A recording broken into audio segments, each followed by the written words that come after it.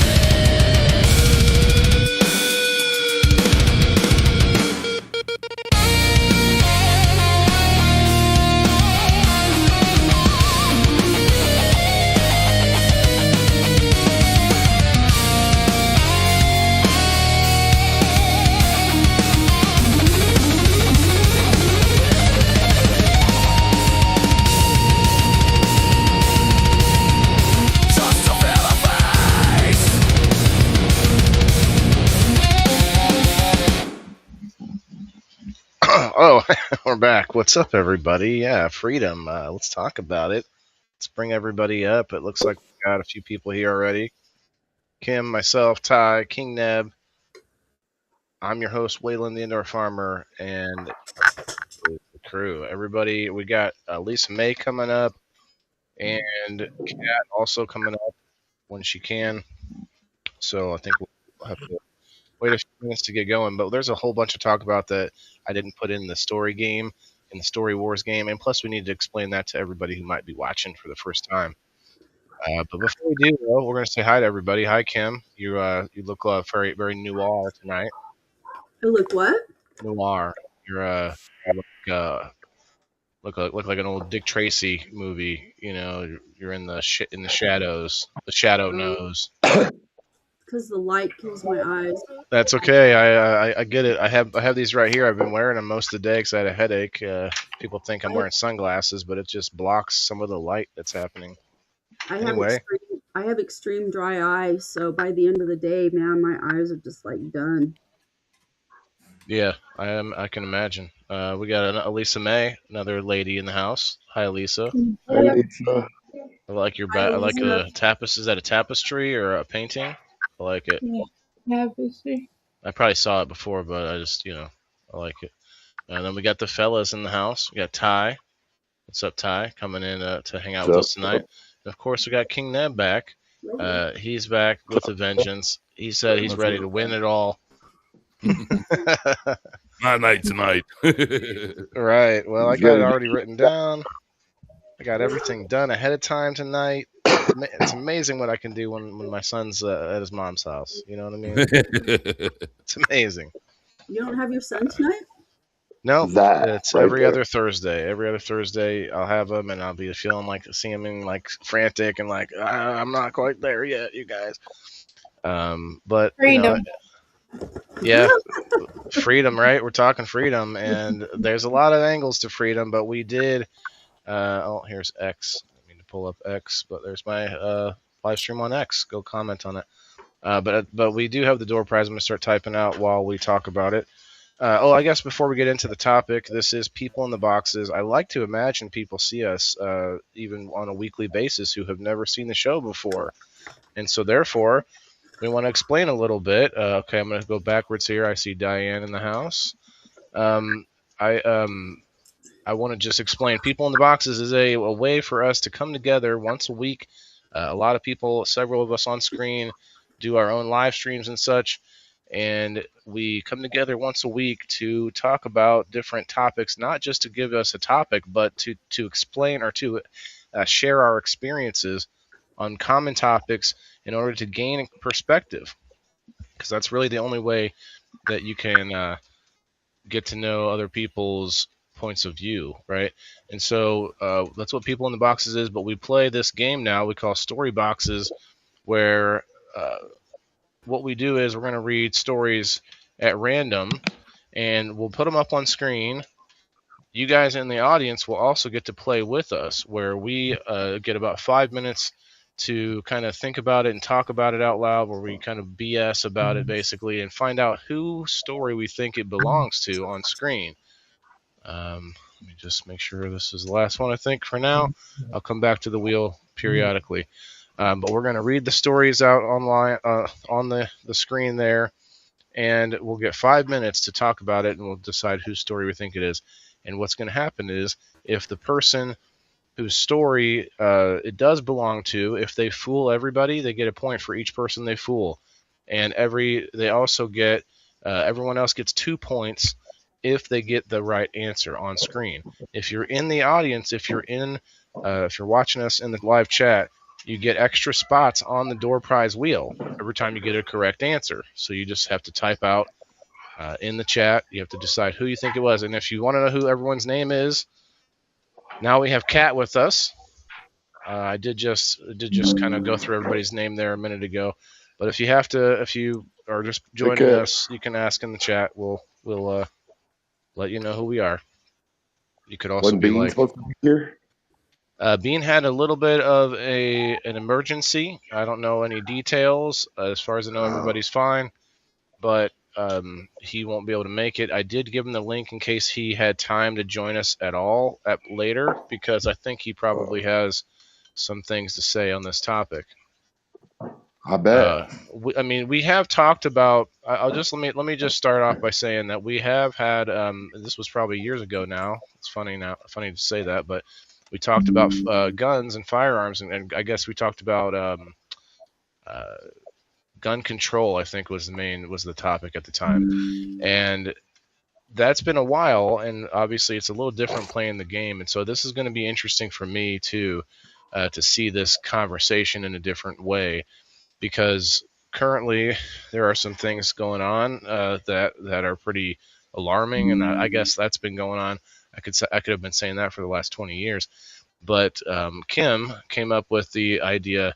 She wanted to talk about concealed carry a little bit about the constitutional rights and stuff like that. And I was trying to figure out a way to wrap that into a general topic for everybody. And I think this does it. We want to emphasize talking about firearms, but not every story is going to be firearms tonight. It's all going to be related to just freedoms and what freedom means to you, more or less, and what maybe what has happened like with your freedoms in the past. So it's going to be a range of stories. I can't wait. We've got a lot of them actually. Tonight's story keeper in the chat there, Miss Margaret Jett. Shouts out to Margaret. Thank you. Yay. Thank you again. Yes. Thank you, Margaret. And so Margaret will be typing out when the story is being revealed. And once that happens, the person whose story it belongs to will get a chance to just explain a little bit and kind of discuss what they think about or what the story was really about. So look, I'm laughing because I pulled this up yesterday on We Grow Wednesday to plug my show with Tala. Shouts out Tala. We were talking about a man having sex twice a week is good for all these things, and it was talking about more or less down the middle of articles, like comparing it to light exercise. I'm like, well, why not have light to medium exercise? You're talking about not that I'm not a man, but anyway, then the idea came up that maybe you could wear a full body weights like weight vest and stuff while having sex to really get that exercise kicked in there. Fucking anyway, ankle weights. Shit. right. 5-minute timer. Let's get our timer out here. What? All maybe. Here we go. So I'm gonna put this up on my put it up on my screen here. Give me a second. Do they make pelvis weights or hip weights? No, Yeah. that would be Called saddlebags. yeah, like you make those if you just eat enough. So I guess we can get right into it tonight. Typically, I say a few things. Well, I guess I can say a couple things I didn't put in the story. Most of you know I've been in the military, and Kim and I guess, are the only two prior military. So I didn't want to put any stories in about the military, obviously, right? But like, yeah, obviously I handled some big guns, and they call them guns when it gets so big that you don't carry it around. That goes back to a gun, because if it's your rifle in the military, that's your weapon. And at least in the Army, they made us call it your weapon. It's not a gun, it's your weapon, and it's not even, they don't even call it a gun. It's a rifle or a M16. So there's a lot of terminology in that world, and there's a lot of laws and rules. And I think a lot of us, people who own a gun nowadays, at least if you didn't just buy it from a buddy, and because there's some like weird laws about trading and like selling it to friends. But most people nowadays, I'm going out on a limb. I'm gonna say lawful gun owners today typically go through more classes and more like training and stuff than people have in like the last few dozen years, I guess. That's just my thought, my perspective on it, because I see a lot more of it, a lot more like these cool training devices and classes coming up and stuff. So, but anyway, military did give me a lot of chances to to pew pew the bigger ones, and it was fun, but definitely it's a serious thing. And so tonight's episode's kind of serious, but hopefully we have some fun with it along the way.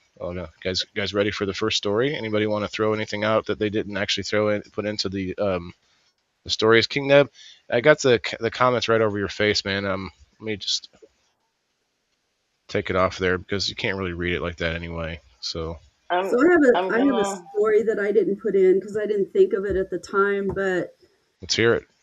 So my brother used to be the police chief in my city that I live in.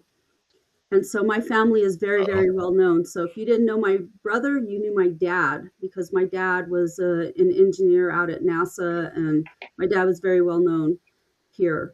And so one day I'm driving over to pick my son up from my dad's, and I'm going down the street that they had dug up.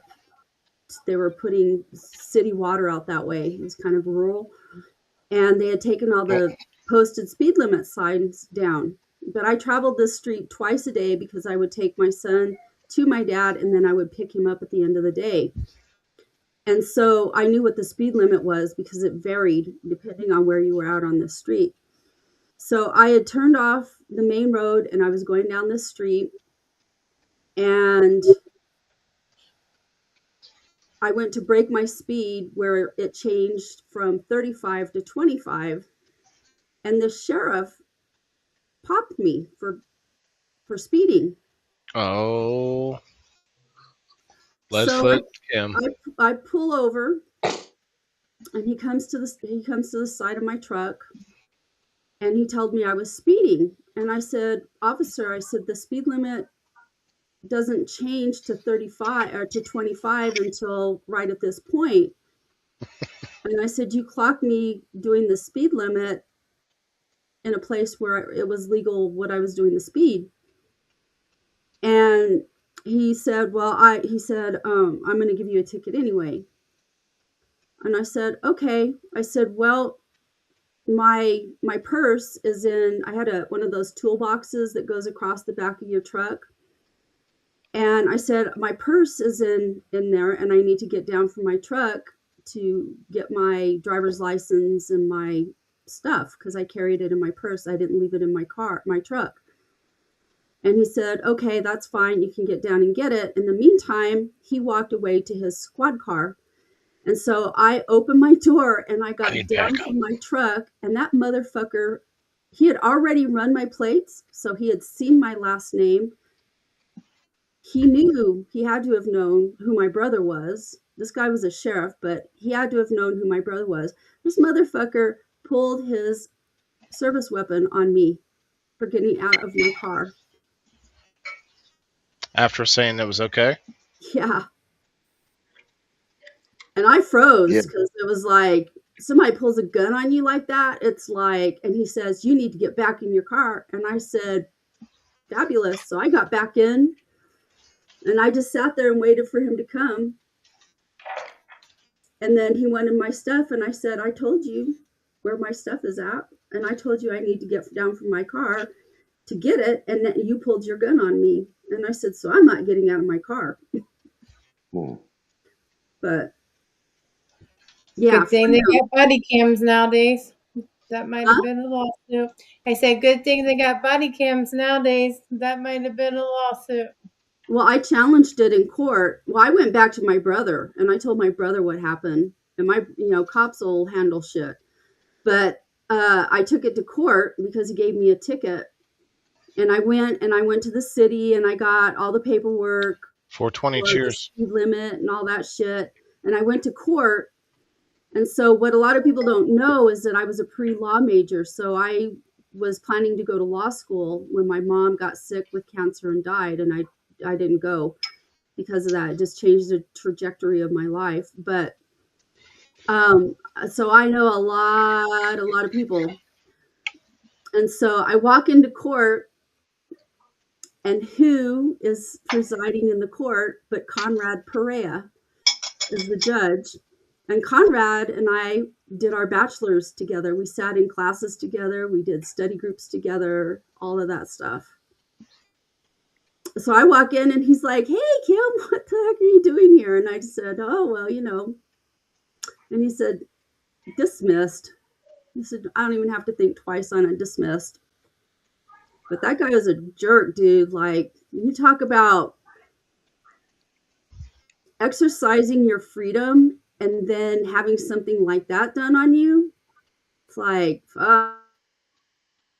Yeah, I mean, people have Makes to you, worry every day, even if you're not a criminal, even if you never did anything wrong. You can get sucked up into things without even knowing it, and that doesn't even just mean prison, but like all kinds of things. Like, currently with everything happening, there's a lot of strong emotions online about ICE and about all of that. And we don't, we can't spend much time on that because that would be the whole show. But yeah, we'll just say that, like, everybody do your own research and know the laws around you, and try to protect yourself in the best way you can. Even like, I'm not even gonna trash anybody for going out and doing whatever. Do whatever you think is right for your morals and your beliefs and your values. If it gets you, you know, in harm's way, and I don't just mean this one guy, but like people in general, lots of people recently, whether it's like you trying to get a cool video or you just like dangling off the roof to get, hey, you get the shot, all kinds of stupid things, not just guns, but like, that's on you. It's your life to live. But I just, the best we can do is say, hey, try to arm yourself with knowledge about the local laws, about whatever it is. If you want to protest, but learn about what's happening around you. Don't get sucked up into the mob, mentality, or the freaking weird mind melding that happens when you're in a big crowd of people. It's very strange. You ever been to a rock concert? You'll know about it. Like, it just Can I ask the panel a question? Yeah. The whole panel? Yeah, before we Do get you going. do you guys believe all felons should be excluded from gun rights? I think it depends a lot on what you did. I think a lot of people I think that's a pretty middle of the road consensus, that it depends. We should be paying more attention to like the actual crime, just like with drugs or like with cannabis. People mostly agree that if it's just a cannabis crime, it needs to be expunged. But if it's it was cannabis on top of 3 kilos of this and that, and having other I things, mean, we all get that somebody who went out and shot up a school doesn't deserve to have guns. Fine. right? I Extreme mean, that's violence, right? common. That's just common sense. But most of you say that no, not all people. Some felons should be able to possess guns. My felony charges were weed related, and one was guilty by association, and one was guilty by Well, that's what I mean. acknowledgement. I didn't even do it. Don't give out any story details, you guys. No, no. Let's go. No, Go ahead, finish that. You said something about felons earlier. I can have guns though. I can have guns though, because I made mine where it wasn't a conviction. So that is the fine line that is the reason why I can. yeah. Huh. Having a charge or a conviction, that kind of makes sense. Yeah. I am a person who believes that no felon, none, should have his rights taken away. The Constitution doesn't differentiate between felons and ex-felons. It says all people have these rights. Facts. Yeah, and they take their right to vote away too, and that's real fucked up. Yeah, I disagree with that part, the right to vote. I feel like there should be. That's by state, though, not by feds. Like, the feds actually don't take the rights away. Some states do that. Well, but if you think about it on like a smaller scale, like a tribe of 150 people, they say that psychologically that's about as many people that can live together and actually function to where they can oust. What they would do is, and this is the I guess basis of survival, is where what the 150 people is the max where you can actually weed out the assholes and the evil people and the people that are doing too much harm. And they wouldn't just put them in prison and label them a felon.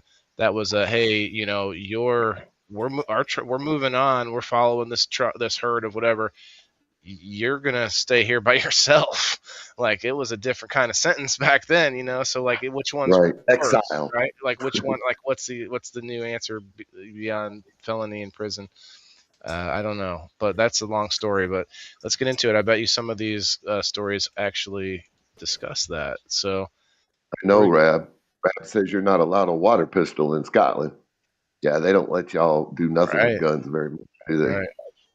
Oh yeah, another Well, story. here there's a lot of people with mental illness that shouldn't have guns that do. So I kind of agree That with that, but part. I also kind of That's think the everybody has a mental illness. Go ahead, Neb.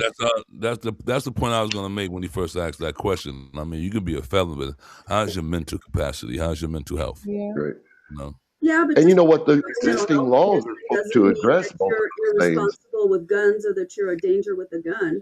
Mm-hmm. Well, Right. This is true that's too. what I'm saying. I think almost everybody has some kind of some kind of like issue nowadays, especially with all Just the. like the but states that are people out taking there. your license for marijuana licenses, they're taking your gun license. The states that are doing that, I mean, that's not right. Right. Like, Well, who smokes a joint and wants to go out and shoot somebody? It's the exact opposite. Yeah, I hear you can't have a gun or you gotta have either you're gonna grow marijuana or you're gonna give up your gun rights. Which one is it? Right. It's the same in Illinois. Well, they tried well, it. It actually didn't go. let's get into these because I think a lot of this is actually going to be in these stories. So here we go. Story number 1. This panelist was squirrel hunting on private property when 2 Federal Reserve officers showed up and arrested them. Okay. Private property, did you say? Because I can't see the words, but On private property. Yep. dang. On private property. So Well, my first question is, why are federal officers on private property? Because True. game warden can come onto private property unless it's locked. They're not Oh, allowed on any property Cat without a knows the warrant. answer. Cat, is it? Game warden's federal? I only know that because I've had it out with the game warden at our lake. We have a lake at home, and I've had it out with the game warden because they'll jump the fence. And if the gate's locked, they can't come back in there and say shit to us. Federal Reserve. Well, that's what a Federal Reserve officer But that's is what a that's game warden is the Fed. Yeah, they're I federal thought game based. wardens were state. No, game wardens game wardens can cross state lines, and game wardens can do all of the things. Living by the river, I see game wardens all the time. Any county, they can run any county. You know a lot about this, Cat. I do. Squirrel hunting, though. Have you been to jail, Kim? Have I been to jail? Yeah, have you been arrested? I've been arrested, yeah. Oh, was it like Did you hunting? still get the squirrel, though? Did you get the squirrel? She's like, what's a squirrel? Got a little bit early. Elisa. I bet you did get a little squirrely going to jail. Oh. Yeah, I was like, I didn't see the inside of the jail, I'll tell you that much. I bonded my ass out like right away. I'm thinking of like, was it Shawshank Redemption where he like movie is it where he befriends like a bird when he's in prison and the bird like It's Shawshank Redemption. It's that Shawshank, older guy that kills himself, had the crow. Well, yeah, but I think there's another one too where he actually like starts training a bird. Go ahead, Neb. Kim, how you stayed about 10 minutes? How long was it? 10 minutes? 20 minutes? 2 minutes and 2 minutes and 41 seconds. She said she bonded herself out real quick, so I just want to know how long she stayed in there. Like, what, 10 minutes, 15 minutes? I see. I didn't even go into the jail. How much do I need? Okay. Elisa, do you have guns? What state is everybody from? No That's my guns. question. No guns. Yeah, where are you at, Elisa? Illinois. Well, I know we're way in Elisa's from. Where's everybody else from? Oklahoma. I'm in Arkansas, but from Texas, though. Good night, Rab. Kim, aren't you Washington or something? No, I'm in New Mexico. We got 1 vote for Ty. New Mexico? 2 votes for Ty. Between Texas and Arizona. In New Mexico, they don't have a whole bunch of squirrel hunting, so I'm going to exclude Kim on that. How do you Lisa? know? We got mountains, but in no desert. Lisa's being awful quiet. Yeah, you ever been hunting, Elisa, with a BB gun or anything? Nope. No hunting. And I don't eat squirrel, so. Hey, how does squirrel taste, Cat? I'm not a fan. I think it's Cat. It's gotta be Cat. I'm gonna go with Cat. I'm going Waylon. Okay. It Y'all was can me. lose y'all's points. I've shot a few squirrels actually. With gun experience. Yeah. Waylon, have you ever been to jail? Oh, I've been there for sure. Did you go to jail for hunting squirrels? I'll tell you what, a pellet gun is much more powerful than a BB gun. I can tell you that much. I forgot to put a story in about. You get in trouble with a pellet gun too. We used to play like BB gun. We would play BB gun wars. You pump it like once or twice, and then you'd chase each other in the woods like you're playing like you're in a war and shoot each other with BB guns. I don't recommend it, but it was a thing we did. Yeah, we did too. I eat squirrel. Big Mike says, I hear squirrels like chicken. Tastes like chicken, they say. Yeah, so I said Cat. Is anyone else? You said me. Okay. Anybody else have a final answer? Waylon and Cat. So Neb, how many squirrels have you killed in your life? I'm from New York City. I ran over several of them. They shoot pigeons from the rooftops. What you mean they got pigeons hunting squirrels up there? Exactly. Oh, there it is. Time is up. The New York City squirrels shoot back. Yeah. Right. So does the rat. Cat too. I can't really. Cat. Okay. I say Kim. Saying Kim. Okay. It might be Kim for sure. I say Cat. It's probably Cat. Probably Kim, but because I said Cat. It's not me. I can tell you that much. I say Cat, but Waylon, you acting funny. You acting funny, Waylon. I say Cat, but Waylon, you acting funny, bro. I've been smoking quite a bit, you know. It's one of those nights. So you acting funny. Yeah, I had this delicious soup earlier before. Everybody thinks it's me. Because you said you ate squirrels, man. So I didn't say I ate squirrels. I'm not a fan. So Ty, how many squirrels have you shot in your life? I don't know. Lots. Many. Yeah, my cousin used to sit on the back porch. Did any of them get you arrested? What'd you say? Did any of them get you arrested? Well, not that I remember.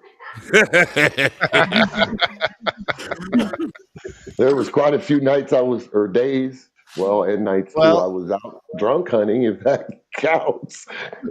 Kim, did you say already? Who did you guess? Did you guess somebody? I guess I'm going to go with Cat. I don't know. Okay. Usually squirrel hunting is something associated with boys. Maybe not always. Not always. No, I know. Okay, Margaret, that's everybody. Whose story does this belong to? Or whose? Am I saying that right? Whose story? Who does this story belong to? Is how I should say it. I said, whose story does this belong to? That does not equate. Not equate. Ever since those wardens got guns, they're real assholes, Chris said. Margaret says, story one belongs to Ty. Oh. You fucking liar. Oh. You out lie. You lie like a rug. Ain't that the point? I did tell you I hunted a lot of squirrels now. Yeah, he did. Yeah, but I asked you if any of them got you arrested. He played the game well there, Ty. Go ahead. Okay. Yeah, well, the story is really rather simple. I was on my grandpa Bob Carmine's property. He's dead now, bless his soul. And Bob had always told me as a felon that I couldn't be arrested on private property using guns because the federal people weren't allowed on the property. Well, federal people did come on his property, and I did get arrested, but the state dropped the charges, so I never got charged for it. So there might be some truth to the private property thing Grandpa always said to me. Why did they arrest you if you were on private property? Were they dumb? Felon in possession of the rifle I had. I had a 22. But I don't know the whole story, but the story is, I guess my grandpa and his neighbor had a problem over their hunting dogs. They were killing each other, and one was getting out and coming to the other's property or something. So they had a big old feud going on for a long time about this. And I guess he knew about me and knew I was over on his property hunting and called the people.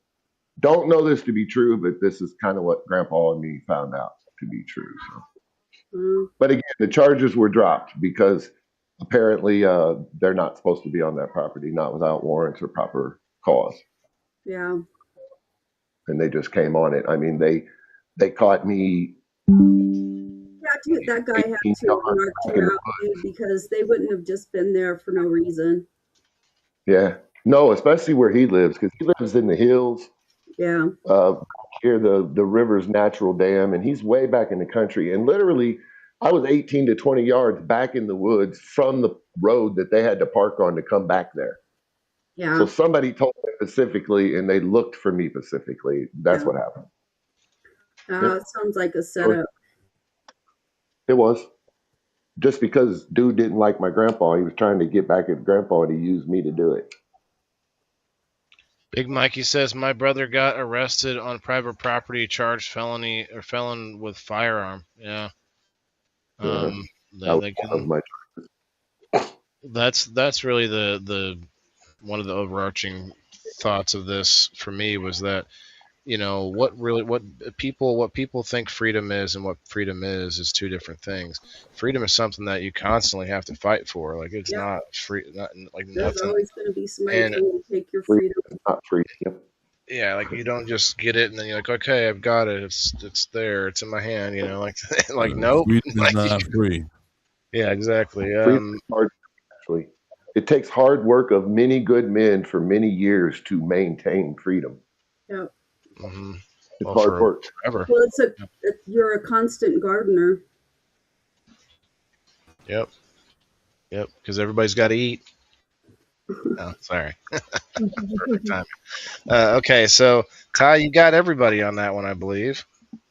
Yep. I was leaning towards Ty. I didn't think it was you. I was leaning towards Ty, and he fucking out lied. Well, yeah. I did lie. He didn't lie. He just the very last end of that, he said he hunted a lot of squirrels, and I was like, damn, I already picked cat. Yeah. Well, Cat seemed to know all the rules and stuff. Like, well, that sounds like somebody who's been through the ringer on the situation. I've had to teach a lot of kids to hunt too, so.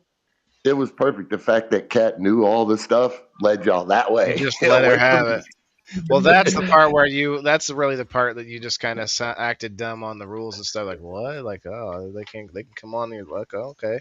Yeah, well, you knew.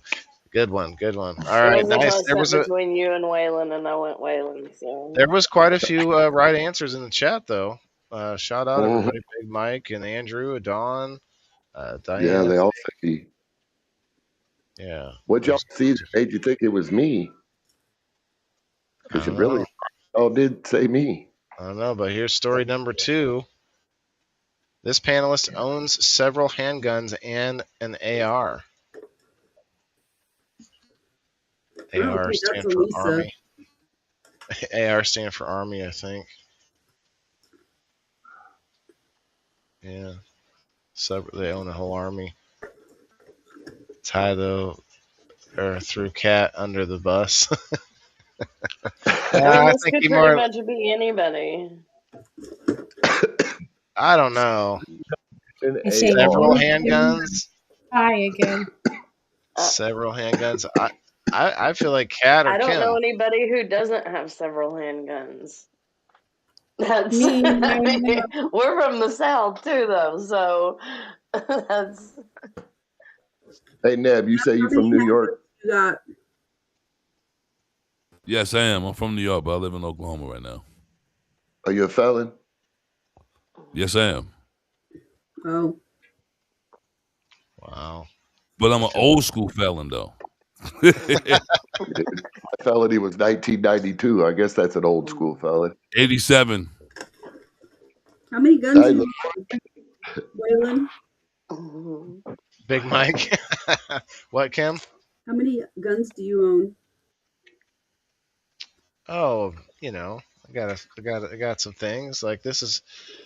I don't want to really go into that, huh? How many, Waylon? Answer the I question. can't do it. I can't answer that question. How many guns do you own, Kat? How many do I own, or how many do I have here in Arkansas with me? How many is Okay, how many is on hand? Yeah. How many do I have on hand? 3. How many do you have on hand, Waylon? Can you answer that like that? Oh, at least 1 or 2 around here. Kim? At least. What about you? How many do you have, Ty? Yeah, Ty. 1. Oh wait, you're a felon. 1. Oh no, he's just got a wrist rocket. Okay, feds, don't worry about it. It's he just has like a wrist rocket. It's a spidey. It's a spidey web. Yeah. Yeah. Is that the David and Goliath thing going on? Ooh. I could see this being Kim. Kim has at least 1 because she has concealed carry. So how many do you have concealed? I know. Kim? I remember talking about stuff before, and this was her subject too. So this has some importance to her. So it definitely makes me look that way. I feel Kim is tactical. She looks tactical. She's been playing this game for a little while now. She looks tactical. Yeah, she looks tactical. It's cutthroat. The winner is like it's coveted. And you know what? You know who's won the last 2 weeks in a row? Waylon. Yours truly. Yeah. I didn't know that. Cue the sound, but no, can't do the sound right now. My screens are all taken up. My screens are all taken up. See, I see Kim having warning. Was that too loud? Sorry. I don't really see her as an AR. I could see Kat. See her with something a little more practical. Kim, I don't see Kim as an AR girl. Man, am I gonna have to eat this again?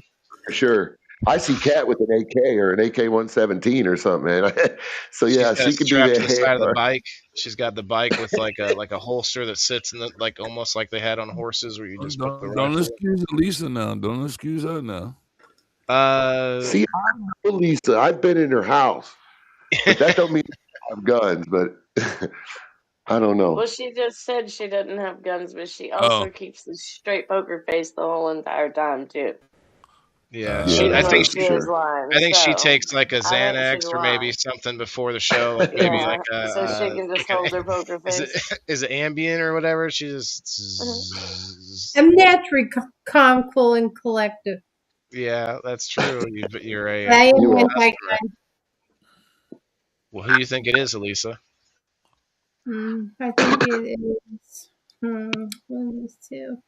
I'm gonna say Kim on this one. Kim could have an AR. I just don't see her being able to use it with her shoulder. She probably just looks at it, keeps it. You might have had it from before. Mm-hmm. I was just about to say that. I don't think they give ARs to the Air Force. Waylon, what was your service weapon of choice when you were in the service? What was your service weapon of choice? I liked the saw. Oh, why is this? I must have hit a button or something. The saw, the squad automatic weapon. It's belt fed, and you use a. You had one of those in the service? You was using it a lot? Is there a party, or is that someone's TV? Hold on a second. Yeah, I used to love taking it apart and like timing myself on it. This one time, I'll tell you guys a quick story. This one time, I almost killed myself with it, and it didn't have anything to do with firing it. It was while cleaning it back on base in America, not even overseas. There's a spring, so there's a charging handle, and it pulls the spring, and it charges the spring, so it pulls the spring together, and it squishes the spring inside of there, and there's a lot of poundage, like pressure when that spring is pulled in and locked in, and I didn't realize it was still charged and not released when I was taking it apart, and so I'm looking down at this, trying to get this spring out, looking straight down. It's like between my legs on this bench, and I finally get the spring out and realize it was actually charged, so the spring was loaded. And I get it out, and this is on a machine gun, basically, for lack of a more layman's term for everybody. And the thing goes flying just past my face, and it literally goes all the way up to the ceiling inside of this big I don't know what it's a drill hall, but I don't know what you would like a big gymnasium kind of. Okay, camera, I didn't need the dramatic effect. Thank you. But yeah, so anyway, it goes right between me, and it landed. It almost hit the ceiling, and it landed on the ground or on the table between a bunch of people, a bunch of other soldiers. Anyway, so time's up basically. Who do you guys think? Big Mike says cat. I don't know. Whoever Lisa. Story, that's who I. I'm gonna go with. I'm gonna go Waylon on this one again. Cat on this one. I'm gonna cat. I feel Kim though. I some say Kim. I could see Kim having that, but the AR though, I've never heard her talk about having an AR. I have to go Cat with this because Cat sounds like she really enjoys guns. I think Kim does too, but her concealed carry wouldn't be too easy to use with the AR. Right. I'm picking you, Waylon. It's on the back. Picking you. Strapped across. You pull it under the bottom. Got it. I think it's you, Waylon. I think you've got the experience enough. One for me. Yeah, two for me. Cat says me. Kim, who do you say? I'm gonna say Waylon. I'm gonna go Waylon. Okay. It's between Cat and Waylon. I've been the target on both the first two. Go ahead, Neb. No, I'm looking at Cat's face. I'm like, He's a hard one to read now. She's too excited. I don't think it's her. I think I fucked up. What, Kim? Cat, how tall are you? 5'4". So you're like me. You're short. 5'4". I'm also built like SpongeBob. I'm square. Yeah. Yeah. Like an AR is a big gun, or a big rifle. Well, it's a rifle, but they're fun to shoot. Yeah. Elisa, who do you think it is? Kim.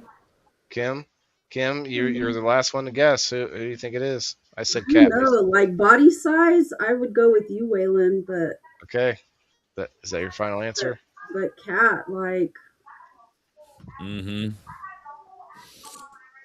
She crazy like that. She'd pick an AR up and blow some stuff up. Just say it like it is there, Kim. I'm going to go with Cat. Okay. Margaret, that is everybody. What's up, Alan? Kyle, hello. Let me put you guys on the wheel. That's everybody. If you would tell us whose story this belongs to. While I put a couple people on the wheel here, Mr. Kyle and Alan.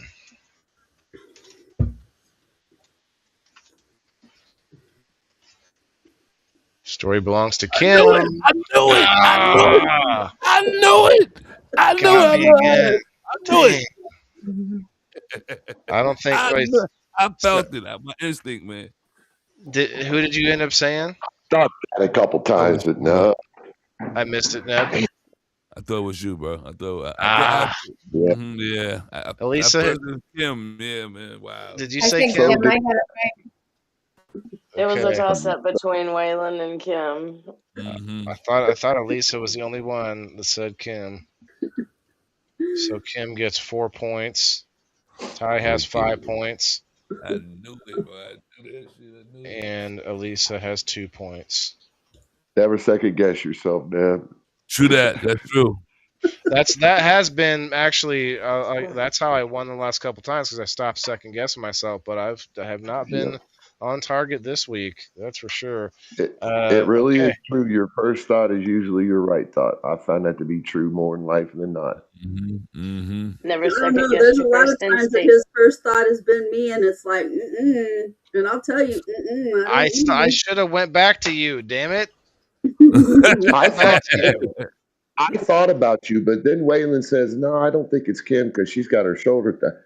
And that immediately sent you out of my mind, and I should have just went It with the shouldn't first have thought. because having Nah, an because injury doesn't Elisa mean backed you it. Yeah, Lisa can't. backed that up. I was Yeah, thinking well, more I Lisa. haven't been able to shoot my AR for a bit because of my You've shoulder. had it for a while though, right? Like longer Yeah. than your shoulder injury. So I didn't think You want about to it. hear something crazy? So Shoot, Alex. What's up, I have Alex? a 357, I have a Glock, I have a Desert Eagle, and I have the AR. Woo, woo. Okay. Ooh, that's spicy right there. That's spicy right there. Just That's got the spicy. S&W. I'm intrigued. I'm I kind of come like from a turned on Texas by that. family, Right? honey. We Texans are gun happy people. Nah, But it's just the arsenal itself, the lineup is just very sexy. It's just a nice lineup you got there. Oh, yeah. shoot. Orpheus. Hey, So Orpheus.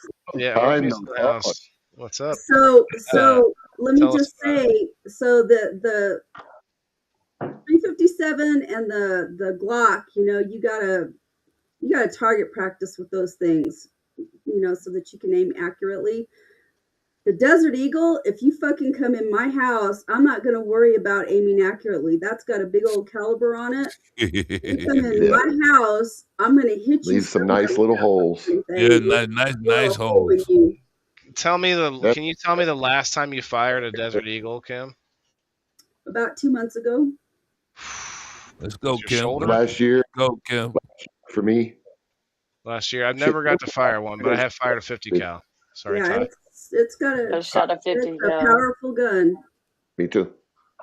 Well, let me tell you, like, it hurts to fire it. It hurts me to fire it because Right. my shoulders. That's still what I was not- That thinking. 50 cal, that 50 Blow your cal, shoulder off. It's Yeah. gone. that 50 cal I fired was Arm mounted gone. stuff. But but let me say this about the AR, okay? I am way more accurate with shooting on my AR than I am a handgun. Like in fact, my brother, who was the police chief, we all used to fire. My dad, we all used to go out target shooting and whatnot. And my brother told me that I should be a sniper because I'm just so good. I'm just like, I have this really weird thing, and this follows me in all kinds of situations. Most people, when they get stressed out, their blood pressure raises. Mine doesn't. Mine comes way down. My breathing comes way down, and my body becomes very, very calm. And so I would make a perfect sniper because of just how Got steady hands. and I'm just really good at it. I think it just depends on the topic. I think maybe with danger situations, I don't panic. She's a I calm stay before the very, very storm. calm. Like I'm mediating, like I'm doing this animal rescue stuff, and there's a bunch of egos, dude. It's like all this fucking drama. Orpheus. And I've been working the last 2 weeks and trying to get people to take in these 8 dogs. They're big dogs that have heartworm. And so working with all of these personalities, it's kind of like it's mediation, and I'm just really good at that stuff. Like I'm really good under pressure because my body, just the way that I handle the stress. Under pressure. Because I don't panic. I just sit and I listen and I problem solve. And like I sit there and I go, okay, so this is what you're willing to do. So let me plug that in and I'm very good at that shit. And I've been doing it since I was a kid. Who has prevailed? Who has prevailed? Neb, I'm just thinking. She said plug it in. I'm thinking, man, could we get AI to mix together Under Pressure and Ice Baby in like a half and half, where it just keeps kind of going in and out of each song? You know how he stole the melody from. A mashup. Yeah, wouldn't it be interesting? You could do that on your own with the music app. Yeah, maybe. I don't know. It's already been done. It's already been done. It's really okay. Well, now I'll have to look it up because it sounds like it'd be funny and interesting at the same time. All right. I'll send you the link to the one I found the easiest. So. Okay, so that was number 2. Okay, no problem. Story number 3. Here we go. Actually, I don't know if I looked at anybody. Did anybody get that one right? A lot of other chatter. I don't see anybody's guesses. Should have known it was Kim. Elisa guessed Kim, Anybody didn't guess she? Kim? Who did? Elisa, I didn't you got guess I Kim? got her already on the paper. I'm Oh, talking about anybody in the chat. I don't think anybody comments. guessed Kim in the Oh, not that comments. I think. Okay, interesting. Let me check the Rumble chat while we talk about story number 3. This panelist knows a man that is running for sheriff who was once charged with murder in the second with weapon enhancement for shooting and unaliving his daughter's kidnapper. Good choice of words. Wow. Mm. Can you read it again for people in the back like myself, please? I sure will. This panelist knows a man that is running for sheriff who was once charged with murder in the second degree with weapon enhancement for shooting and unaliving his daughter's kidnapper.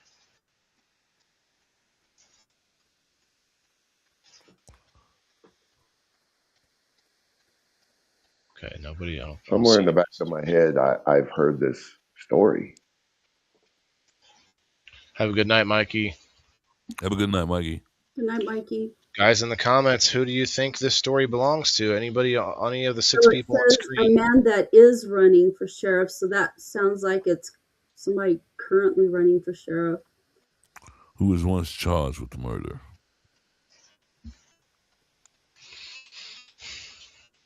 So he's running for sheriff now. When he did this at one point where he was charged for murder. That sounds like he got out of it for like a self-defense or maybe something. Because I don't know if you could be a felon and run for sheriff. Maybe I wouldn't see why not. Well, you couldn't be a felon and have a handgun or have a gun. Oh, that's true. I mean, we have a felon as the president. Don't say nothing, Ty. Don't do that. Sorry, Don't we do can't. that. Don't do that. I was thinking it, but I wanted. I don't know. I know. I always thought you had to be now. convicted, though. That's the issue. Well, but if he wasn't a felon when he unalived the dude, could have made him the felon. Kat, where'd you say you were from again? Texas. And I you, live Kim? in Arkansas. I live by Mikey. I'm from New Mexico. Oh, Kat, you live in Arkansas now? See, I'm trying to think. I remember something about this story, so I'm trying to get y'all to say the state and it click in my head, but it's not working. I mean, this does sound like a Wild West type thing. Sheriff, it feels like if I close my eyes, I'm seeing a tumbleweed. Do they not have sheriffs everywhere? Yeah, they have sheriffs everywhere. They don't have sheriffs everywhere? Yeah, they have sheriffs everywhere, yeah. Well, I know they have them in New Mexico. I know they have them in California. We don't have sheriffs. We got the county here in Illinois. Does Texas have sheriffs? Oh, we do. Damn. Yeah, Texas. Oh, yeah, they do, because I've seen the El Paso has sheriff elections. Okay. Arizona has sheriffs. Lisa May, do you know anybody running for office? No. Nope. I knew your answer. I just had to get you to say something. Nope. You knew it was going to be very melodramatic too. Well, and it definitely won't allude to her being the author of the story, whether it's hers or not. Even she never plays it that way. I play sometimes how I tell you. I mean, like this time, this is my story here. This one's mine. Elisa, who do you think? Who are you thinking on this one? Anybody? Give me your insight on this, since you're clearly not the author.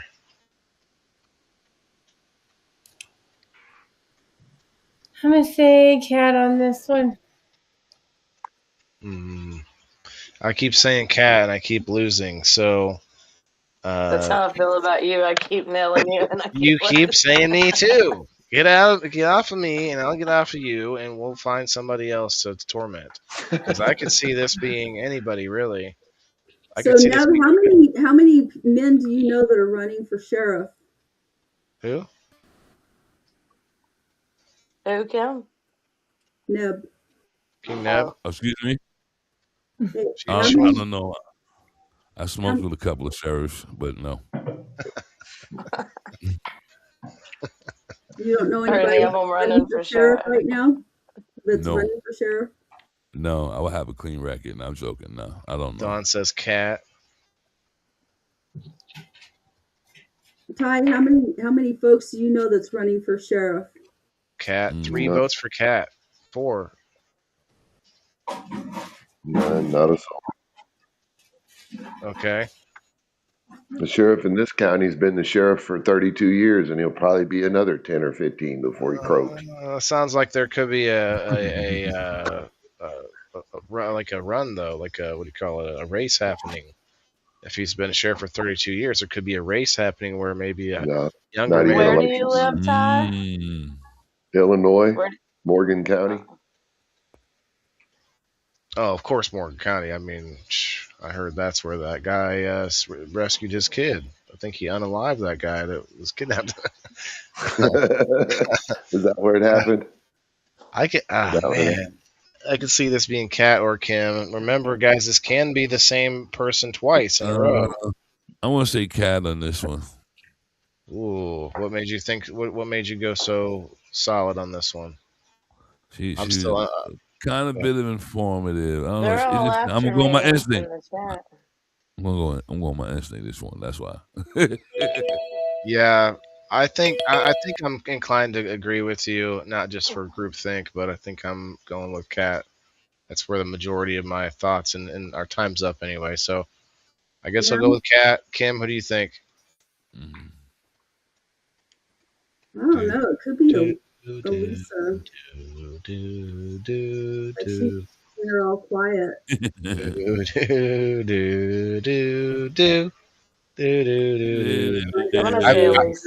I think Elisa already picked. Didn't you already say Lisa, Kat? Yeah, I said I'm gonna say Elisa. I know, but I was asking Elisa who she picked. She picked Kat. Kat picked Elisa. I picked Kat. Kim, who did you pick again? Kat. Kat and Ty. I'm going to go with Kat, and I got to tell you why real quick. This is probably Ty again. Okay, go ahead. Kat says she lives in Arkansas. And the story that I couldn't remember, I kind of remembered. There was a guy, I think the last name was Spencer, and he was related to one of my cousins here in Illinois that had a similar story, if I remember correctly, and that happened in Arkansas. That's the only reason I'm going. I kind of remember that story as well. You said Kat too, Neb? Yep. All right. Well, that's a lot of Cat votes. If it's not Kat, meow. Somebody's cleaning the house. Kat said, "Did you say me or you said my Lisa?" boy Aaron Spencer. All right. Whoa! You gotta let them stop the voting. Margaret, whose story does this belong to? We gotta let her put it in the chat so that way nobody can keep voting. Okay, there are a few.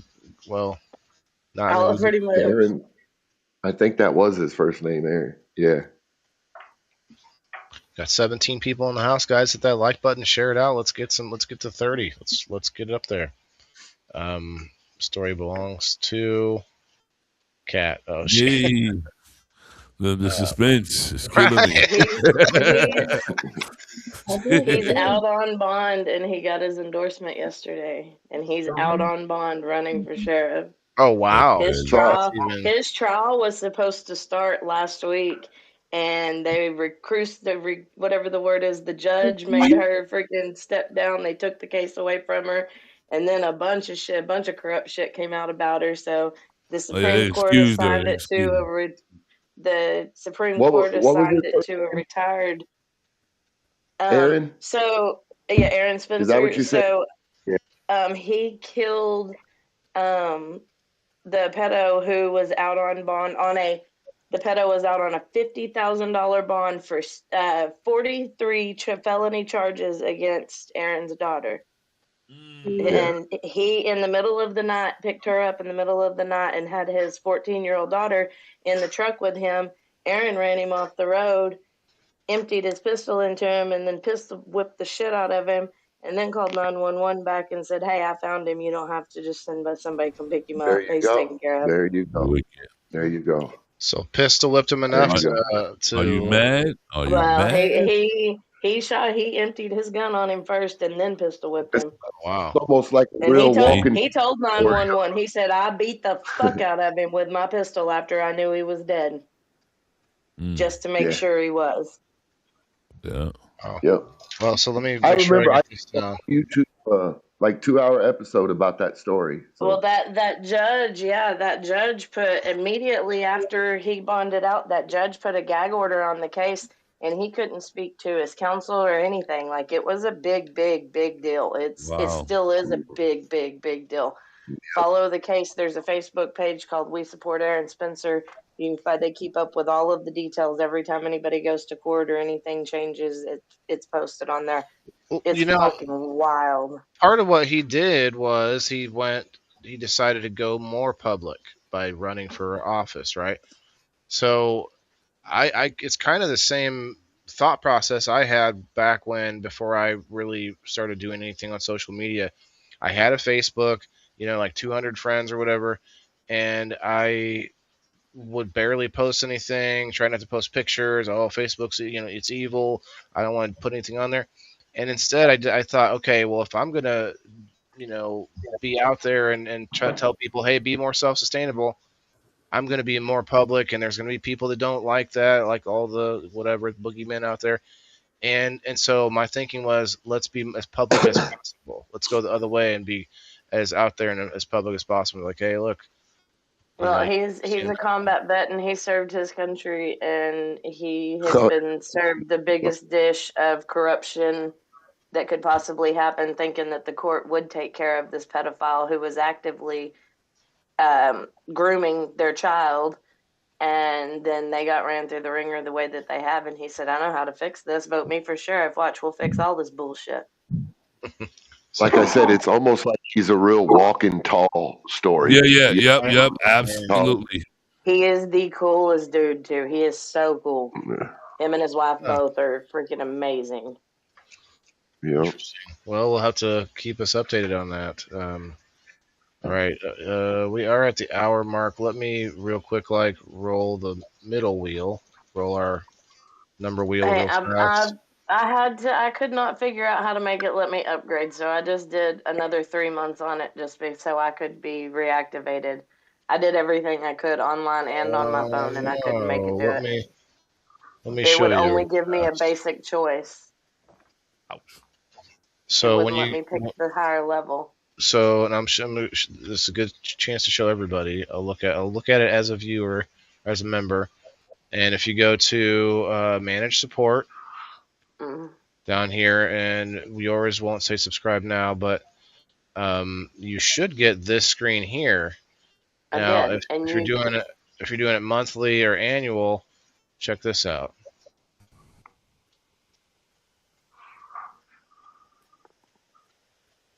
So you just change the number. Okay.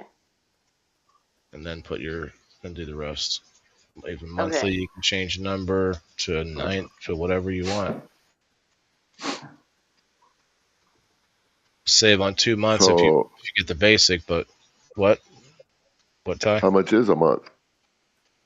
It's $2. Like it started off and then the next level is what, $5 a month, and then yeah. So Pro is at $5 a month, and then Super Pro is at $10 a month. Okay, let me. Oh no, Lisa, what are you doing? Camera went up there for some reason. I seen that. I was like, "What's going on?" And then all I seen was your hand. She's all cozy. It's going back up and down right now. Still, is it like attached to what? Looking up there. It's the motion thing. That's the same one Waylon has.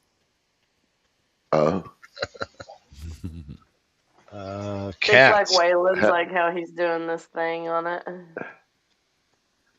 I love his camera thing, dude. You got to throw up that loser symbol to get it to go back.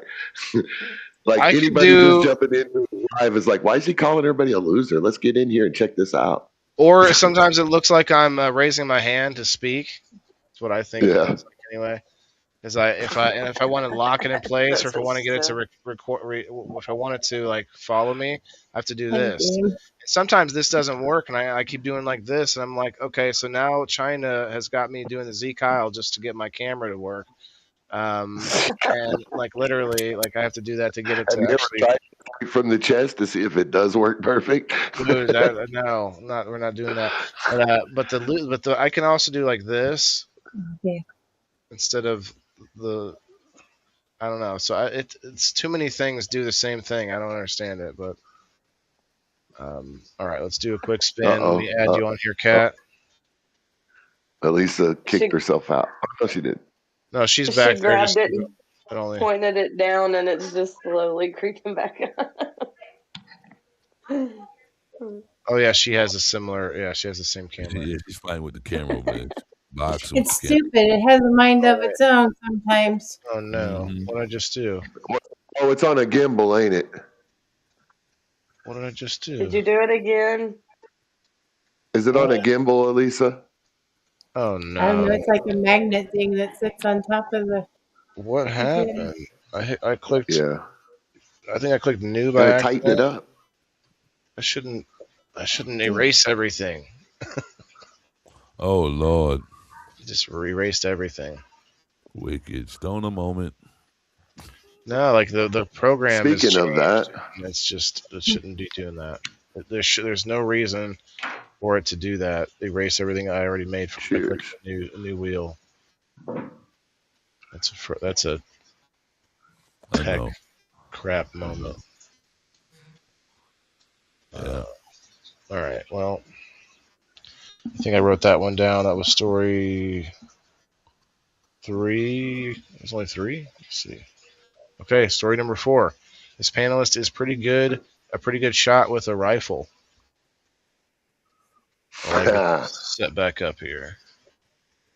That is so general. I was gonna say, what a way to be general. I mean, somebody did talk about it earlier, but I don't know if I want to let everybody know my answer. Now you got Lisa calling people losers and stuff. She's up there doing try the camera. Just calling the camera a loser. Right, that's damn. Yeah.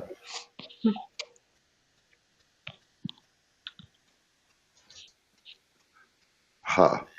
It's pretty good with a rifle. Well, I think that just about includes everybody on this pedal. So what a vague story. Yeah. It's kind of like, okay. I know from the girls that Kim's a good shot and that Kat's a good shot. And I know Waylon has service training, so he's probably a decent shot. I don't know if Lisa shoots. And Neb, I'm assuming you can shoot, but I don't know if you're a good shot or not because I don't know enough about you yet. Can you shoot good? Cool in the game, yeah. I can shoot pretty good. Can you shoot rifles good?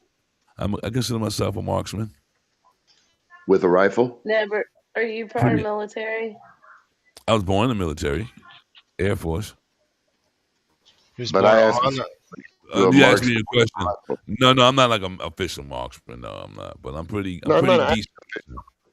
Yeah, okay. With a rifle. I'm not talking about a hand. Yeah, I'm pretty decent with a rifle. Not too shabby. Not me. I've never shot a gun before in my life. Too much gun trauma. Never? Yeah, I believe that. I believe that. My brother has shot my friend before. My friend shot himself before, and I've had a shotgun go off in the closet while I was in the bathroom, and they thought it went through the wall and got me, but they all screamed my name, and I came out of the bathroom like, what happened? I could believe that then, yeah.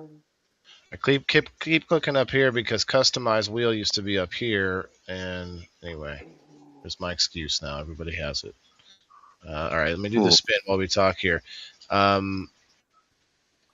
Yeah, I mean, a rifle, that's kind of specific. Like a hunting rifle, maybe. I think it's Ty. I think it's Ty, yeah. Kim, I got a question for you. Kim. Ty sounds right. What's your longest shot? What's your longest stress shot?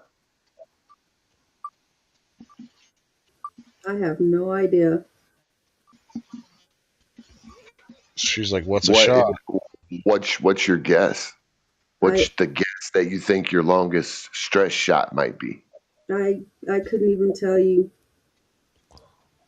What about you, Waylon? What's a stress shot? You know, stress shooting, shooting under duress, I guess. High stakes scenario. You've been in the Army. They train you for this shit, right? High stakes scenarios. Just want to say this is this is number 10. You guys can't see it though. Let me take this off real fast. Number 10. Okay, now back to what you were saying. I mean, so we did do live fire drills with the trucks, while driving, because I was trained as a six-wheeled. For the way I was first trained was a six-wheeled semi truck, but basically it's an off-road semi truck, and we were trained to shoot while over our arm, while still driving. Yeah. You can't be very accurate that way, though. Yeah, but that's what I'm asking. Under those conditions, stress shot. What's the longest shot you've got off successfully? Oh man, they're only like 50 to 100 yards from the driving spot. Ty's digging. He's digging. I definitely didn't. We didn't really get like a score for that. It was just like, here, we want you to have some experience on it. Ronald Blackwell is our winner. I just want to put that out. I don't think they really train you for that kind of stuff, unless you're like a sniper or like maybe like the people that train, like what are they called? I mean, practice is training. I don't know how the other branches do it, but in the Air Force, they have like weapons instructors. So people that are specialized in stuff like that, maybe they train you like that, but I wasn't trained. What'd you do in the Air Force, Kim? If I told you, I'd have to kill you. Uh-huh. What was your MOS? Chair Force. We didn't have MOSs. What were they called? She was wing woman, wing woman too. You're not going to answer. Why are we avoiding questions? She's trying to play the game. That's Elise is the best at this. So Ty, when was the last time you fired a rifle? This fall. This fall. Did you have a pretty good? Did you do like a shot, like zero it in and get your do the no scope shot grouping? No scope. No scope. I like hard scoping, but iron sights. My eyes just ain't the best no more for that. But that's where I'm most comfortable with the iron scope. And I've hit hellified shots with the iron sights. I've hit some hellified shots. Okay, that's 5 minutes there. What guys, you say, go ahead. She said Ty or cat. Guys in the audience though, I do apologize, but if you would hit the comment below, and I'll put you on the wheel again. I am sorry about the loss of the wheel, but you do have to be here to win, so a lot of people won't be on the wheel this time. Comment below. I see Margaret on both sides, Rumble and Facebook. We got Kayla. We got Alice, Andrew. I remember some of you got some right, but I can't remember all of them, so I can't give them to anyone, fortunately. So, but yeah. So Kim, you said, well, you weren't sure yet. Kat, who do you think it was? I'm gonna say it's Ty on this one. Me, the law. shift my game up off of Wayland today for this round. Could have shifted it towards below you or something. Neb. But see, Okay. you were overly talkative on this one, so That's because I thought I was on track for something, but people avoid the questions.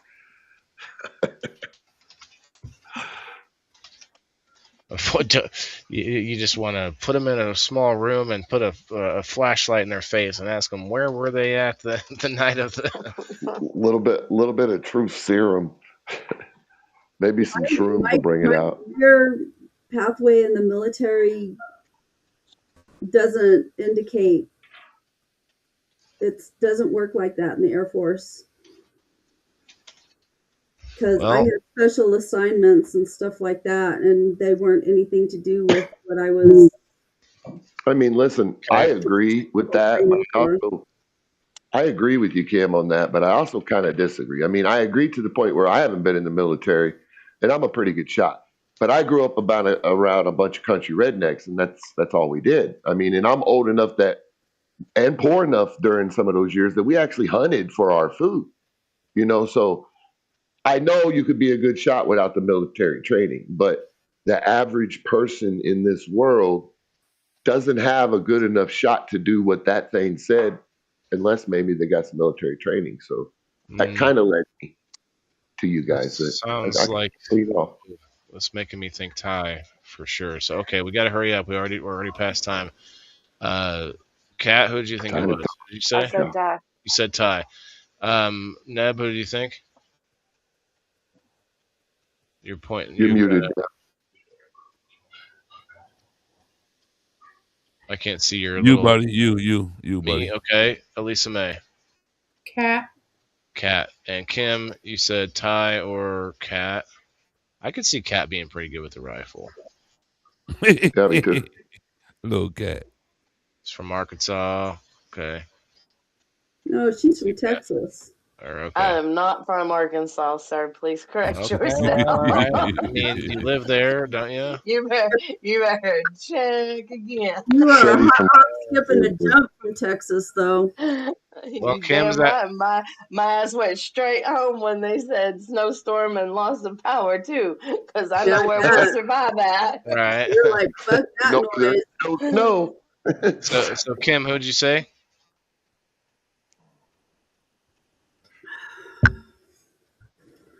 I don't know. It's hard. Well, it's not that hard. It's not like you got a. I'm going to go with Ty. I'm going to stick with Ty, even though I think it could very well be Cat. I think it's Ty. I see Cat doing this too for sure. So I'm probably going to be wrong, but I'm going to go with Ty. That's everybody. I'm gonna. No, I didn't say anything. Okay. I'm gonna go back and give it back at Kim. I think it's Kim. Oh, I could see Kim saying this too. She said it earlier. Smiling hard too. Look at. All right, Margaret. That's everybody. Margaret Chet. Check out MJ's Baked Goods on Facebook. Got some last votes. We had a vote for me. Yeah, those cookies will stone your ass. Votes for me. Kayla said me. They fucked me up, man. They're good, but woo, doggy. Did you eat a cookie? Yeah. Oh, okay. It's rare that Kim partakes with it. Star number 4 belongs to Waylon. Oh, yeah. Yes, hey, I just found out this does it too. Military training. Fuckers. Yes. No, it doesn't just take it back. I'm doing this. There you go. Instead of the loser, it's better than the loser. But just this, I think, works too. Number 1. Anyway. All right. Yeah, this was me. I couldn't think of a lot of good stories, so I put this down because I didn't want to link it to military, but I have a story that was kind of cool. A little bit of a feather in my own cap. But it was like one of my last drills, maybe not one of my last, I can't remember how many, but it was the last year or two before I was fully kicked out because of cannabis. They were drug testing me almost every month or every time that they came up, I would get the random pick. Random pick? Oh, you've been picked randomly again. Oh, okay. Well, anyway, we all knew what was going on. They changed their policy at some point in the military. It used to be like they would not test the guys that they knew were going to fail. They would be like, oh yeah, get Johnson in here and get Poindexter and get the guys. They'd always test the same guys that they knew were going to be clean. So anyway, they we went to this event with the entire battalion. There's like 600 people there, and it was at the range. It was qualifications, and I remember being the only person out of 600 that scored a 40 out of 40. One shot, one kill, 40 out of 40. So I also qualified pretty high in the saw range, which is only 12 targets, but you get you get enough to hit maybe 2 bullets in each target, and you're firing a machine gun. So you have to that's a course where you have to just really quickly, really lightly feather the bullets. But anyway, yeah, it was fun. I don't have a rifle like that anymore, but the rifle is fun to go to the range and stuff like that. But okay, well, let's see. Oh, I didn't write that one down. Let's see. So I fooled a lot of people, but not everybody. Who picked me? Did somebody on screen pick me? Neb. Yeah, that's right. Neb got. I think he's the one. And I get 4 points. I wonder if I can go the entire game and not score any points. You might, because we're now on story number 5. This panelist once burned their lip by trying to smell cap gun smoke because they thought the gunpowder smelled good.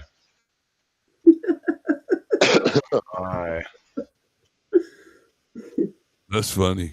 My spirit animal, whichever one of you it was. What did you say? That's good. Spirit animal.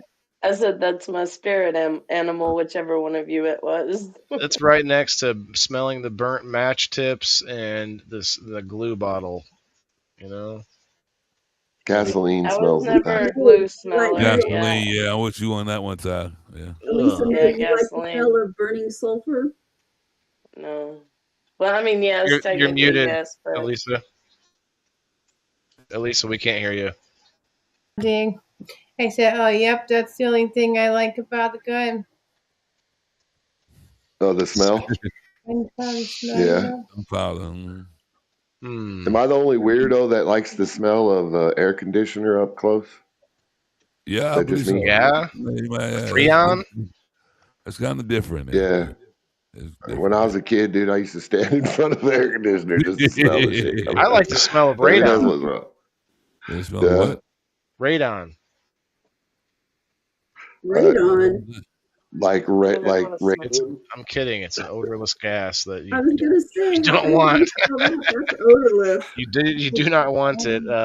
We passed another 29 minutes ago. But yeah, you do not want radon in your home. So I could see any one of us as a kid. Did you have a cap gun as a kid? I don't know. They seem to be kind of phasing out though. So all of us are old enough, I think, to have had one. You can still get them in the Cracker Barrel. Kat, you might be the youngest one on screen. Y'all know where the Cracker Barrel is? Are we all over 40? I'm 46. Neb? I'm definitely. You're the youngest, Waylon. I just turned 56. I'll be 51 in 4 days. Okay. I just turned 29. Oh, snap. Kim's 29. All right, Mom. Kim. All right, Mom. Kim, 29 for the last 15 years. No, I'm 29 this year. Next year, I'm going to be 28. I'm gonna shed a tear for you, Kim. It's going backwards. Yeah. You're Well, I You figure are by the time I get back down to one, I'll be in diapers again. Yeah. Reverse aging. That could be a problem. I can see that. Oh no! I mean, you gotta take my driver's license away because you turned 17. Right? You stupid. I have to renew Okay, my driver's license this Neb, year. Neb, who do you think this was? We're off topic here. Who's cap gunning? I can I see would this say being cat Neb. because she like. I would say cat. I think it's Elisa. I'm gonna say Elisa too. I We lost you. Oh, we was gonna lost say Ty. Elisa too. I just didn't want to lead everybody to it. Yeah, me too. That was my answer. Oh. Elisa. And so Neb said cat. Everyone else said Elisa. Elisa, who'd you say? She shouldn't have told us she hadn't shot a gun. I would say you, Waylon. It was me. You're right. Lisa wins. No, I'm just kidding. That is the last one I think on screen though. Margaret, whose story does this belong to? No one guessed. Oh, so we just had one guess on Rumble. Two guesses Yeah, I on was wondering if my Facebook. chat wasn't working or what was going on over here. No, everyone just got stoned and tired and fell out. They kind of fell out. Here we're hour and a half in. We got time for a few more stories, but there are a lot more actually than we got time for. So I'll probably end up kind of reading them all off at the end there. Diane says Yeah. cat. Story 5 belongs to Neb. Chris, I'll count that because it was right after Margaret put it in there. King Neb, I thought that the last minute. I was like, but my instinct was Elisa. That smells pretty good. Let me smell it. Pow! Oh no! Right in the lip. Ooh, did it snap your lip like it? The little gun snapped me right here. Oh, the gun's hanging there. That's what you get, man. Oh man, did you have Did to? it stick Did to you have it? Did you have the instinct to rip it off your lip or what? I had to pull the trigger. The hammer. Cock it back. Oh, Right. no. Yeah, the cocktail. Oh wow! I bet you Trying to didn't smell want it, and I put my hand on the trigger by accident, and the cap gun went off at the same time, clipped my lips. So I'm like smelling, really getting a good smell of it now. I lost. It kicked me out. Flesh. Neb. It was King Neb. Yeah. I think that was a clean sweep, Neb. 5 points. Yeah, thank you for everybody. Damn. 5 points, man. Wow. Did anybody in the chat? I don't think everyone's just stoned. There's some votes for Elisa, Ty, Cat, and then Diana said, "Did it leave a blister?" Cat. Code yellow, Alice says. Code yellow. Can you hear us? Can you? This is Major Tom to ground control. Okay, let me go to the next one. Try to speed this up a little bit. That was number 5. Number 6. Story number 6. This panelist picked their offspring up at up at the last day of school with a car full of super soakers and sprayed every kid like it was a sanctioned water war. I'm gonna guess right now and go with this one. Elisa? Yeah. Wow. I don't know if I could see. Elisa's pretty shy. I don't know if I could see Elisa doing this. Is this to throw everybody off, Ty? Because let's see, Ty had 1. Well, it was just the first thought, and we just said earlier, go with your first thought. So I'm trying it out. Let's see what works. Okay. See if he's got the natural pick, the clairvoyance, if you will.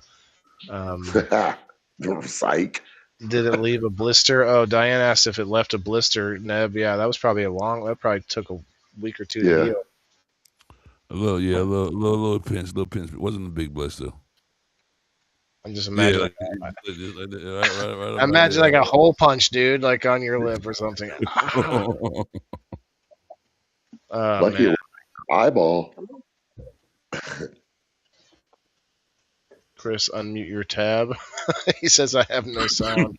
Alice said the same thing. Are we still audible? Testing. Hit the hashtag PITB in the chat. Let me see some dancing bananas. Okay. Oh, did I gotta refresh the timer. We got some free time by that time. Okay. Well, I could see this being a male thing. I don't know if I would see it being a female thing. To just no offense, ladies, but Super Soaker. Wow. You know, I that's what I see. total opposite way. You think That's about that, the only type of gun I shot. Super Yeah, I was thinking Soaker. total opposite way. Yeah. I don't see guys doing that. I see a funny mom doing it. going to school and just soaking every. Well, I could see a guy. Okay, let me back up a second. Maybe I'll second guess myself here because a guy doing it might be seen as a threat and actually taken out, even if he does have a, even if he has a shooter. Even if it's orange and everything, yeah, like he's shooting urine on everybody, or like no, it's acid, or I don't know, like what is it? Yeah, very possible. That's correct. Very possible. Yeah. That's true. Yeah. Oh, you had to go pee, Alice. Oh well, thanks for letting us know. Do you feel better? She's like, pause the game. I'll be right back. Well, hey, I get it. I would like to play it too. And you know what's funny? I didn't think about it until I think last week. You can play this game even if you're watching the replay. If you're watching this on the replay, you're sitting there watching and going, "Oh man, I wonder who's this one."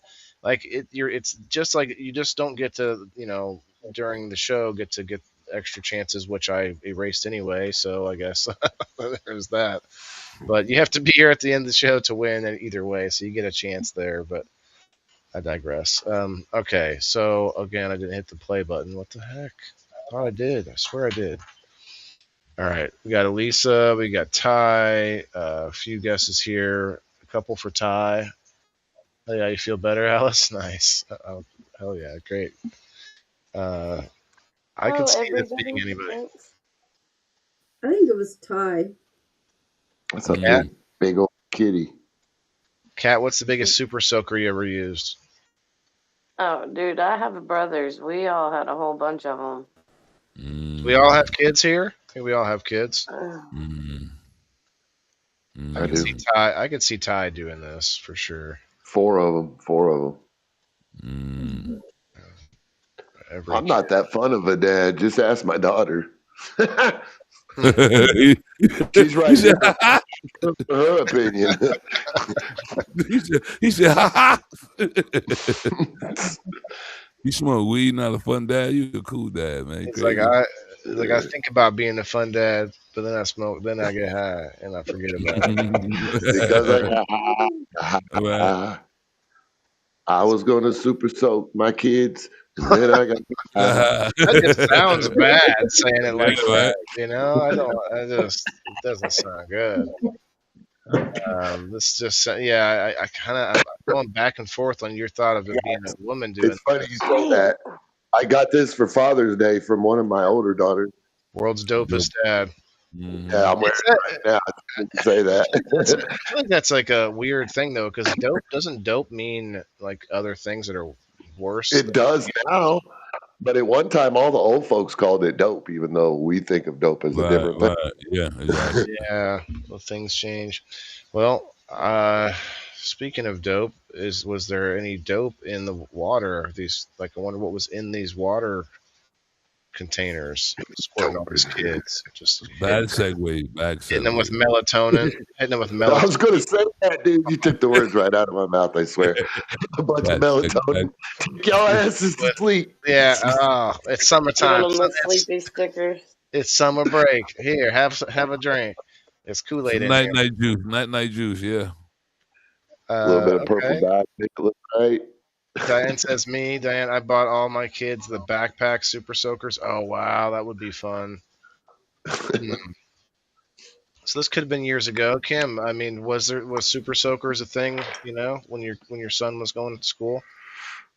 Your son's like in his 30s, right? 20s, 30s? Yeah.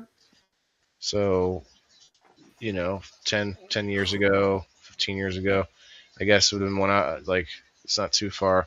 I think Super Soakers are still a thing now, but they came out. Was it Super Soakers at first? It was called. Well, you had squirt guns. Nerf make Super Soaker? Anyway, I don't think Super No, Soaker was the it's first two one. different. There's two different brands. Oh yeah, there's probably a bunch of them. Probably a whole bunch now. You can't do stuff like that at the schools here. You'll get arrested for it. Yeah, my kids were in the day of school shootings, so yeah. Like in the age of school shootings, like you can't do stuff like that here. You Have to go with Kim on this one then, just by sheer timing, just by sheer math. I think I'm gonna go with Kim too. This could have been. I mean, my daughter's 20 years old, so I guess could have been me, but I wasn't that cool back then either. I was fighting for, custody, let alone go to visitor school. I was the only parent that would go to the like games and stuff though that she was in. Shout out to single dads out there. Big up. I insist on that. I mean, I played sports in school, and my parents never came. So I'm kind of particular when my kids played. I almost made every game. So. But did you was it after the game that you squirted everybody? You just got your squirt on all over everybody? After school. Oh yeah. Well, after many different games, I had many different squirts over the years. Yes. Yeah, squirt was good. I used to drink squirt until I drank it one time before a colonoscopy, using it for the chaser delicious liquid that they gave me. Oh, you're not after that, dude, after I used it, you needed to mix it with something, because it was so gross. Water. Well, water didn't change the flavor at all, so I was like, let me use this, or maybe it was Sprite or Squirt, I can't remember. Anyway, so you got to drink a whole gallon too. That was it. That's our time now. So who do we think this was, Kat? I'm gonna say Kim. I said Kim already, I think. So Ty still says Elisa. Ty still says Elisa. Elisa says Ty. King Neb, who'd you say? Who did I say, man? I'm stoned. I forgot. I don't think you said anybody yet. You said it yet, bro. I said, I believe it was Ty. Okay. And Kim, last but not least. I said Ty. You said Ty. All right. Okay. That's everybody, Margaret. Everyone, stop. Put your pencils down. No more voting. You're too funny. Sometimes. I've been putting more jokes. I've been writing more jokes down. A lot of times I just forget to write stuff down when I think, oh, that's funny. There's something there. I could do something with that. And I forget to do anything with it. So I've been making more of an effort to write shit down. King Neb. Yes, I am the silly, goofy dad. I am the one that goes on all the trips and play well. They all call me by my last name, by Mr. D. And I told all the parents, I'm like, oh well, you know what? Secretly, every year at the end of the school year, if they do good, I'm gonna come by and shoot them up with some super soakers. Is that fine? So I would get my friends, we get a drop top Jeep, and then we'll have all the super soakers, every single one, automatics. As soon as they come out of class and school lets out for the summer, we're right there. Everybody crazy doing water balloons, so we just having a little war with the students. So you get the parents involved. Okay, cool. Yeah, the parents get involved. They just like, okay, what we gonna do? I just want to let them know that, hey, this is what we're doing. And this was back in the day, though. This wasn't when everybody was so paranoid you can do stuff like that. Well, you led me in a different way by saying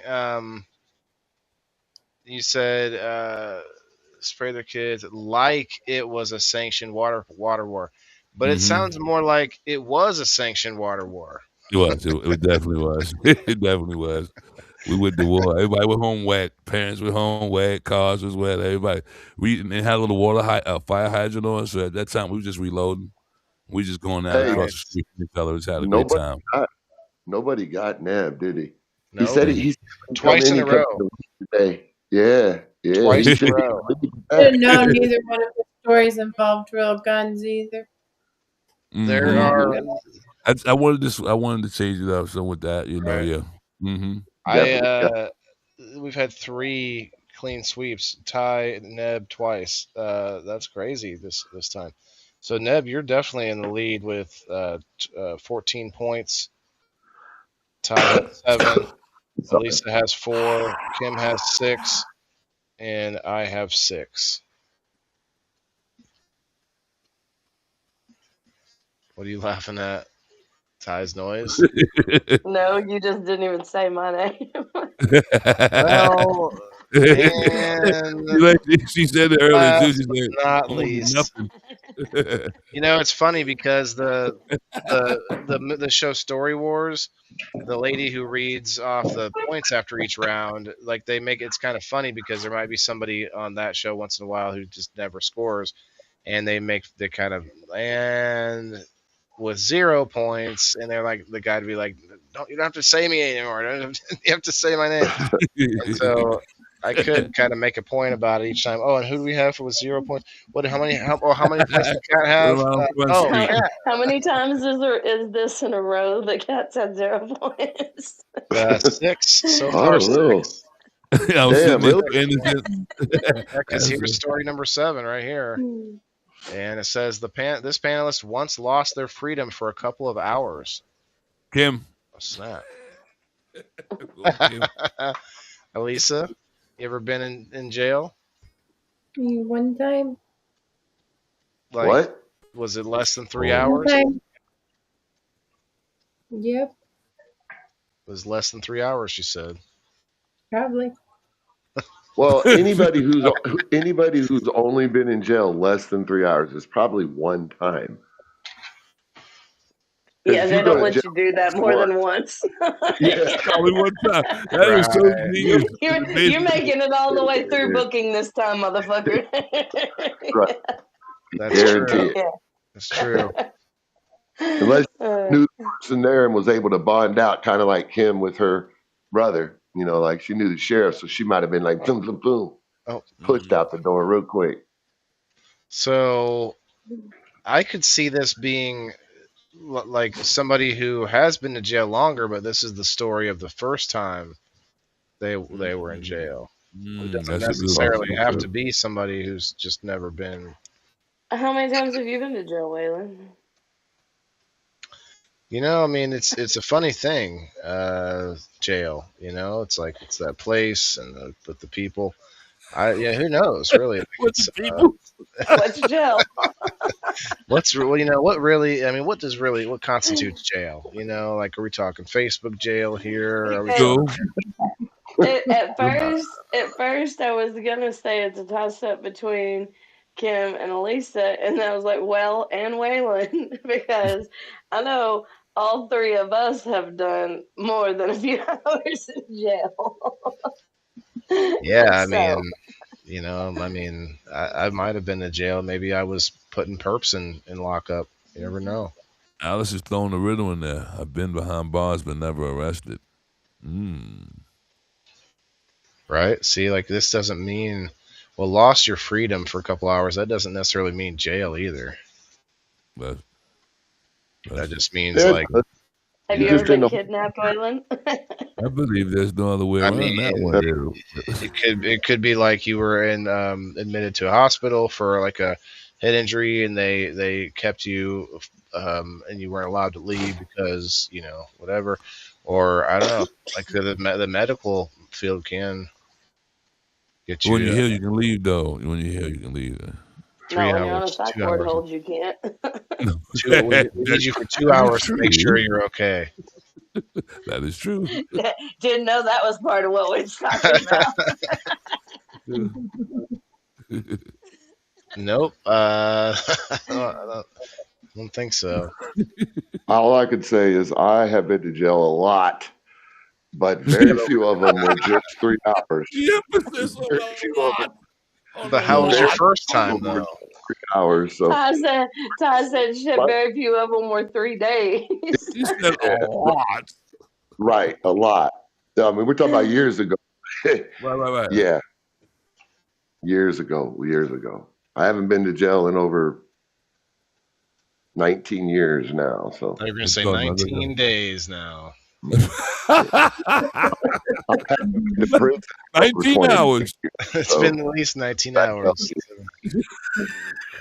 But there has been a few times that I've spent, that amount of time or less before it got out. Like, what if you remember? Look, I'm a movie reference guy, so if you don't remember the movie Short Circuit with Johnny Five, Yeah, the robot. Well, yeah, the sequel where his creator and the new guy, they get caught, they get locked up, or they get stuck in a freezer.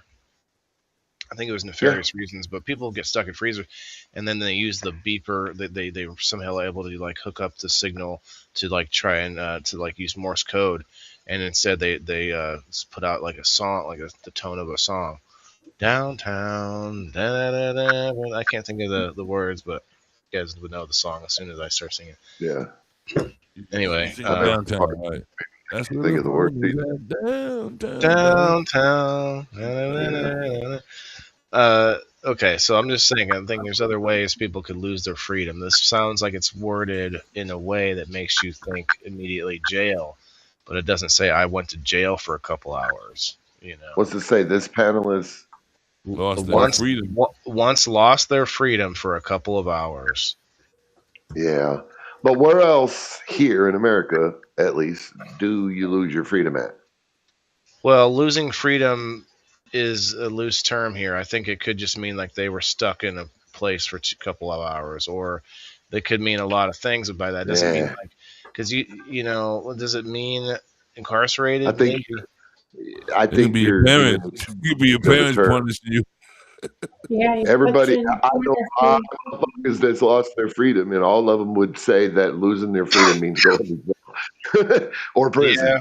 I mean, you're not wrong. I just feel like somebody might be playing the game here with the wording.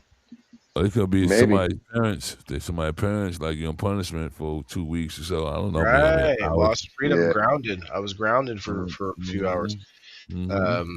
Yeah, I'm gonna say Kim on this one. Not a whole lot of reason behind it, but that's just my gut.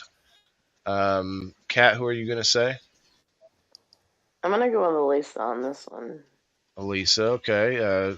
Kim, who do you think? I don't know. It could be you or Elisa.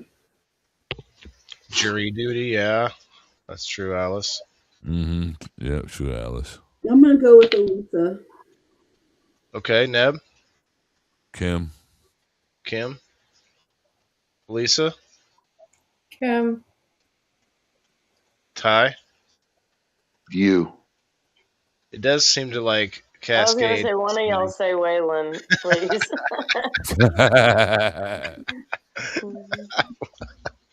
I lost my freedom for 10 years. I was in the Army. Did you pick Waylon, Kat? Huh? Did you pick Waylon? No, I picked Elisa, but I said, one of y'all say Waylon, please. It just sounds like Waylon would, because this is his game. It's slyly put, but he might be talking about Facebook jail for real. But and then he gave that explanation as what this might be. So there's he a lot of more thought than. There's a lot of nuance to this phrase. That's why I'm like really trying to figure out. Because if Bean Dongo was here, he does this too, where he purposely tries to word something where you don't think it. Yeah. So and it's smart. There's a lot of like nuance to it. Plus the fact that some of us play this every week with each other, so we got to like try harder with each other to really do something. Like, oh man, I have to think about what I say throughout the week. Yeah, that too. Yeah, I do too. Like, oh man, I can't tell too many stories about certain things because, especially if we decide. By the way, start thinking about this, guys. Thinking about the next topic, because if we decide the next topic on, I would like to do it before the end of the show each week. Think about the next week's topic. But if we do that, then I have a whole week of thinking about the topic, and therefore I might slip and start talking about the topic and be like, oh. Can't talk about that story now, and so it is kind of a double-edged sword, being too prepared for it. It's almost like you got to do it the last minute. All All right, so I believe that's everybody's guess, though, Margaret. I'm sorry. Whose story does this belong, or who does this belong? I say it. And then there's an editor, right? Then the editor has to come through, and yeah, then Margaret rewords it a little bit more, even. Elisa May. First thought of Hey, look, I managed to get some points. And I only went to booking, and I never wanted to go back. Why did I change it? Her and Kim said that earlier. I went with Kim because she said she only been there, and then Lisa said it right behind her. Like, yeah, I ain't staying there for long. I was driving on an expired license for more than 6 months, so he told me they have to take me down and book me. He said, "I'll give you a PR bond on the spot," but at least they did that. That's nice. Yeah. So, Kat, sorry, Kat, you're the only one that guessed Elisa, I believe. Kim did too. Oh, Kim did too. I'm sorry. So, Elisa, you have 3. Nice. My bender. Okay. Cool. Did anybody say Elisa in the chat? Dawn. Yes. Dawn did. And Alice and Kayla. Okay. Yeah, and Kayla, yeah. Dawn, Alice, Kayla. Ooh. I really thought it was going to be Kim that time. Okay, well, I can try to do one more, guys, because that'll be number 8. And then if everybody on screen, anybody needs to go, we can go, and I can just read through the rest of them for a little bit. I don't have to leave anytime soon. All right, so this will be story number 8, the last story for the panelists. If you guys want to hang out, you can longer. But okay, this one is 5 minutes on the clock. This panelist found themselves surrounded by a group of gang members and pulled out a BB gun to scare them off.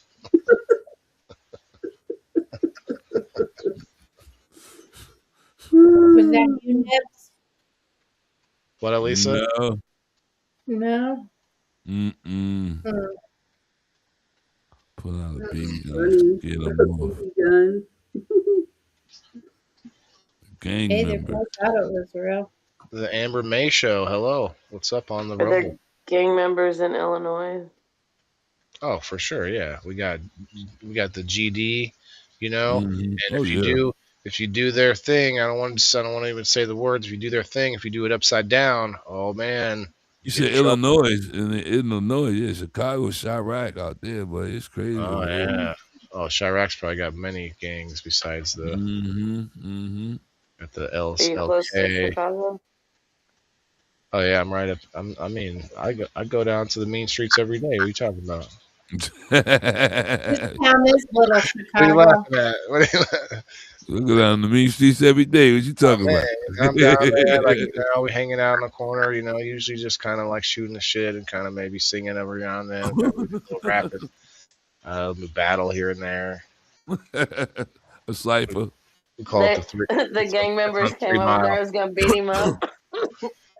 It's on 3 minute, not 3 mile, but 3 minute. Yeah, I'm usually between the turf wars because they both like me, All right, so a lot of people say. I'm sorry. Can you read it to me again? Because I can't see it, and I was putting my dog in. Sure, why not? This panelist found themselves surrounded by a group of gang members and pulled out a BB gun to scare them off. And before anyone goes further, before we go, further, I want to know how that worked out. Right. Well, I got to let you guys know that I do refer to my penis as a BB gun. So. Well, if they had to tell the story, they made it. Did you use your BB gun to scare off gangbangers? Oh yeah, you don't want none of this. Pow pow. Oh Lord. Comes fully loaded. This dude I used to run around with in junior high and elementary school. He was a real nerdy little dude, but he lived down the street from me, so we hung out. And he said, I figured out how to keep from getting beat up. I said, how? He said, I just strip down naked. They don't want to fight with me if I'm naked. I guess that You gotta works. go crazy. You Yeah, gotta be crazy. that's That On how the it works. trailer works. park boys, that dude on the Mhm. trailer boys, what was his name? The assistant trailer park supervisor. That's what he always did. Took his pants off when he was getting ready to get in a fight. You don't know what I'm talking about? Nobody don't want to fight with that. Yeah. With the Yeah. So we've got a new They- commenter on Rumble. Oh, sorry. Go ahead to finish up, Ty. I'm done. I'm Okay. done. Amber there. Amber says she thinks it's a female. Amber, we have Kat at the top middle. We have Kim at the top corner. And we have Elisa May in the bottom center. Just so you know. I Randy. want to know if Yeah, that BB gun worked. I mean, That's what I they're said. still here. They're they still here to Yes, tell the to story. scare They them here to off. tell the story. Yeah. So yeah. that eliminates you. I Well, mean, you it know, there's depends. a lot of gangbangers pack. It's Look, like, look. There is a BB gun that looks like a handgun, and it is almost indistinguishable, especially in the dark. well, yeah. Like you know, a Wait, replica. can I pause? Yeah. Yeah. Pause. There is biker gangs. That doesn't mean there's biker doesn't. gangs now. There's Bloods and Crips now. We're Yeah. not Right. They gangs, carry we're guns. clubs. Yeah. Just Or clubs. they They call carry. You carry could be guns. you could be in the biker club just shooting pool with them. And, ha ha ha! Look at that guy, the BB gun. Ha, ha. Hey, you know what's funny, Kim? The gang members call themselves organizations. They'll say we're not gangs, we're organizations. Right. Middle center. There are two ladies in middle center, top or bottom. Amber. I think she's saying I'm Cat. Yeah. I think she's saying Dawn Cat. did there. Dawn says Dawn said, Ty. yeah, she said it was me for something earlier too. I'm gonna go Well, it Cat. might be. I'm gonna go Cat. I'm gonna on go this with Ty on this one. I could see Ty You doing go with this. me. I'll stay Waylon. But wait, Oh, I got a BB gun, but it's a rifle. I do too, and you know what? It belongs to my blind buddy. Make that make sense. My BB gun's a beast. I love that That'd be BB pretty gun. good. He's like, I can shoot. He's got multiple guns over there. He says if I know that it's an intruder, if I start shooting, it doesn't really matter what I shoot at that point, does it? He's like, I can shoot the beating wings off of a fly at 30 yards away. But he holds his phone right here because he's got like pinhole vision. I'm like, no, you don't need to be shooting at nothing. I'm gonna say there are good BB guns, and if you're a good enough shot, a couple shots to the eye to an intruder takes care of all your problems. He can't see, he can't do. A pellet gun would do some damage. It wouldn't like kill anybody, but yeah, my brother shot his friend in the neck with a BB gun. It put a little hole in him. It's bleeding. So it's kind of covered in. You gotta dig it out. If you don't, like you just got this, in your it grows over, and you end up with a BB in your skin. Okay, so we got some votes in the chat there for Ty, a couple for Ty, a couple for me. Okay, what does everybody think? I want to say Neb. I want to say Neb because I know there can be three stories, and all of his stories so far has not involved real guns. So I think logically it might be. Yeah, good point. I can see this. I feel like valid point. Valid point. I feel like Kat would have real gun stories. Kat, have you even had a story yet? Yeah, you had one that we all. Oh yeah. Yeah, but she have many stories come across. So I could see this being Kim too. Kim's like, I wouldn't mess with that. Kim? If I'm gonna pull out, I'm gonna pull the real shit out first. Right. That's what I'm talking about. Go ahead, little feisty fucker. She's like the lady from Stop, or my mom will shoot.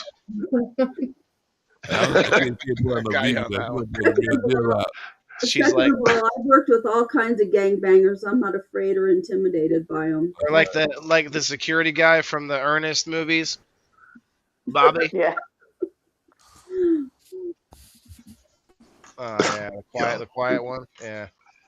Okay, so it's time to vote though. So you said who voted yet? Solid? Wait. You solid yet, Elisa, Ty? do you guys got BB guns over there? Yeah, couple paintball guns. Uh-oh. That complicates a little bit, except for See, the gang violence. So I'm sure there's some gangs over no, there. there's no gang. See, it doesn't say gang banger or gang violence. It just says gang. It could be blue or red team.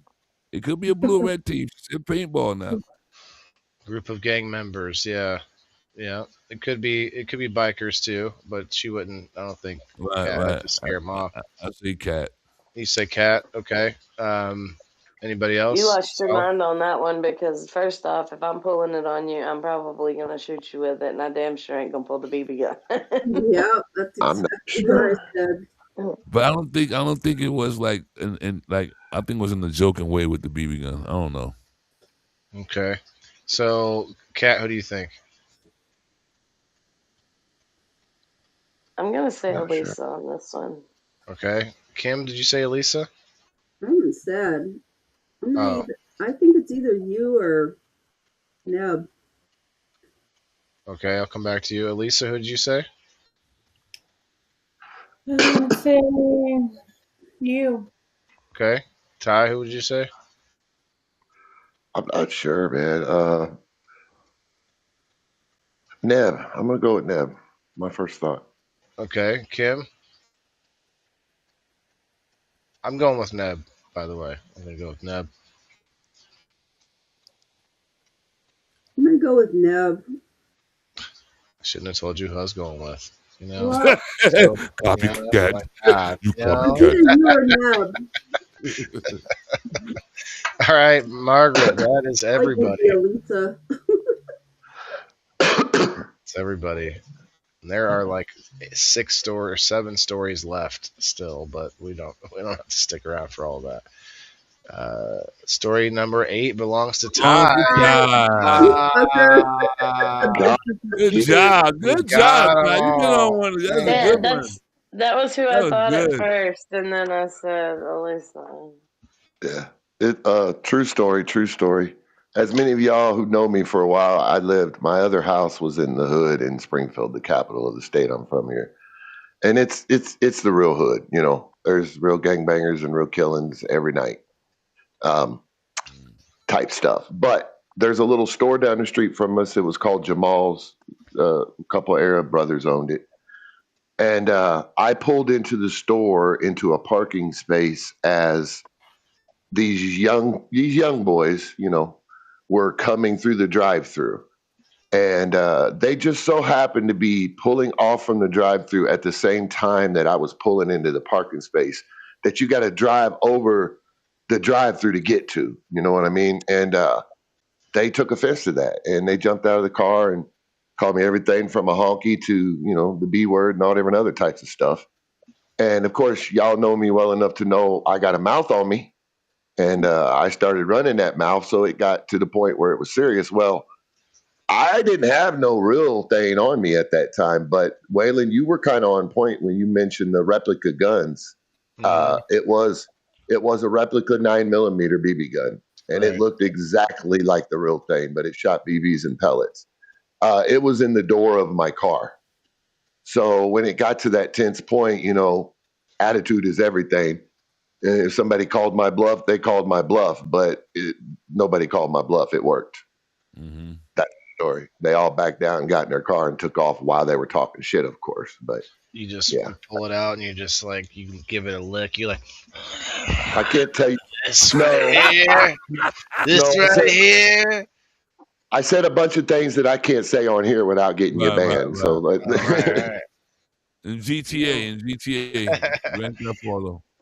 yeah, that's the story. Phooey, you guys. Don't you?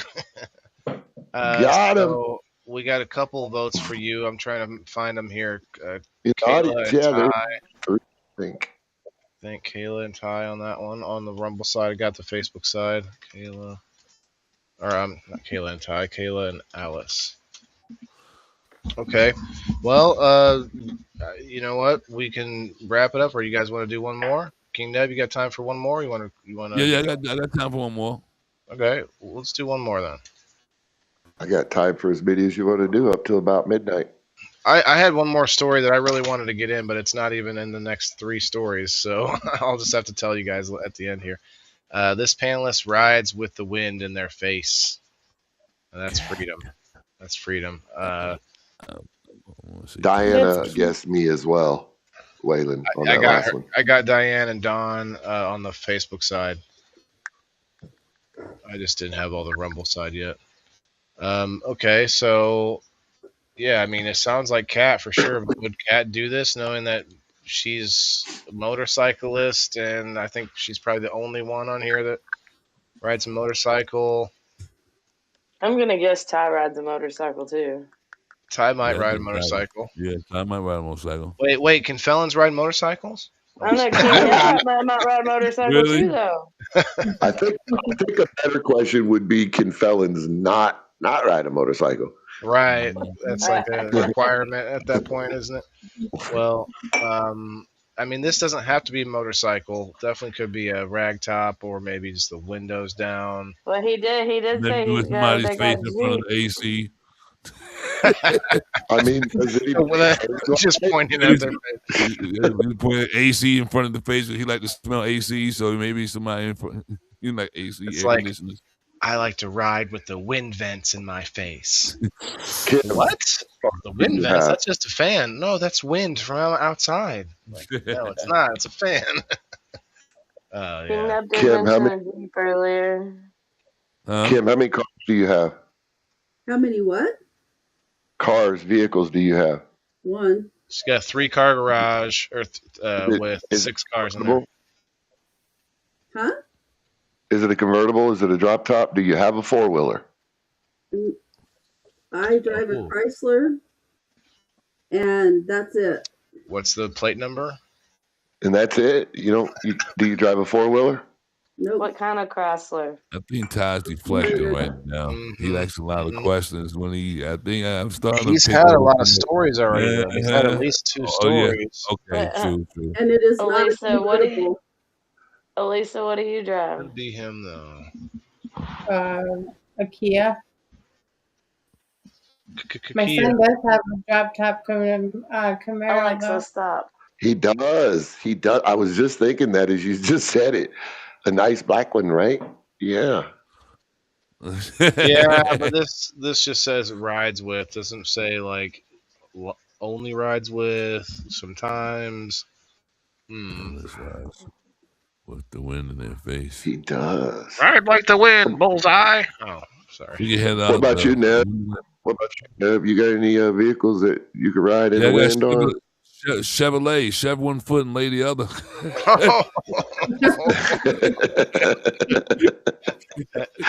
Alice has the right idea. They could be riding a horse. That is true. Save the horse. If you want to ride the white horse. Yeah, I don't think that's what they're talking about. I had to think about that one. Wait a minute. Riding a white horse? What? No.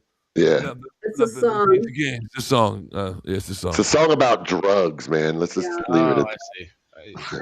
I think they're talking about cocaine. Pay to play, baby. Yeah. Yeah. Chasing the old dragon. Yeah, you should dance to it. Then you call into the lyrics. You like, hold on, I'm not dancing to that. I'm gonna say Elisa on this one. A little bit of booger sugar. Okay, Elisa May. Booger sugar. A little bit of ski in the slopes. That's disgusting. I gotta go fill my water back up. I'll be right back. You said Elisa May. Okay. Man, this definitely could be Kat, but it also could be someone misdirecting. You really think I'd go that basic? No, not really. Neb, you ride Penny. But you got to think everybody else up here could also play on the fact that they know that I ride a motorcycle. I got on the horse a couple of times. I just didn't like the next day.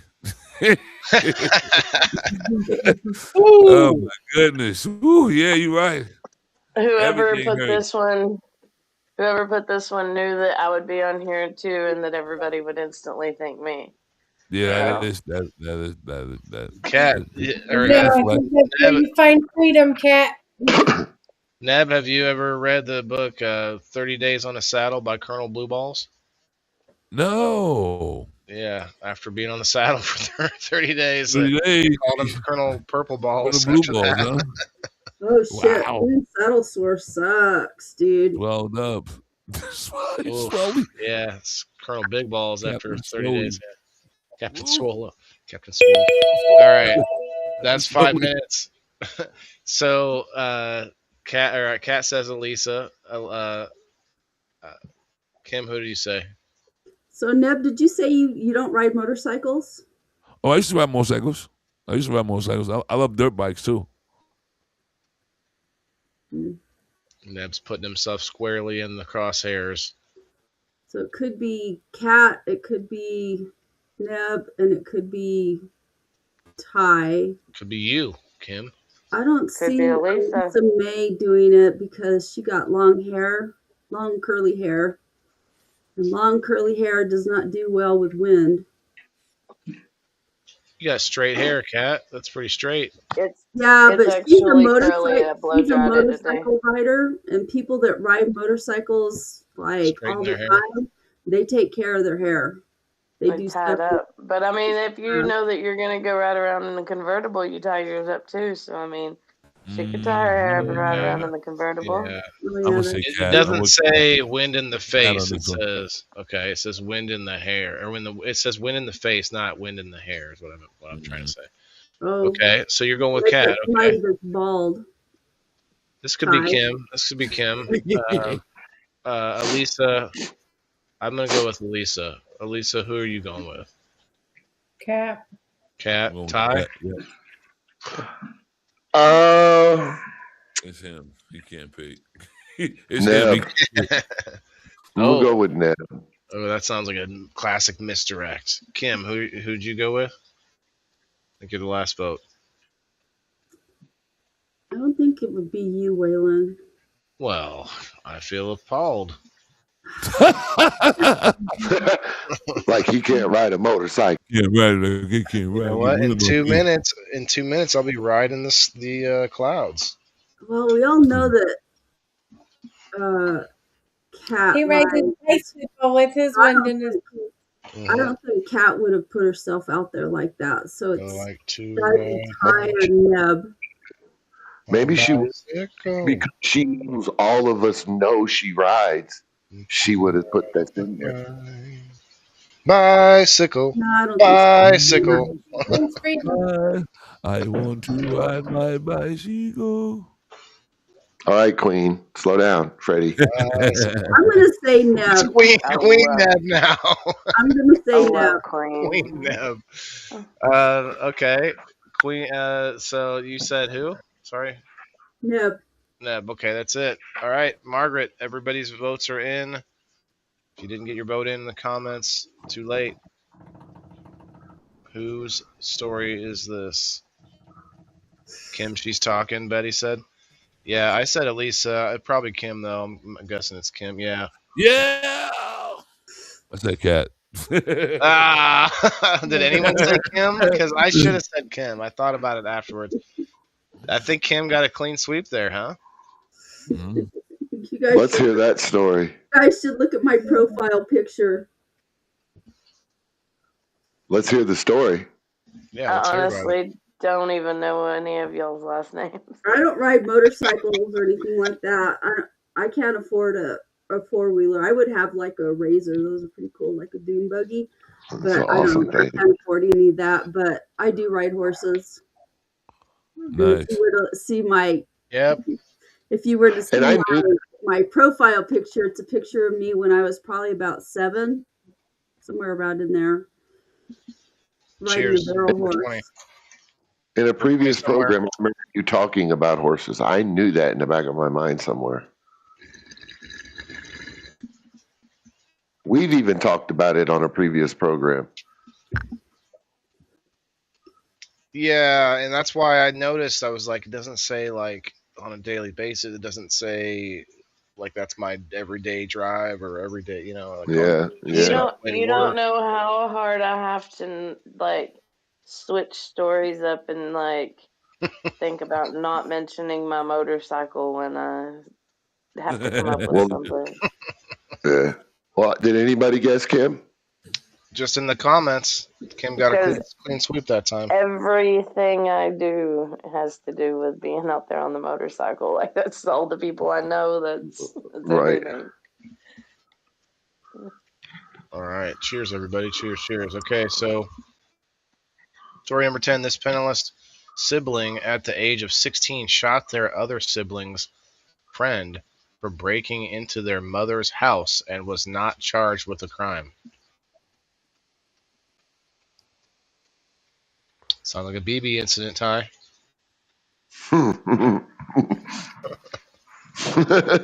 Doesn't sound No, like because nothing. I didn't have to shoot during the BB incident, so no.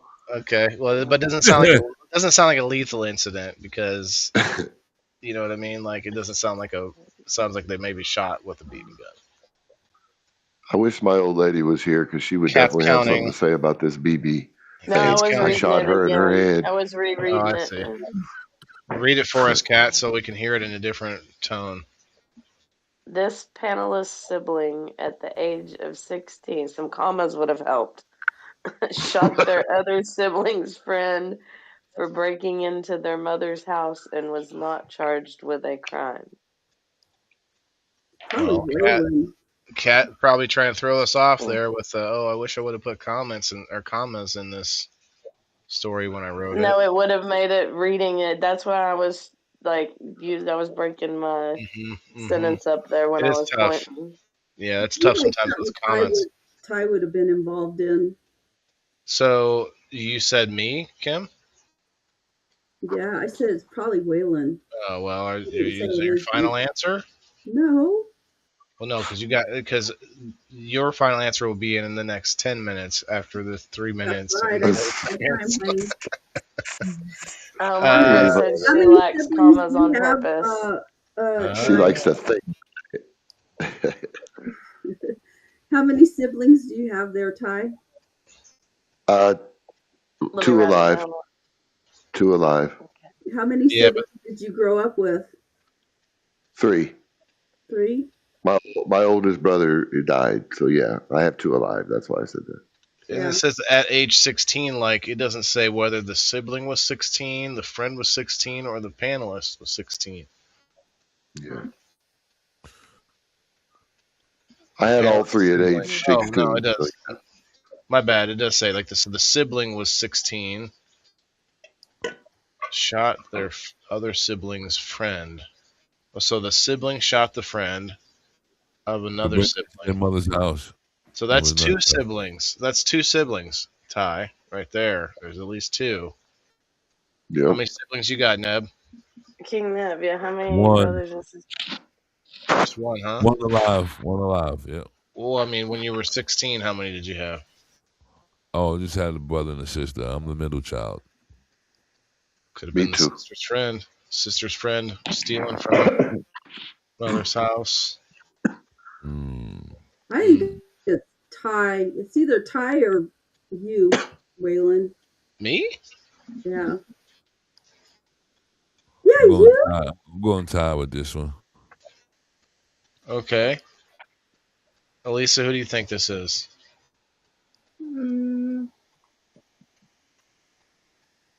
I'll say you.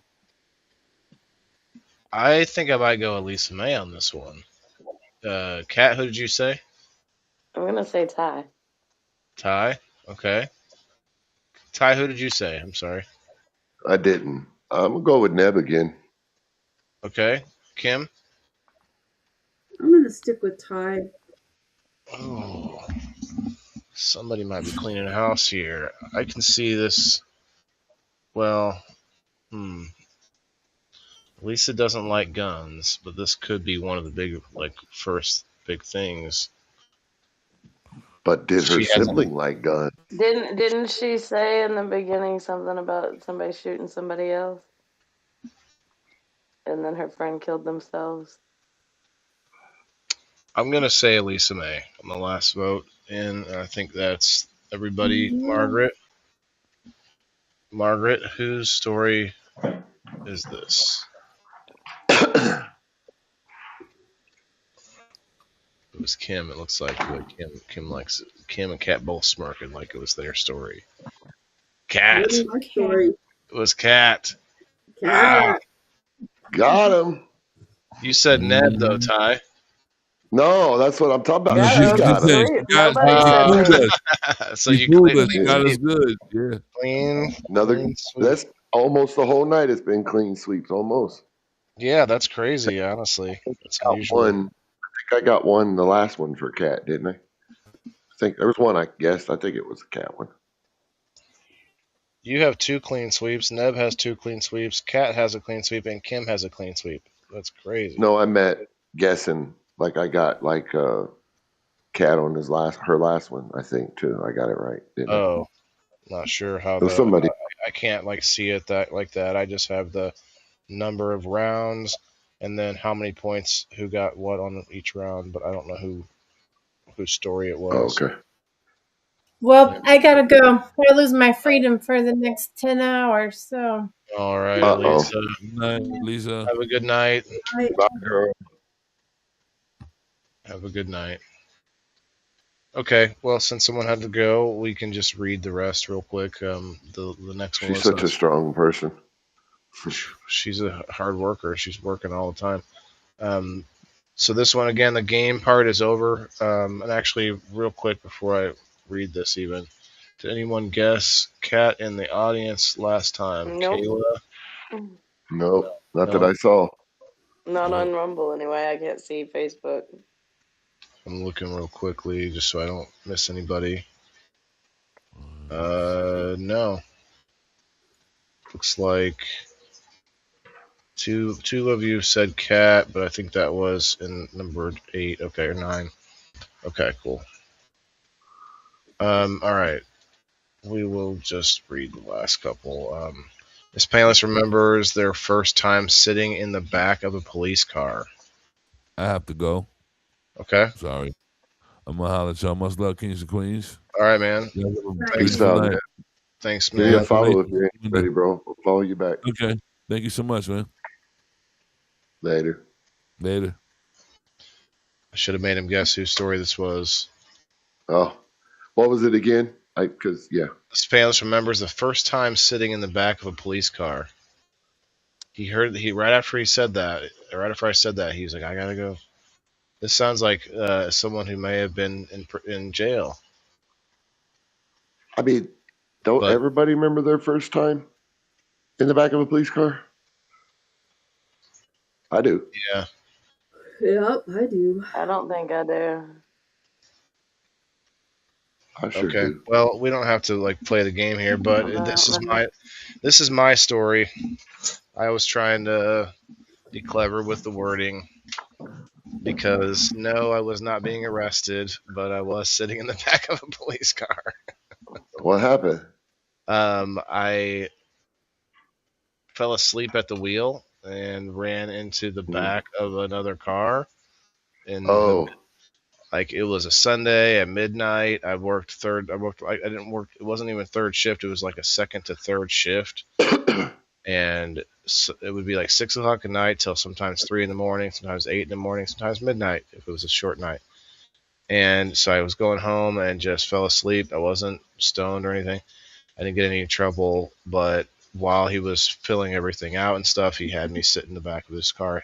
He didn't make me. He just said, if you wait in there just so we can sort this out because the people were not happy that I ran into because they were just sitting at a stoplight and someone, and so, yeah, it's a crazy story, especially because it's like I don't feel bad. I feel bad that it happened, but I wasn't doing anything nefarious, you know what I mean? And it's just like, yeah. Shit can happen. And it's kind of lucky that I hit something like that because it could have been much worse for me because they didn't get hurt they didn't have to go to the hospital or anything like that, which was great, but it kept me from continuing on into the so it was an off ramp, the interstate. I got off the interstate luckily because that could have been worse too, going interstate speed. But I was on the off ramp going like 30 or 40, probably closer to 30, I think. And that's probably what saved me because I was like slowing down this long off ramp. Mm-hmm. That new one in Peoria. Actually, it was not Mm-hmm. not anymore, but by the mall there, it was just like this long ass off Yep. ramp. I've been on it. That's how I come into town, actually. But yeah, it was just funny because I thought it'd be worded. Yeah, no, look, I've got plenty of problems out there. You guys, I got my problems, but no, I've never been incarcerated. Knock on wood. Never in handcuffs, even. Nope. That's a blessing. Never. And One time I got arrested was for non-payment of a fucking speeding ticket. And I was in the Air Force. I was in a skirt and heels. I was giving a training, and they fucking came in and arrested me. I was so embarrassed. That would be embarrassing for sure. Mm-hmm. So, one of the other stories I put in, or my other story was, I tried to throw you guys off. I was like, I keep a gun in my basement. That was the story. A wooden gun. Hey, it's not stupid. You don't make fun of my fucking gun. This is my look. I got a fucking gun, and I keep it right here by me in case I need it. I also keep it right next to my other. I keep it next to my fire extinguisher with trigger action, hand action. I've got those in my truck. That's the size of mace can they used to empty in my face when I was in jail. Fucking bear mace or something. Bless you, cat. Thank you. Yeah. So Kim, I mean, do you want to at all address, like, now that we're just, the game part is over, I'll add up to see who won, but so no more stories? Well, there's a couple more that I have to go over here to the messages to read. Oh. Okay, here we go.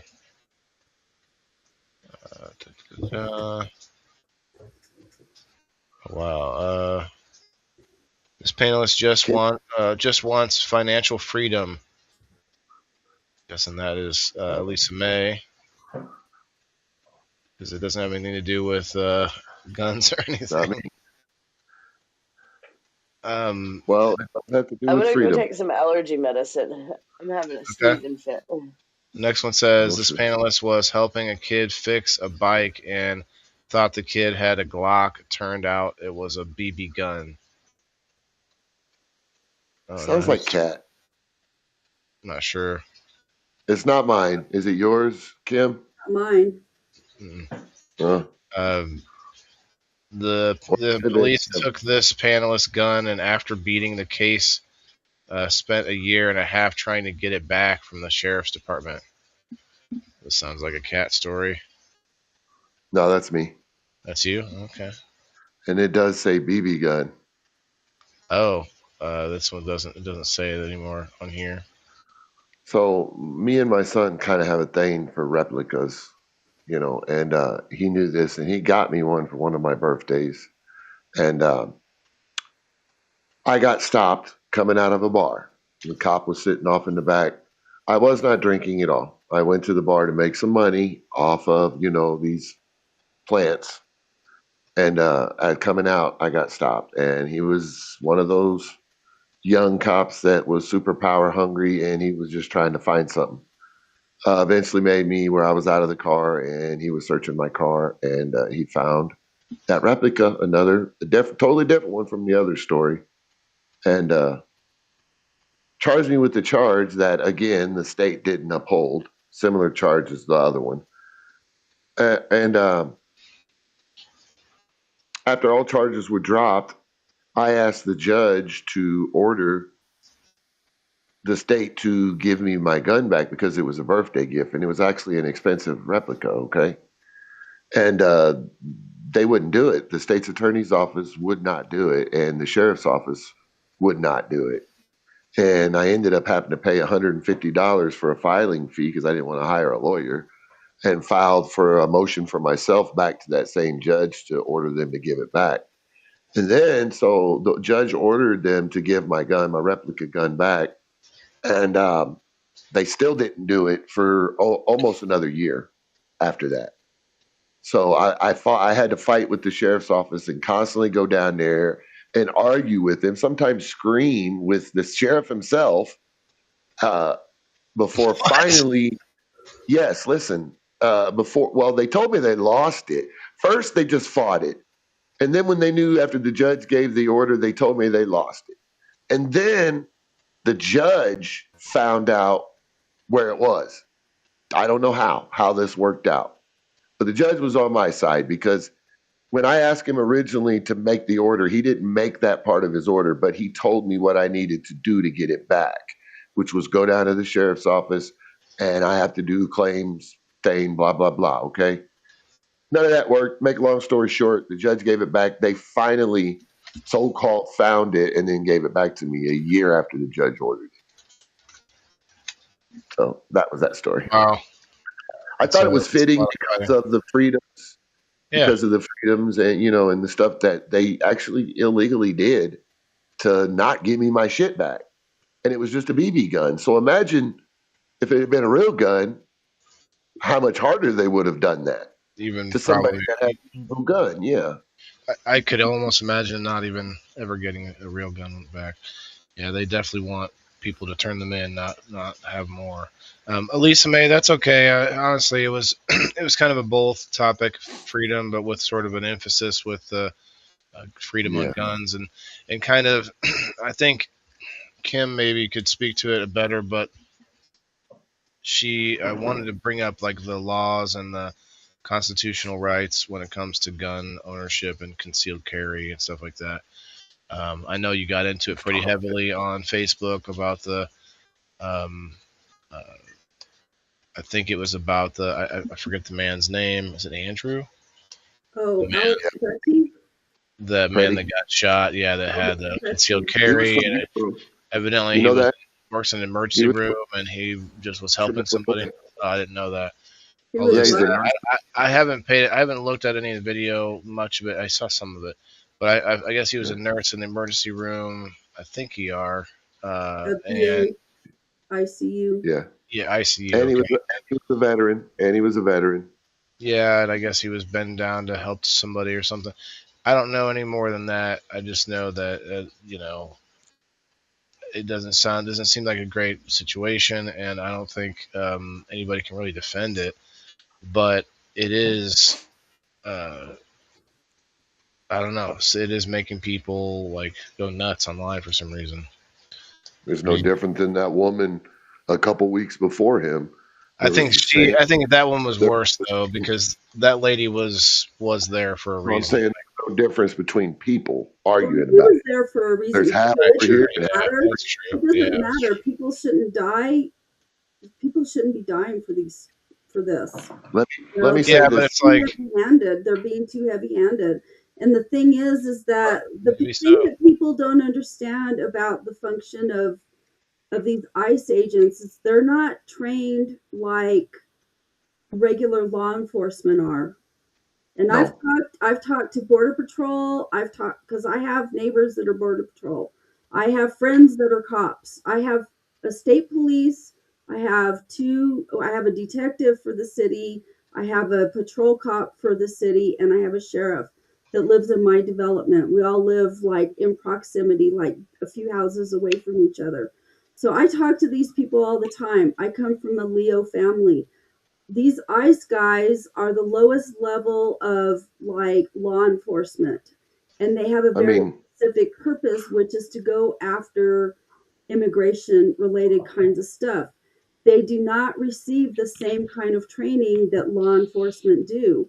And anybody that does actual law enforcement, like part of your training is to work in a community environment, because the constraints that you have, it's a lot different kind of pressures. So, they're turning these guys loose, you know, and that's why now there's all kinds of shit fallout from all of this stuff, because these guys are not trained. They're, first of all, they are not receiving their full training that they're supposed to get, which is supposed to be like, I want to say it's like 16 weeks, or it's a longish period of time that these guys are supposed to be trained, and they're receiving less than 2 months. I think I think it was 9 weeks of basic training.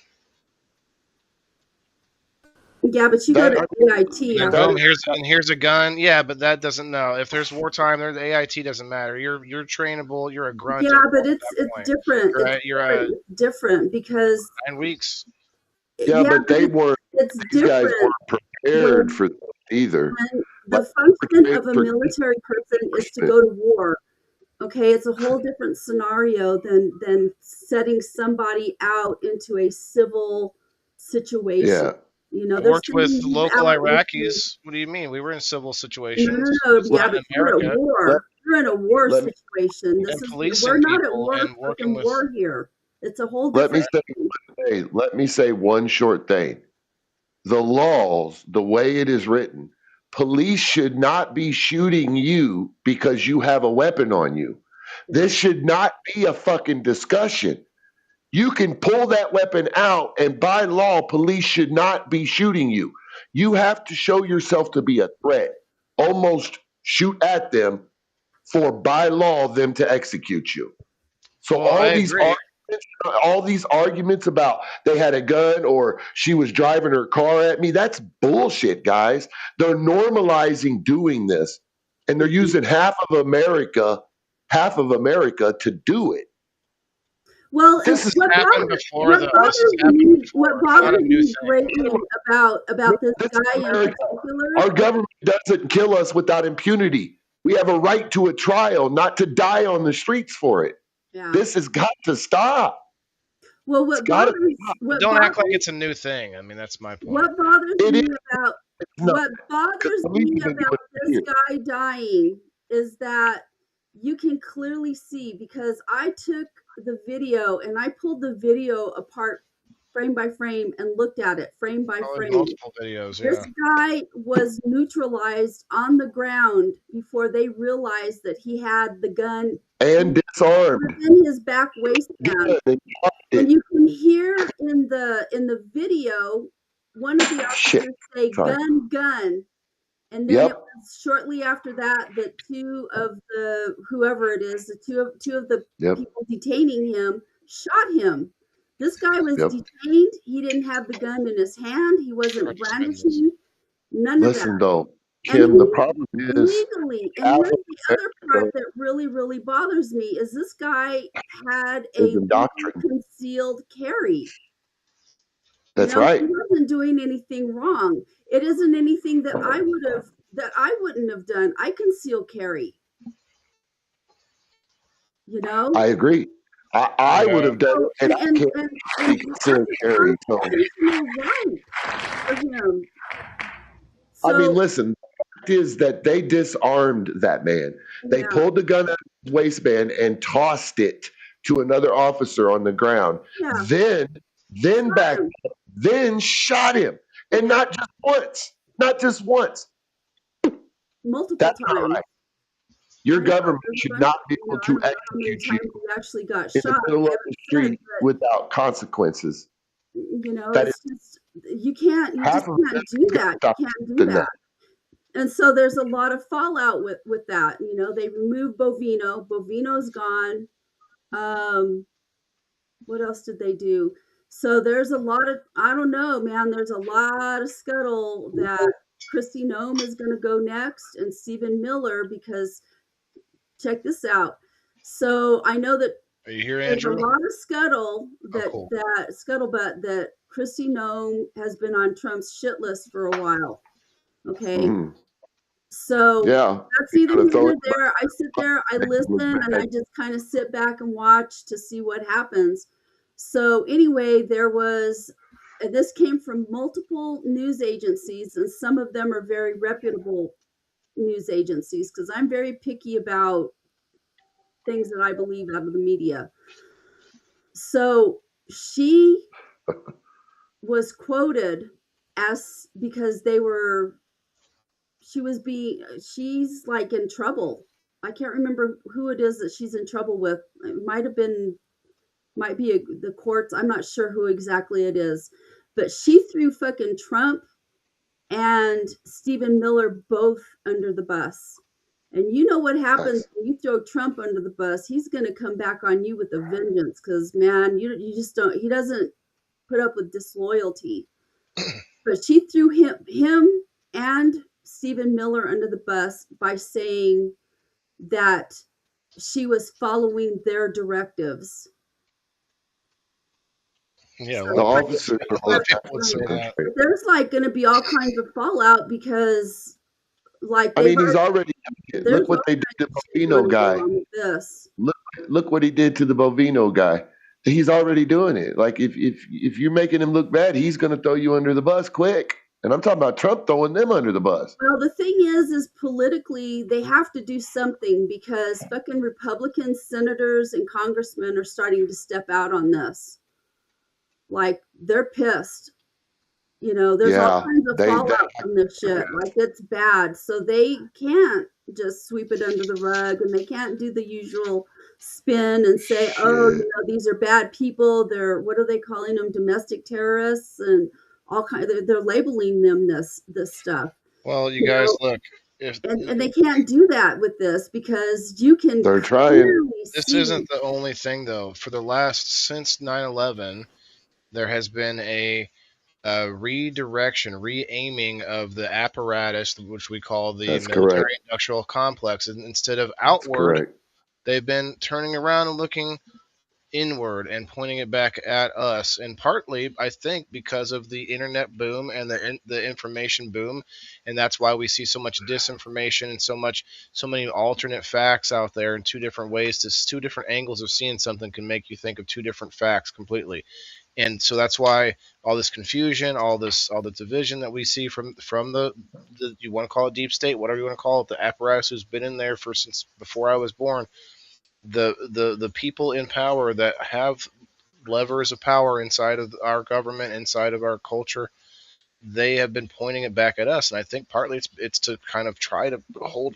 You know how, I forget the phrase, but it's like when you hold on to something, when you try to hold on to something, the tighter you hold on to it, the more it slips out of your grasp, you know?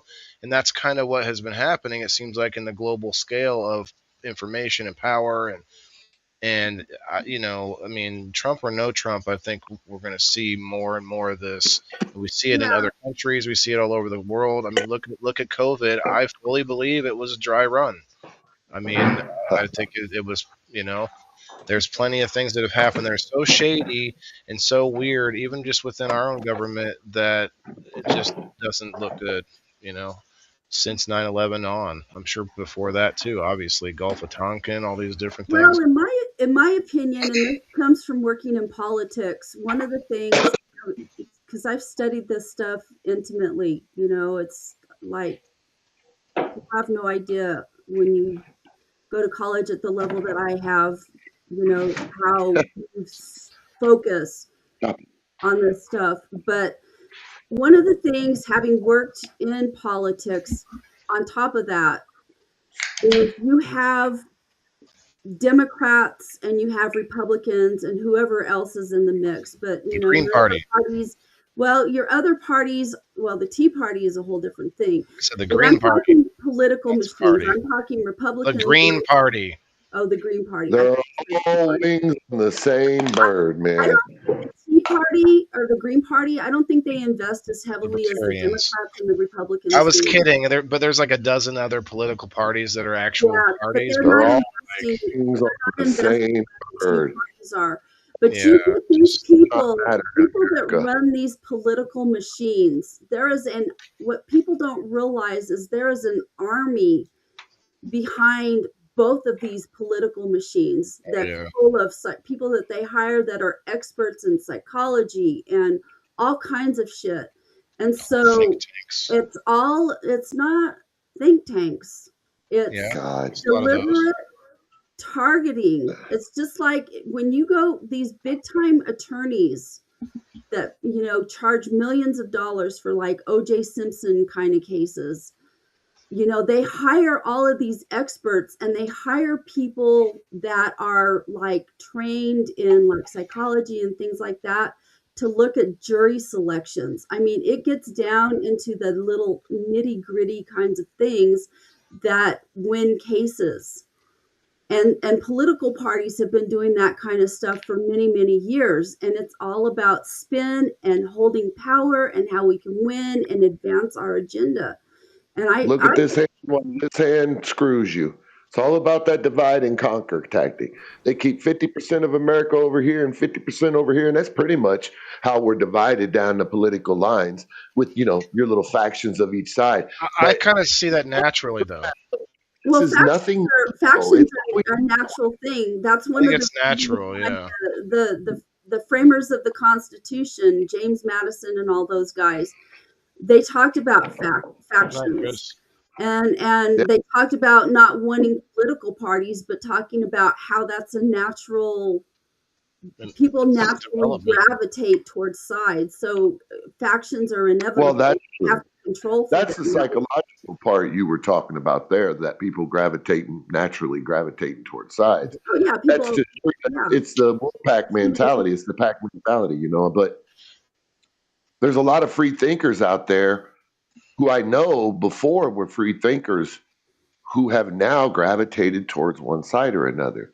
And I'm sorry, guys. I'm sorry if you're right or left. People are getting if you come up to me and defend either side of that equation, then you're blind. And I don't look at you as intelligent if you're right or left, because both of those parties are corporate-owned parties, and they have been for many years. And if you don't know that by now, you're asleep. Do you think there's any such thing as a good corporation? What? I don't know. That's a loaded question. Okay, but so secondly, I would ask, with I just lost my train of thought. But with the two sides, I was going to say earlier, I really see it as a thing with, we have two halves of our brain, and and I think that most people have a general like majority, like maybe not majority, but they have one side that's usually stronger than the other, as far as like I usually think with my left brain, right? I think with my right brain. Like, and I think a lot of people fall on one side or the other, and I think it's actually a literal thing, whether you're more into you know, whatever you want to contribute them to. I don't want to get into that, but like, I guess, and that's what I was going to say, Ty, is like, if you look at that and you think, okay, yes, they're all corrupt, they're politicians, this and that, but that doesn't mean you can't still look at them in general and say, well, they're for these things, whether or not they tell the truth. But if the other side, if you take them at face value, and the other side, they what their stated goals and stuff are against your values, then yeah, generally you're on one side, because you're like, this and this, I can't do that, I'm not doing that. Okay. And you can't take them at, hey, I know they're lying. Oh, they're lying. Well, if the side that you think is telling the truth is not the thing that you want to be behind, you know what I mean? Like, that's, I get what you're asking. But see, I lost my train of thought, because after I said I get what you're asking, I lost it. We line up on one side or the other because of that. It's like you might be right in the middle, but kind of just a teeny bit to the side, because you think more with one side. Like, I'm left-handed, and I know left-handed people, we think all a little bit differently. I know what I was going to say here. Okay, the last time Congress passed a budget that Trump then approved and signed off on, okay, they have to have a percentage of vote through Congress, both houses, before a bill can pass. Though the Democrats are not in the majority right now, they're a minority in the House, they had enough votes to stop that budget bill. And they preached to everybody else in the world that, oh my God, the Republicans are going to take away your health care with this bill. They said to everybody else in the world, they had enough votes, just as the minority party, to stop that from happening. 6 Democrats voted with them. There's no difference. Both them Democrats and Republicans answer to the same In corporations. the party, yes. What I mean by that is those big corporations have lobbyist parties, which they spend millions and millions and millions of dollars on. And I agree. this two-party system is a pay-to-play system. Within our Congress itself, there's positions that those congressmen have to pay for to get in that position. Yeah. Right. It's all about money. So I guess the ideology is what I'm actually getting at. Is the ideology, whether or not you fall under that or those that you align, I guess, in general, or like a majority of your values line up with this or that. I think it's more about what your values don't line up with, and that's not great. I don't love saying that because I'd rather hear people say have solutions. I'd rather hear what you're for. When I talk to somebody, I want to hear. I don't want to hear a bunch of negative. I hate this guy because he does this. What are you for? You know what I mean? That's usually what I'm about. Like, hey, let me hear. I'm for the repeal of Citizens United. I am for the repeal of Citizens United. Do you know what Citizens United was? It's familiar, but I refresh me. It's a bill that took away the laws that had previously made caps on any political donations. It took off the caps. They used to be like $100,000 from corporations or whatever. It took away the caps. Those caps were part of the reform. Yeah. Do you know who repealed that? What presidency did that? Fucking Clinton. Clinton was also the author of the 93 crime bill. The 93 crime bill, which put more people in prison during his period than at any other time in this country, if you didn't know. And he also deported more people than Trump has. So, I mean, there's a lot of things that we didn't publicize back then, I guess. The reason I say those few things is a lot of people, and you talked to me before, know that a lot of my views lean left, quote unquote. But I also have ones that lean far fucking right. Like, I believe in guns. I believe felons. Everybody should be able to possess the gun. Everybody should have the right to defend themselves. There's a lot of the left that likes guns, though. A lot of the left. Well, there's a saying: if you go far enough left, you get your guns back. Right. I've heard that saying before. Big circle almost, like the spectrum. But I think if you fall to one side of that equation and only look at that and worship that and fly flags around and paint your boats with that on there, then you are brainwashed and you're a moron. I agree. 100%. Whoa. You say flying flags means that you're brainwashed? Like, I'm talking about, the guys that got 15 Trump flags and a rebel flag flying off the back of their truck or whatever. That's just, it's too much. Yeah, but you have to think of that as like. Well, one of the best things that Why would you want to?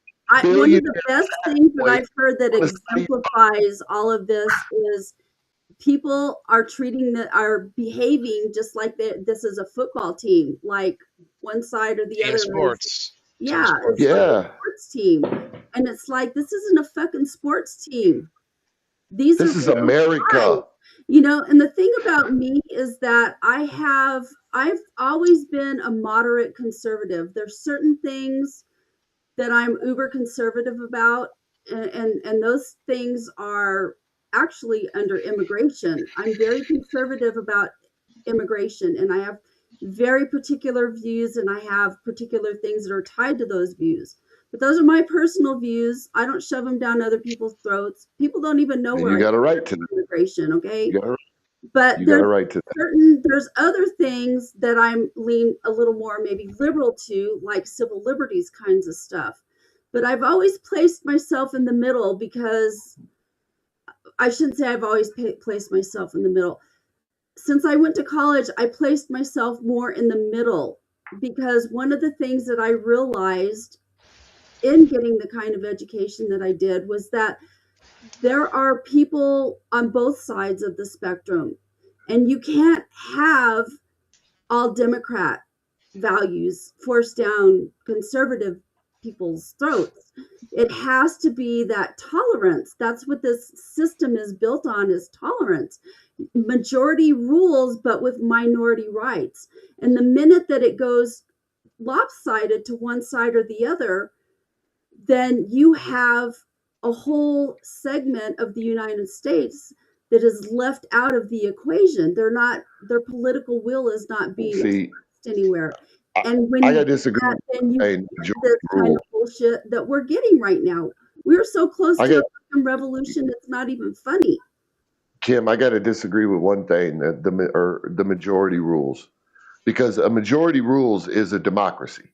America is not a democracy, and we never have. Oh, don't get into her with this one. You need to go and you know what? I will argue this with you because you do not know what a democracy is. Democracy is of the people, by the people, for the people. A majority rule democracy. There are two forms of democracy. No, there's actually about 4. And the other is a direct democracy. Direct democracies will not work in our society because in a direct democracy, it's a very, very small population. We are a democratic republic. We are not a democracy. We are a democracy. I'm not going to argue with you about it anymore. So I'm just going to let it go. I don't care. I'm not going to argue about it with you anymore. Because there is nowhere in the Constitution there is no proof that is going to come from arguing with me about that. All right. Well, let's talk to Grok about it. How about that? Yeah, we are a republic. We are not a democracy. You don't even know what a fucking republic is. All right, let's see who's right. Let's see. He's going to look it up. America is based on a democratic form, but we are a republic, a constitutional republic. A republic is the form that was taken from the Roman Republic rather than the Greek form of a direct democracy. They are both democracies. A democracy is of the people, by the people, and for the people. A republic works better for a larger society. That doesn't change the fact that better for a large society because direct democracy would require each and every one of us to go vote. She's had this conversation on your live before. You're right. I'm not going to listen to you because I'm educated in this. So am I. So am I. I have a bachelor's and a master's in the studies. You just said republic, Kim. You just said it. You just said republic. And now look, exactly. Everybody's right. Actually, look. Democracy. We are a democratic republic, exceptionally, but a constitutional republic. If you want to be okay, but Kim, if it was like a hierarchy, it would be like democracy at the top, and then branches down to different types of democracy, and one of them is a republic. So we are a democratic. That's why we call it a democratic republic and not a straight democracy. Listen, wait a minute. Okay, hold on. Can I want to say means by the people, of the people, for the people. Hold on, wait a minute. Because this is crap. Because I'm going to give a prime example of why we are not a democracy. The last election, who won? No, not the last election. The election before the last one. Who won the popular vote? You talking Hillary about Clinton won the popular vote? Yeah. Okay, Trump won our electoral college vote. In a democracy, the majority rules, period. If the majority of people said, this is your president, then that's your president. In a republic, our electoral college decides. No, our Constitution governs our democracy. And if you go back and you look at the preamble to the United States Constitution, look at the preamble to the United States Constitution. The preamble is the most important part of the Constitution because it gives the people the power. The people, you guys are just the power of the government is vested in the people, which is a democracy.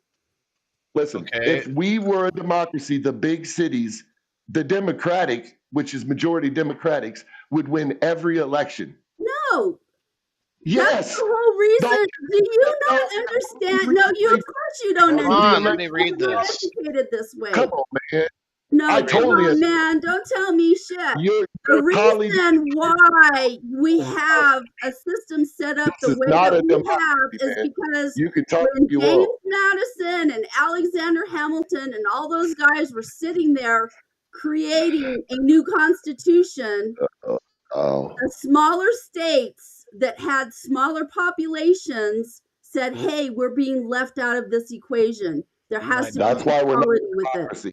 That's why we are not a democracy. We That's why are we a democracy. It's a democracy We're that like is a governed by the corporatocracy now. Constitution. All as far as I know, all democracies are governed by constitutions. All modern Whoa, guys, democracies let are me read governed by this. constitutions. Let me Let read him this. read. But Illinois has 13 million people in it, and Montana, which doesn't even have a million, their votes in Congress are equal to Illinois' votes in Congress. And it was designed that way intentionally. You need to go study the words. Go back and study the words of Hamilton and all of those guys. I'm telling you, it's a democracy. Kim, so you can miss You're me with not that gonna win with me, dude. You're not gonna win with me. We can sit here and scream and holler and hustle and whatever else. You're not gonna change. I'm telling you. You don't know. You need to go study where all of this stuff came from. You need to study the words of the people that they took all of these ideas from. You're speaking falsely of America. I am not speaking falsely. We will never be a democracy. Okay, let me read it. This is I wish we were a democracy, but we are not. This is what Grok thinks. Okay, now I think we're all right, actually. AI Grok. It says, yep, Super Grok. This is the paid for up. Like I don't know. I think Elon maybe has a better version than this, but this is the best one. It says yes, the United States is a democracy, but more precisely, it is a representative democracy, also called a Republican democracy or constitutional republic. So there's 4 different words you can use to describe America. I said it right the first time. We are a democratic republic. That you just say that here. You said that we are not a democracy, and we are a democracy. That's right. We are not. We are a democratic democracy. You don't know what a democracy is. Short version. And let me tell you something. You wouldn't be having this argument with me if you knew the history. I do actually. Everything that these guys, when they were creating our democracy, our form of democracy, if you knew the history behind that, you would say it's a democracy. Right. She don't stop, does she? Well, Kim will not change her mind, but we can look up information and things all day, and we can talk about it, and we can kind of discuss it. And why don't you ask AI what's the difference between a democracy and America, and see what they say? Why don't you ask it a straightforward question? Hold on. It kind of goes forward into this and says the short version: most political scientists and civics sources agree on. The U.S. is both a democracy and a republic, so that would therefore a democratic republic. These aren't mutually exclusive categories. They're not mutually exclusive. That's right, but we are. You're not wrong by saying that it's. You're not wrong, but you also have to agree that we are also a republic because that's how a republic is. Saying that we're not a democracy. A republic is a democracy, and if no, it's not. Wrong, and you're both right. Shut up. If you got that and look at key distinctions, it will tell you what kind of a democracy. Let's ask that. Because well, it's right there. I'm pointing at it right there. Look at it. There's key distinctions. Social the people's republic is not automatically a democracy. But because you have China that China has come out and said that they're a republic, and there's no fucking republic about China. China has democratic or democracy values that they base some things on, but they are not a democracy because the majority don't rule. And in a democracy, the majority rules, point blank, period. Okay, well, listen. We don't need to yell at each other. Let's calm it down. I see that we disagree, and trust me, Ty, we've had this discussion with Kim before. I'm not going to get mad at Kim for holding her ground. Exactly came out. Democratic Republic. That's what I called it from the beginning. You corrected me and said constitutional republic, and I went with that for a second. But that's what I said from the beginning. And if you look up republic and democracy, they are not. Our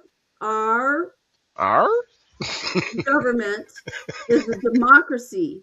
The form of democracy that we practice is a constitutionally driven republic. There it is. Okay. But it's not. We are a democratic republic. We are not a democratic republic. We are a democracy. We are a democracy that practices a constitutionally driven republic. But Kim, that's a lot of words to say, democratic republic. Like, that's a lot of words to say. We're not a democratic republic. We are a democracy. And the form of democracy. That's what it means to say democratic republic. That's exactly what you're saying there, is what that means. What Kim is saying is what democratic republican means. That's what it means. That's what I'm saying. Tell her. That's like the not a democracy. It is a democracy. Why are you saying it's not a democracy then? It's hold on. Because the ending word is republic. So we are a republic with democracy values. You just said it, Kim. You said we're a democracy. No, a republic is a democracy. But you said a democracy. Okay, hold on. You said a democracy that practices a republican form. Now, that is a long way of saying democratic republic. That's yes. Like, no. It's just a short. It's just like an abbreviation. What do you think it means? No. What do you think democratic republic means? Not the same kind of words. All right. I asked that question that I asked you to ask. And the question I asked is, what's the difference between a republic and a democracy? I got it up here right now. According to Google, it says a republic is a form of government where power is held by the people and exercised through elected representatives, while a democracy is a system where citizens directly vote on laws and politics. In a pure democracy, the majority rules directly, but in a republic, power is limited by a constitution or character protecting individual rights, preventing tyranny of the majority. Once again, we are not a democracy. We are a democracy. No. Like I said, we are. These indifferents would win every single election if we were a true democracy. We are a true democracy. We just do not practice the other form of democracy, which is a direct democracy. Then we're not a democracy because you don't have that. There's only two types of democracies, dude. There's a direct and there's an indirect. And we practice an indirect form of democracy. No, the majority because we do not directly go to Congress and vote on our laws. We hire representatives. Democracy. Do that for us. That makes us a republic. Which is the form that they took from Rome. They took it from the Roman Republic. Oh man. If we voted on our laws directly, we would be a democracy. Right. My whole argument the whole time is we are not a democracy. We are a democracy. Republic. We just hire people to do it. And I think I showed that to be true, Mrs. You showed something, but it's not true. Kim, what would you call it if it was a majority rule country where everybody, like, literally the vote goes straight to what happens? There hasn't been a true democracy. A direct democracy. Which would be indicative of that Greek. That's true history. So the two models for democracy, come from ancient times. One of them is Greece, Athens, Greece. They had a direct democracy. It's very small, very, very small societies, city-states.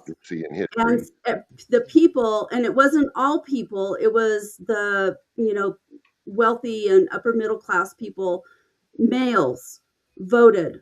And they voted on every single item that came before them for whatever was going on with government. that doesn't work in a large society.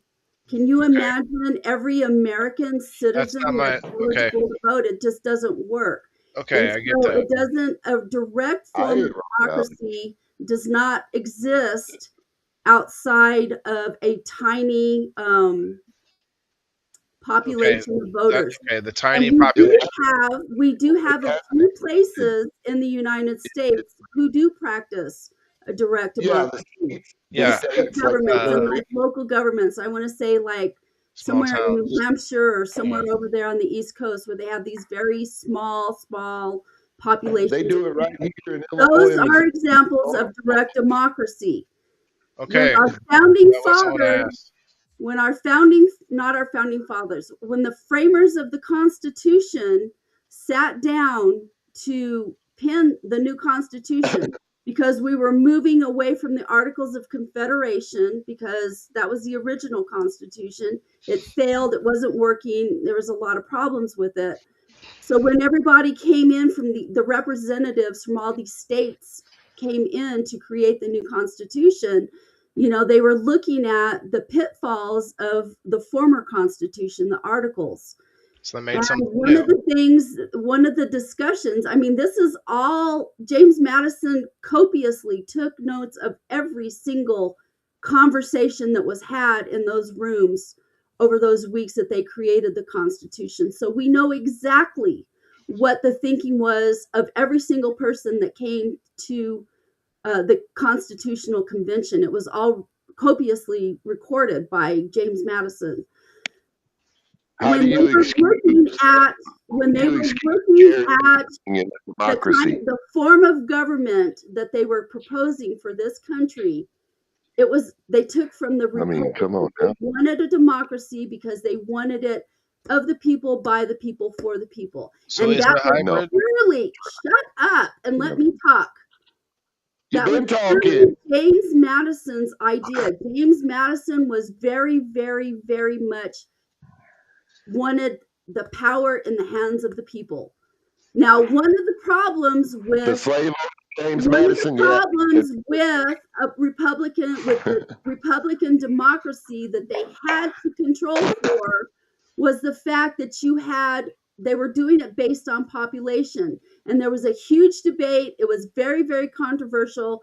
People walked away and said, fuck this, we're not going to support this because you want the bigger states to have all the power. We're a smaller state without the kind of representation. There has to be a way that everybody has the voice.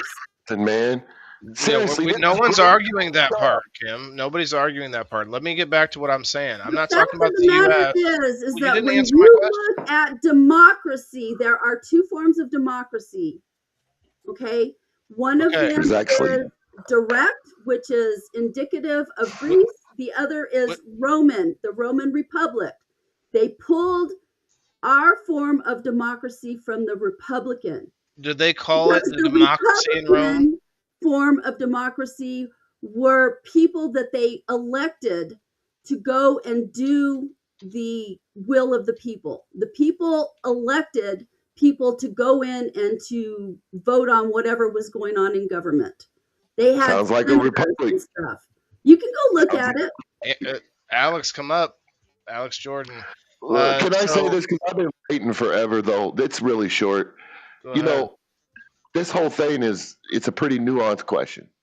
And the arguments between me and Kim are more about wording than anything. Because there's a lot of things she's saying that's exactly on point and definitely on cue as far as our history goes. Yeah, and how stuff came about. But the United States is often described in two ways by scholars who are talking about it. And that would be a representative democracy or a constitutional republic. Exactly. And that's one and the same. Kim, please let me finish. But one thing I got to say, and then I got to finish the rest of what I'm going to say. Our Constitution says we are a democratic republic, which is two words that describe a form of democracy. But the ending word is republic.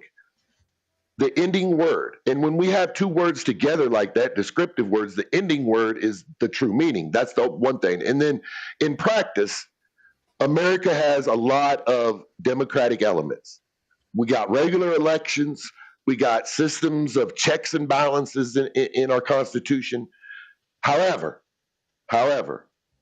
how effective are those checks and balances to represent all citizens in a true democracy, given issues like gerrymandering, the voter suppression, the influence of money in politics, et cetera, et cetera?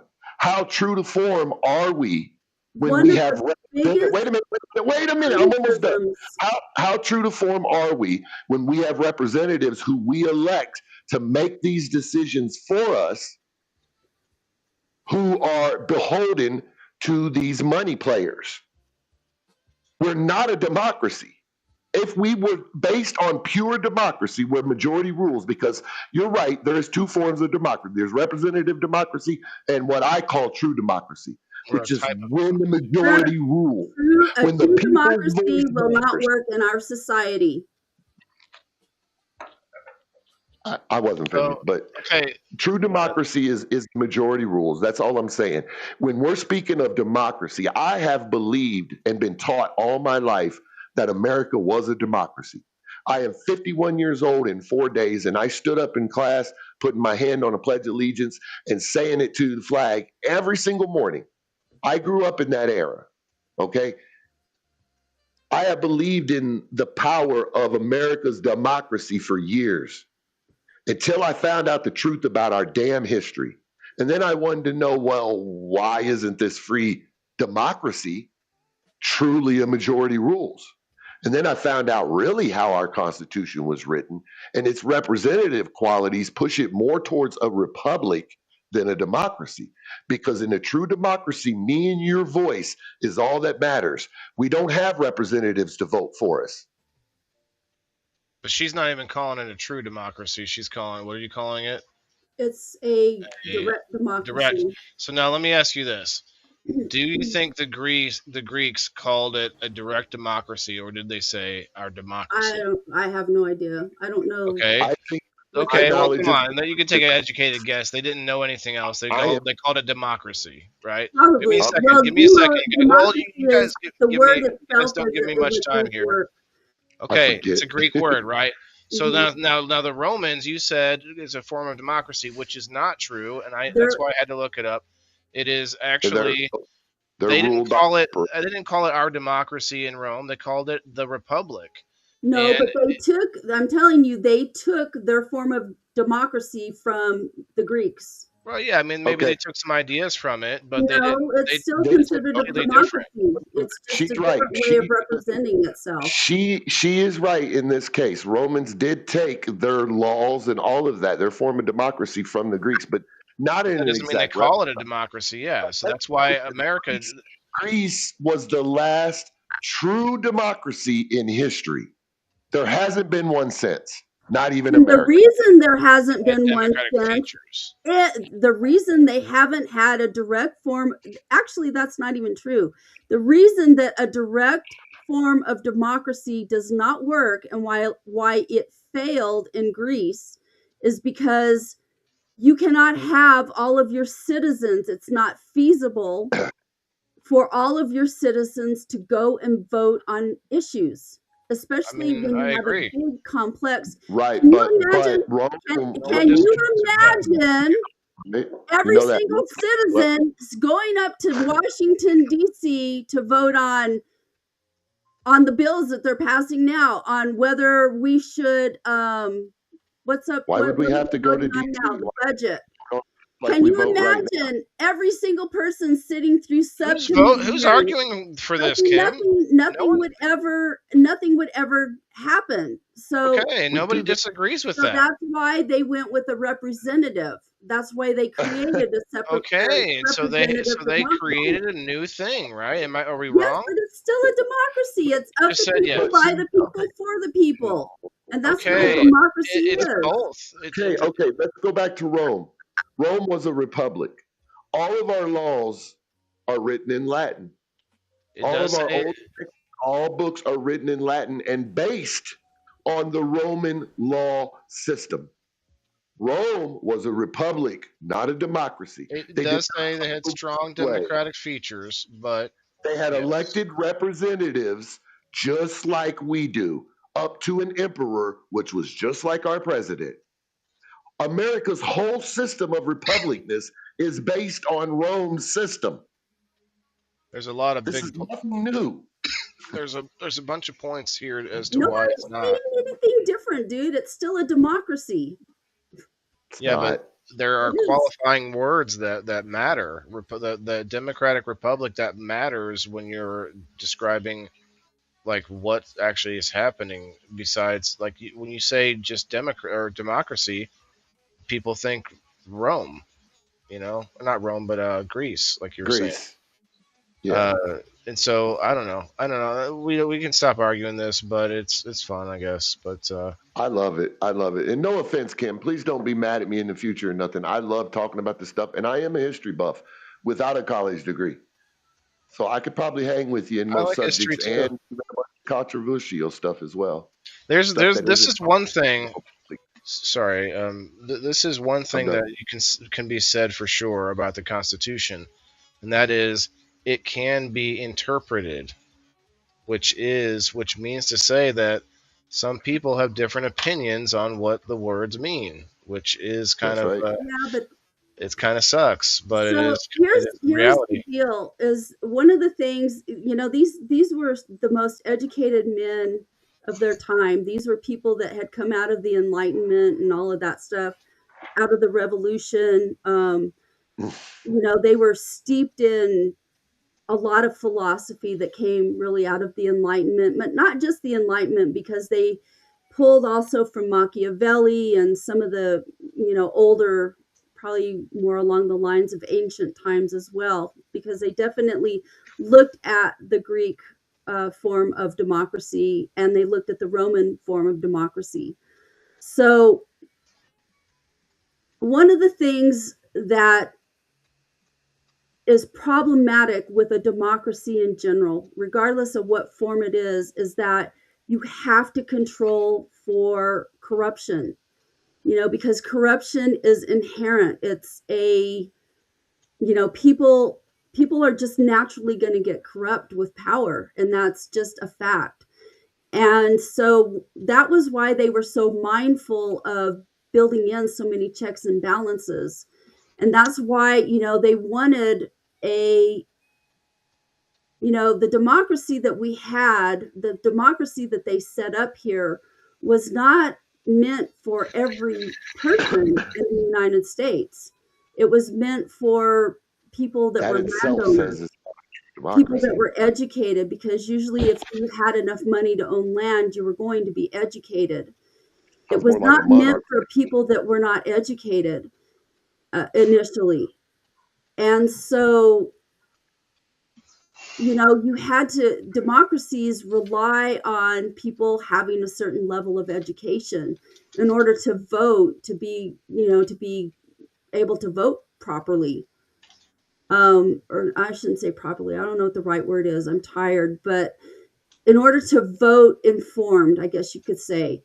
And so one of the reasons why they invest so much in education, they've invested so much in education since they are. He says Republic on it. Sorry. Right. One of the reasons why they've invested so much in education is so that we have people, that we graduate people out that, are informed in how to vote, that they're make better choices with how they vote.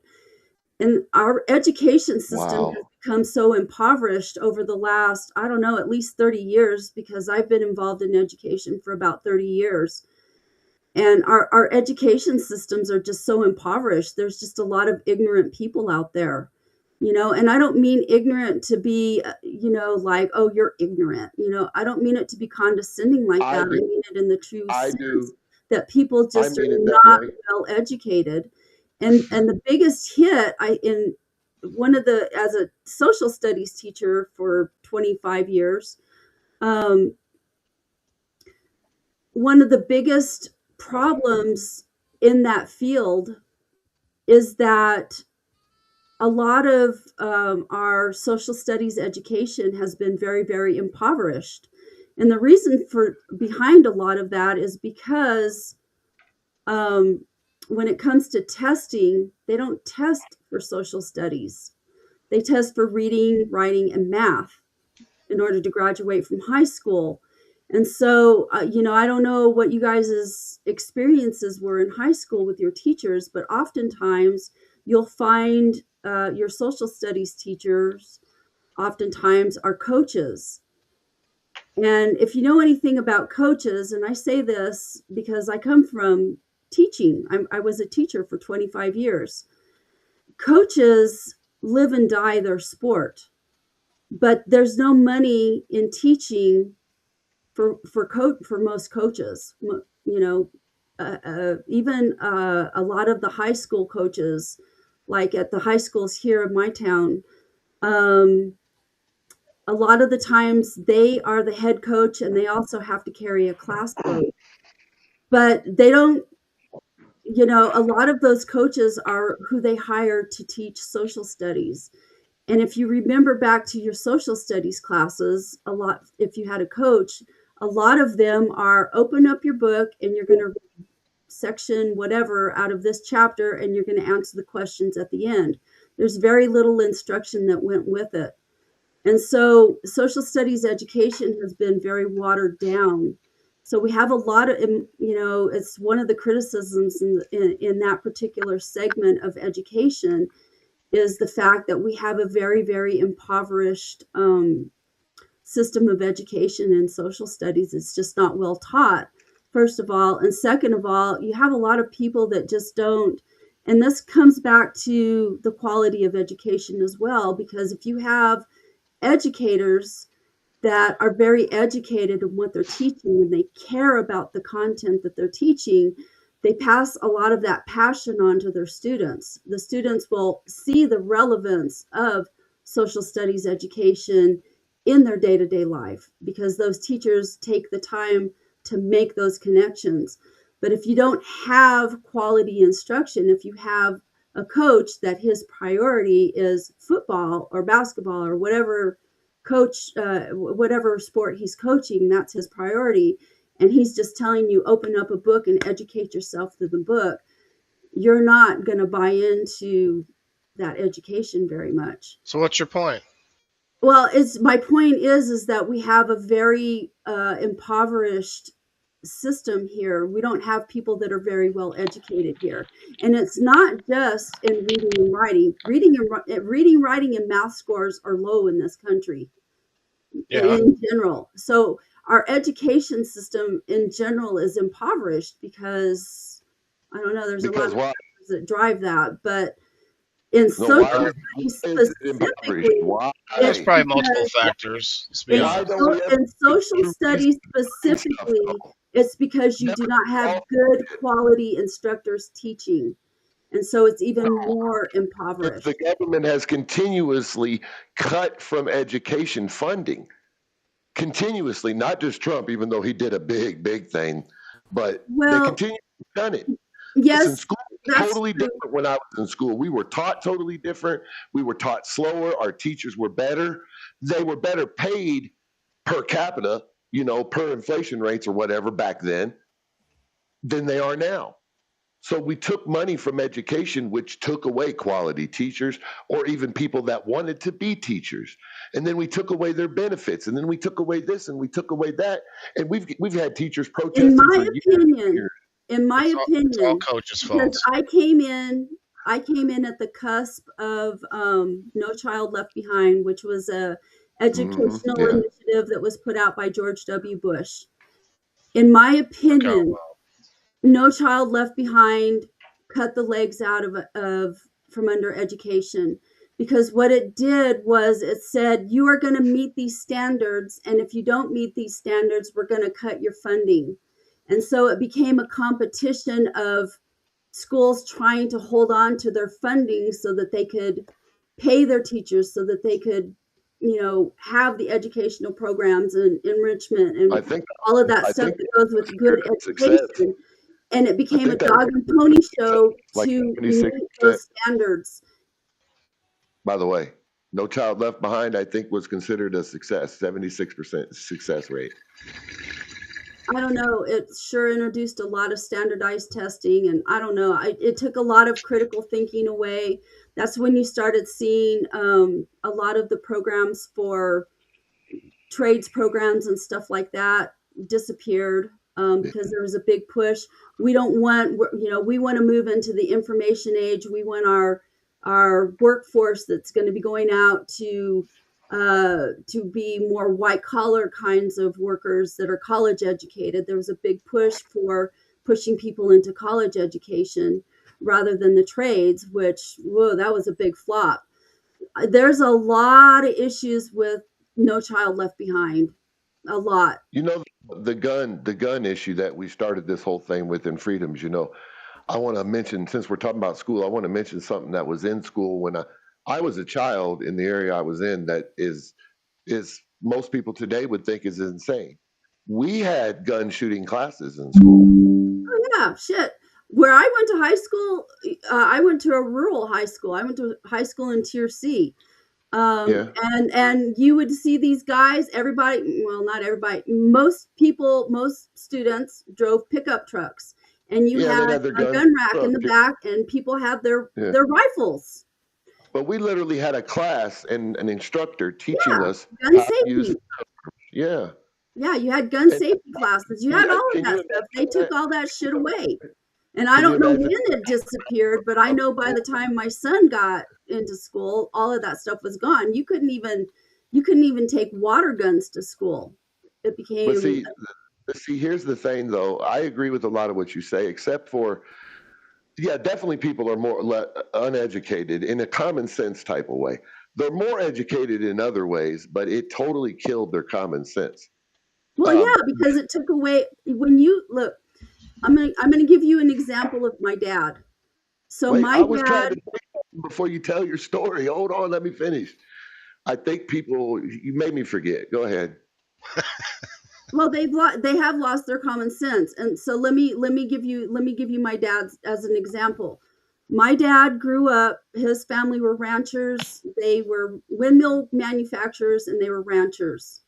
Okay, and there's a lot of critical thinking that goes with survival, because if you ain't got it, you got to figure it out. You got to figure out how you're going to survive. You're going to figure out how to do whatever it is that you need to do, right? Because you ain't got a book. You can't rely on book smarts. It's a matter of survival out there. So my dad grew up on a ranch. He went to a one-room schoolhouse, graduated high school from a one-room schoolhouse over by San Angelo, Texas. Okay. Dad went to college. He got a bachelor's degree in animal husbandry, I think. He went off to fight in World War II. He came back from World War II and he went to veterinary school because they were ranchers, and a degree in veterinary medicine would benefit the rancher lifestyle. So Dad went and did that. He wasn't particularly interested in being a veterinarian, but he was a dutiful son and whatever. My dad left. He never practiced veterinary medicine. He moved down here to Las Cruces, where I live, and he took over teaching duties at New Mexico State University at the dairy. Didn't like that at all, and he went into engineering.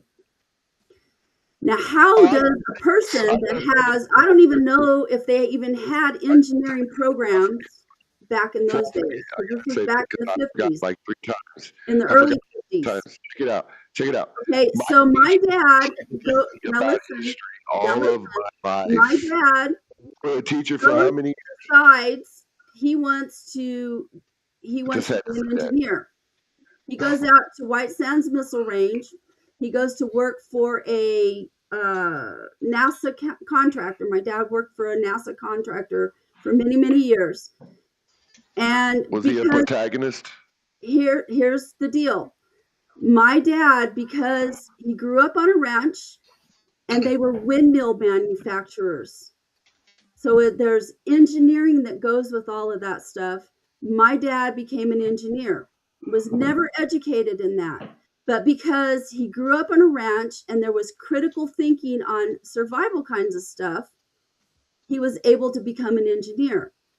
We took all of those trades kinds of things and made everything theoretical so that we could get kids into college rather than doing this hands-on stuff where you problem solve through all of that stuff, which is more suited to younger people that don't have their brains developed yet.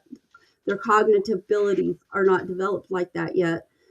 We took all of that away and tried to make them I know, Epic. critical think by reading and writing. And it's very, very difficult to do that.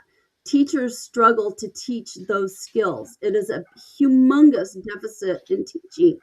And I know this because I sat there and I listened to all of these professional developments that I had to go to maintain my licensure and whatever. These were the things that they were pushing on to teachers, was teaching critical thinking. And it's extremely, extremely hard to teach it at these younger levels because these kids have no fucking practical experience. Who was pushing that on the teachers? You said they. Who's they? They being the decision makers up at the top. People, the people in the higher education, not necessarily at the district level. It rolls down to the district level. It's at the national level where this all starts, and it rolls out to the states. A lot of it. Indoctrination at its best.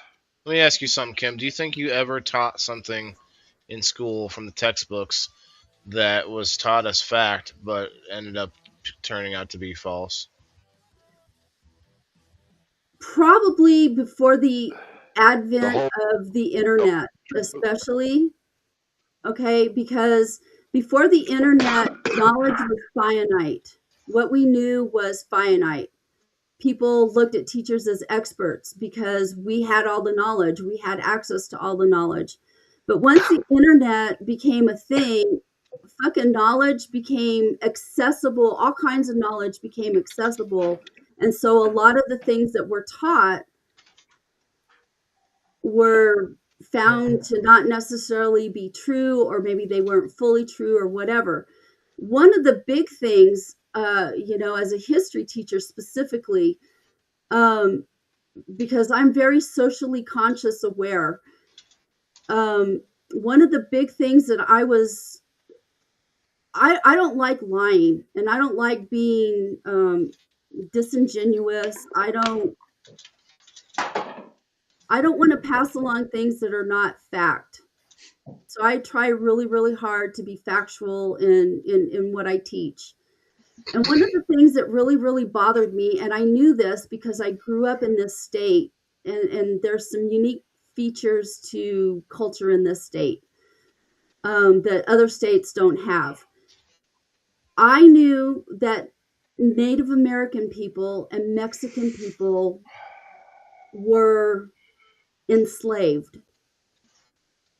But that was never, ever taught anywhere in history for a long, long time. Now that's changing because we know for a fact that they were enslaved, okay? But for a long, long time, and people still have a hard time with that. They don't really recognize that the native people or the Mexican people were enslaved.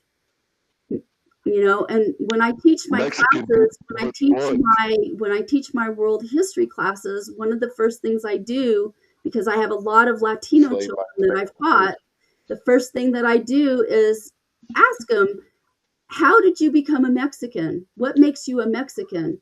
And they cannot tell you. They cannot tell you their cultural roots. How do you get a Mexican? You get a Mexican, culturally, you get a Mexican by a Native American having had sexual intercourse, and I don't say sexual intercourse, I term it by marrying, but That's how you get them. You get the Mexican culture is a mestizo culture. They had sexual intercourse. You didn't fix or that. mixed. They are mixed Native American and Spanish. Spaniards. Right. Yeah. Partly. Some Mexicans are.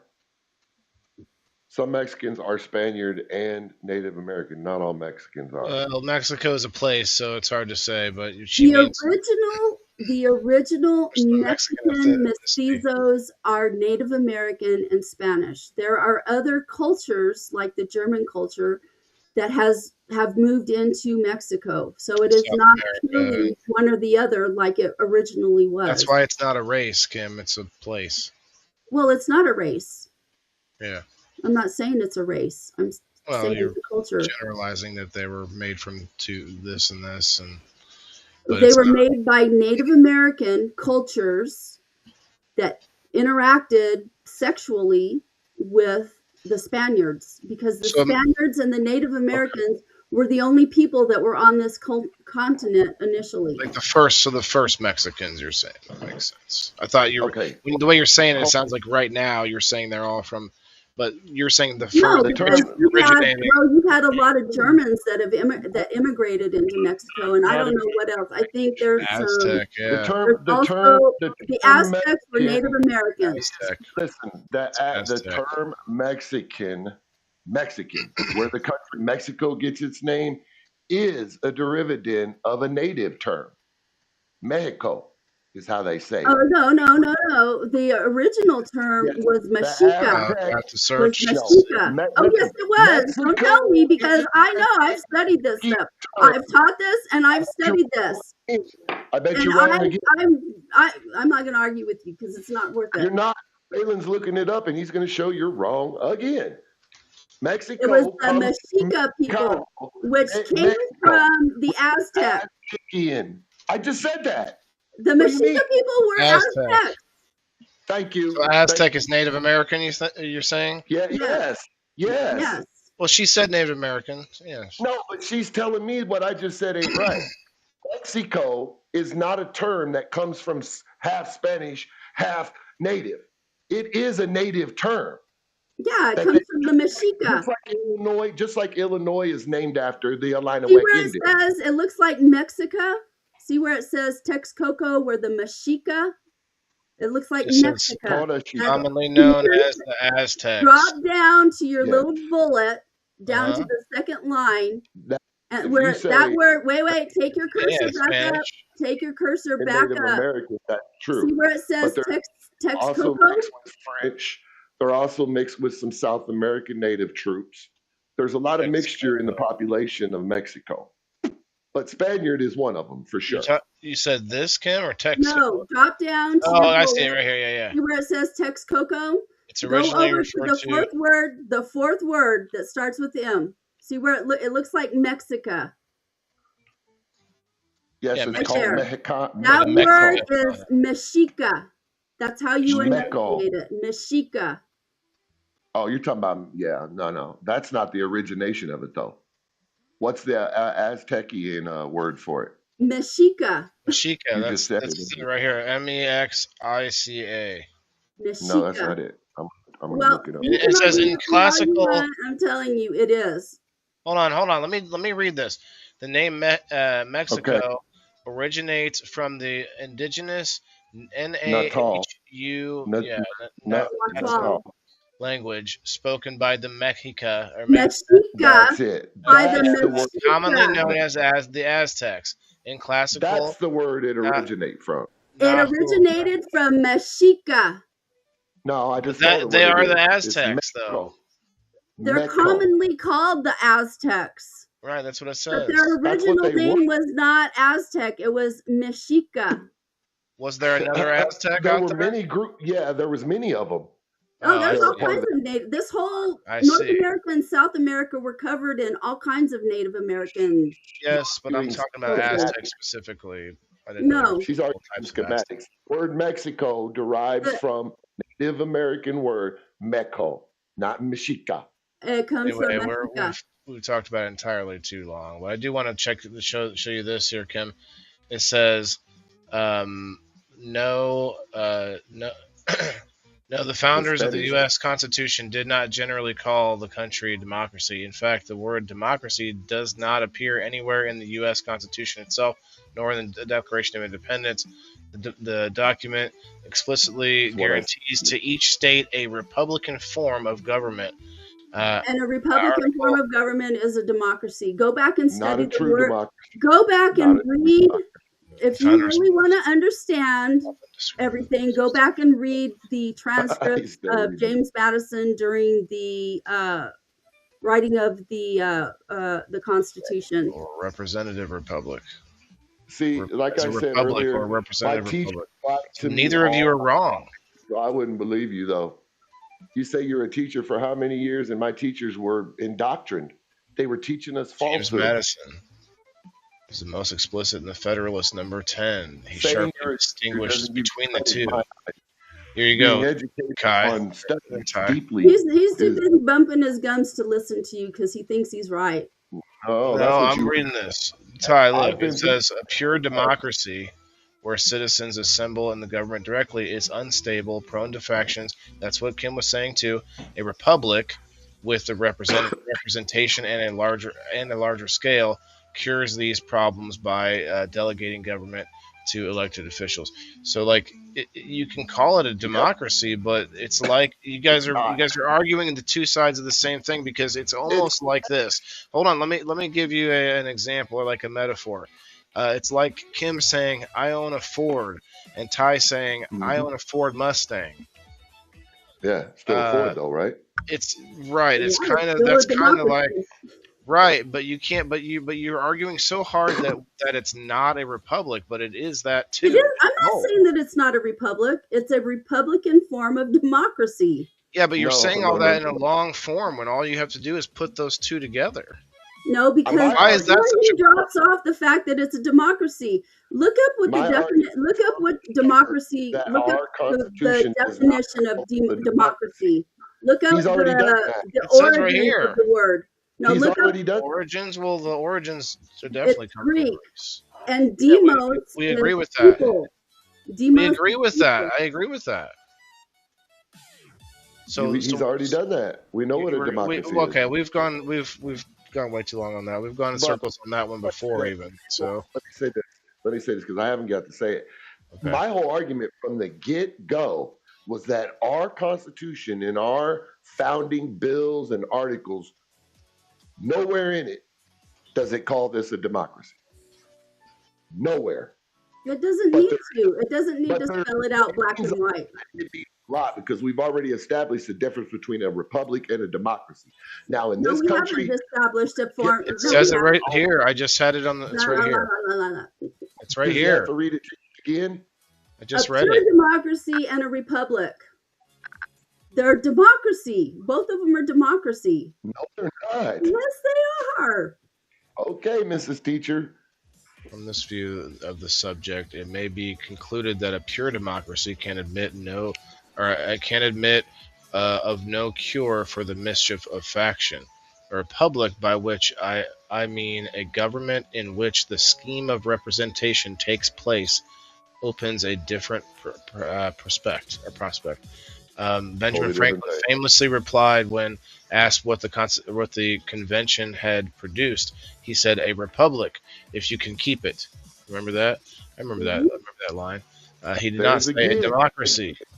A republic is a democracy. You guys just don't understand what a democracy is. Go look at ask it what does democracy mean in Greek? Or any other place we looked it up tonight. They don't understand either. No, a republic is not inherently the same as a democracy, but the two concepts overlap significantly. I agree with that, but that doesn't mean they're the same thing. And in modern usage, most republics are democratic. So democratic republic, that term is not wrong. It is wrong because look, there are other republics out there, like China calls himself a republic. So that's what they're getting at. But they're not. That's why we would say democratic republic. Okay, stop. Wait. China calls itself a republic for a reason, because just like America elect officials with a head that stays there all his life. But they have a whole government body that they elect there too. Don't get it wrong. Yeah, they China do. does. They do go through the elections. Yeah, and we basically have a puppet election anyway too. So if you want to go, if you want to like really look at it from that That's what perspective, I mean. China's just a little more open about it, or at least more known about it, I guess. I wonder if they say that like, and they basically say the same things about us over there, even though it's they probably it's clear do. that I've thought that before too. Like they say the same things, a but lot of the same things. But the fact of the matter is regardless of what, we have to, and if we do not want corruption, you have to control for it. And part of that, part of controlling for it is you had the same voice in old Greece. Everybody had a vote. That is the only true democracy. And there's you aren't going to get that. You aren't going to get that here. And we're not anywhere. It would never work here. That's why they made it a Republican democracy. Period. That's why we add the term. That's why we add. That's why we created a new term for what we are, because it's a new thing. You could label democracy and all the labels that a Democrat labels themselves, but a true democracy is the majority rules. There ain't no way around that. We are not a democracy. The majority does not rule in this country. It's majority rule with minority rights. It's not the same. I would majority rule with minority rights. Democracy. To me, and when you get out of balance with that, which is where we're at right now, then you get a whole lot of people out there with their pitchforks, which is what's. Let me ask you guys something. Let me ask you guys something. Let me pose a new question. Do you think everybody should be allowed to vote, or do you think we should restrict it even further, not just felons, but like no one can vote unless you have been in the military, maybe, or unless you like you have to serve, like you serve in office or something. You have the only people that have served. So there's this part of me because would more people serve? You know. Okay. No, I mean, that's that really the way that it used to be. You had to be a landowner. Women couldn't vote. Slaves couldn't vote. Right. That's what I mean. Property. Would it be better if we restricted voting a little more than we do? Listen, American history says that's a terrible idea. Okay, so my opposing question is: would it be better if more people voted? Because that is kind of a problem. Yes. We have a lot of people who don't vote. That would be a problem. We also do have a lot of people. You touched on this earlier, the team sports aspect of it. That also gets a lot of people who are kind of, no offense, people, but dumbasses out there who shouldn't probably be even voting. Go voting just blah, blah, all day. Can I tell you a fact that you can look up again? What? The registered voting populace in America leans left. The majority of them do. Yes, the registered as a whole, the registered voting populace in America leans left. We have about 10, let me finish, Kim. We have about 10 to 12 million what they call centrists here in America who could go either way. But the majority of the voting populace has leaned left throughout history. Even if the votes who won didn't show that. The statistics of when they started keeping records show that. But that's a thing. That's an issue, though. Ty, is that whatever you call the Democratic Party or the left has shifted over time, and we talked about this. A lot of Republicans point out this, put out the videos where you see Bill Clinton, Hillary Clinton, Barack Obama, all saying the same things about getting out illegal aliens, illegal immigrants out of our country, that now you hear Trump saying, and people bash on Trump for it, but there's these old videos of the same people from the Democrat Party saying this 13 years ago.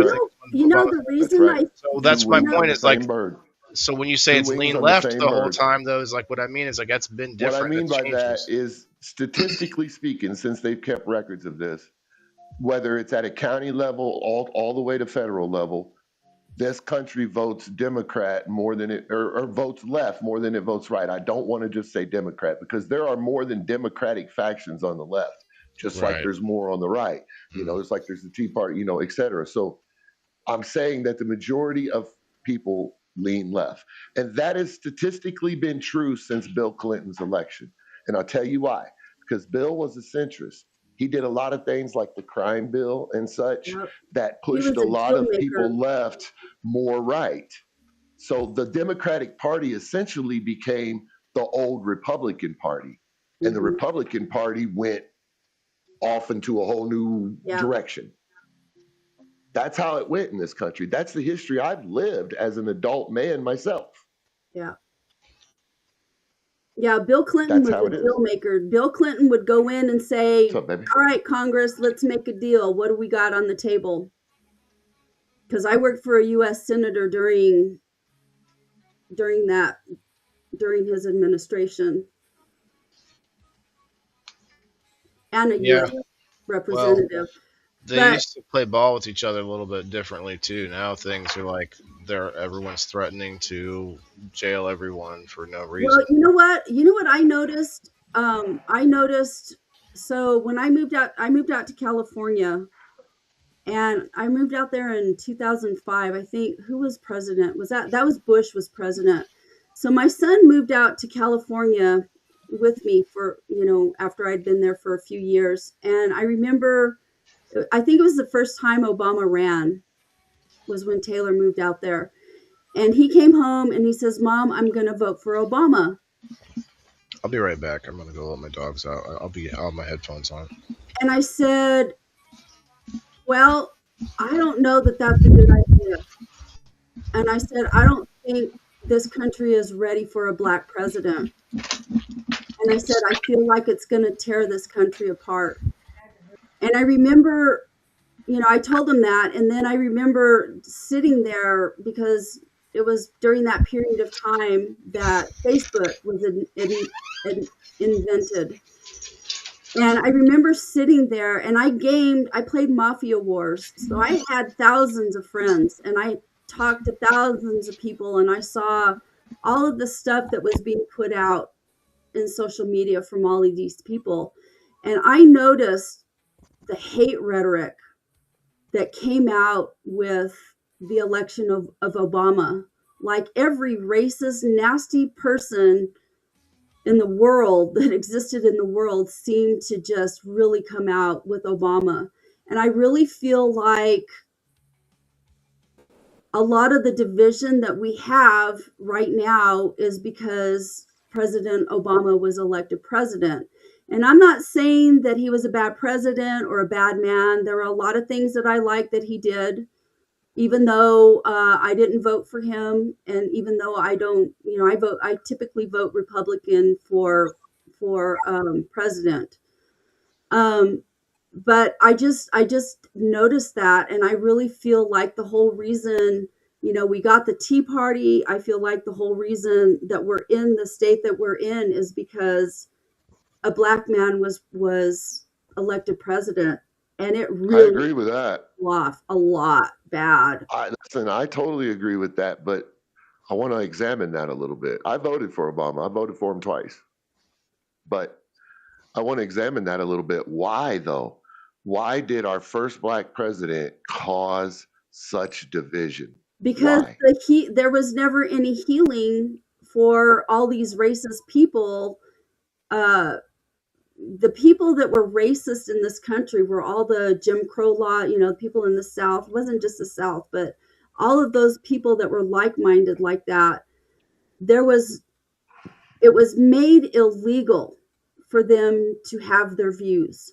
So all of that stuff went underground. And I say that because I come from a family that does have people that are racist in it.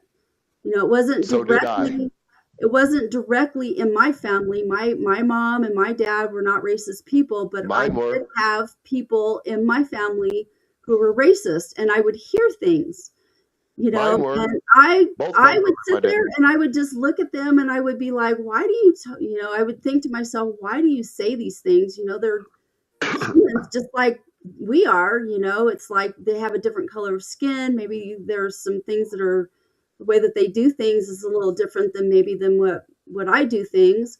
but they're So you human. answered me. Why would you talk Hey, about them? but So all you of that answered stuff me, went Kim. underground, but it was to me, and I have a lot of black friends. And I would say it feels like all Wayland, of I this need to ask you, racial please put that tension that song. these people had was in a boiling pot with a lid. Have you ever seen a boiling pot with a lid? The lid flaps like this. Yeah. That it was sat there and it stewed and it simmered with this boiling lid. And so when we got a black president for the first time, it just fucking started spewing. And then Listen, Trump this is comes very along. true. But the problem is, though, it's spewed within our own representatives of this country. Oh yeah. Well, But it see, takes this generations for hate problem, though, to disappear, this and is you have to America. actively do something. Wait a to minute, make it. Kim. Let somebody else finish. This is America. We guarantee freedoms to all of our citizens. And it spewed so much in certain parties in our representatives that it's become a sickness within our society. What has? Racism. Like everything she said, people who are still listening is totally correct. All the steaming pot and it sat there and simmered is totally correct. And You don't think there was anything shady about Obama? Wait a minute. And Trump was the answer to that steam and stew. Yeah. And that's where we're at right now, folks. And that's what I said when Trump got elected. I said, we got Trump because they had Obama. To me, Trump is a huge, huge backlash to Obama being elected, period. That's right. That's the whole reason. Have y'all ever seen the when Obama was taking his second term? And Trump was at his, what do they call it when he first gets the presidency? Inauguration. Yeah, Trump was at his inauguration, and Obama was just eating his ass up on jokes, bro. And Yeah. I think his stem for Obama came from that source. Well, I don't know. I'd have to go back and look because, remember there was a period of time, and I don't know what the timeline is of it, but there was a period of time where Trump was going after Obama saying he wasn't a citizen. Yeah, but there was some crazy shit that happened with Obama. There was a bunch of weird things. We're not talking about politics. We're talking about racism specifically. Okay, but you're blaming people's mistrust of Obama on the color of his skin. Like he did nothing that was weird, shady, or very just questionable.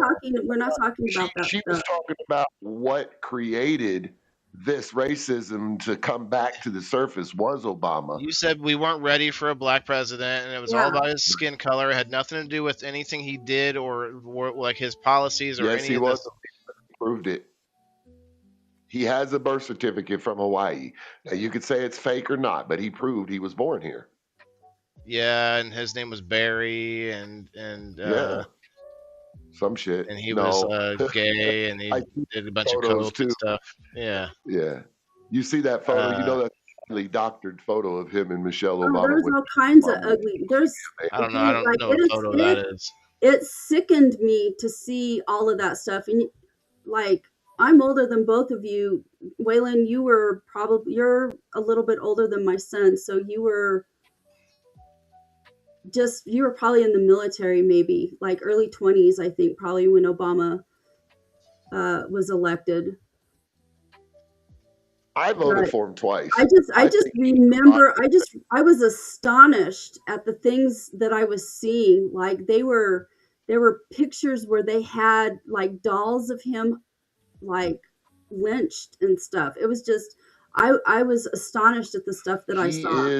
He is the most I don't remember the word for it, but on the internet he has the most stuff like you're talking about. Yeah, it was just images, just evil, mean, horrible stuff. Kind of along the lines of the stuff that I'm seeing now related to a lot of things. But you as a history teacher this poor guy that got shot. Don't understand why. Kim, you have as a history seen some of the shit that they're posting, like related to him? I mean, it's just pure hateful stuff. Racism comes from in America. You as a history teacher don't understand where this line of racism comes from in America. What about the black people that don't like Obama? It's Are always they been. racist? Well, I there's think always racism within the Black Party, like, dude, and The that Black comes from Party? they've proven that a lot of I didn't know that was a there's a lot of or leftover slave trauma. Like, there's a lot of stuff, vestiges of that. Every color or race, if you want to even divide us up like that, does the most violence to its own Yeah, category. yeah, That's not a and there's slavery thing. like It's no, there is a lot with left Black over people, it directly relates as back to well. slavery stuff. Then what does it But relate to with everybody else? that I don't goes for know. people too, Kim. We've all been There's a slaves. Everyone's been. within white folks Yeah, but too. It's just instilled racism. It's Like true. when you said earlier, both of my parents were both racist. They were racist to the point if you have a black girlfriend or boyfriend, they're disowning you. They didn't allow black people in their house. They were real racist people. But my mom was almost 80 when she died. My dad's still alive, bless his old heart. He's 87. You know, they came from back then when racism was way more acceptable, but that yeah. doesn't excuse what they did. Doesn't excuse what they did, but I learned to get past that because of my life, but that's a whole nother story. How do you explain that part of it? The same way that I explain generational neglect Good and night, abuse. Diane. Right, Diane. No, I Children meant live like what they learn, and they think my mom pass that talked about trauma their parents. from generation to generation to That's generation. what so the trauma you're Until talking when? about, the I don't trauma know you're until talking somebody about, gets smart enough to go, oh, this is, I don't want to live like this. This is wrong. Or here until I it am becomes that uncomfortable enough to make somebody change. People don't I am change just that because you tell generation. them to. People change because they're forced to for some reason. Hey, guys, I am that generation, Kim, for my people. All of my siblings are not as bad, but they are similar as my parents. I'm the only one that doesn't believe like that in my family. I Yeah. am that generation. I have broke that curse as a person. And there's reasons that I did it, which is the long story I don't want to go into. But when you said, the blacks with the slave trauma, they have it, but so don't whites. It just Well, comes from the opposite side. white people, you have to look at the history of whatever white group you're I'm talking about. talking about Now, if you're talking slaves, about the though. Irish, oh, fuck yeah, the Irish Oh, were I'm the not. original. No, Kim, no, stop. I'm not talking about whites being slave. I'm talking about whites coming from generation of generation to generation of racist people. Oh, yeah. That is a trauma. That is Yeah. a slave trauma too. It Yeah. just carries on in a different way. I think it Well, stems from the primordial, like the difference. So like people that look different than you, whether it was a tribe that was the same color skin, but they did different things. Like they had whatever white so, paint, they had different like headdress, whatever it was differences.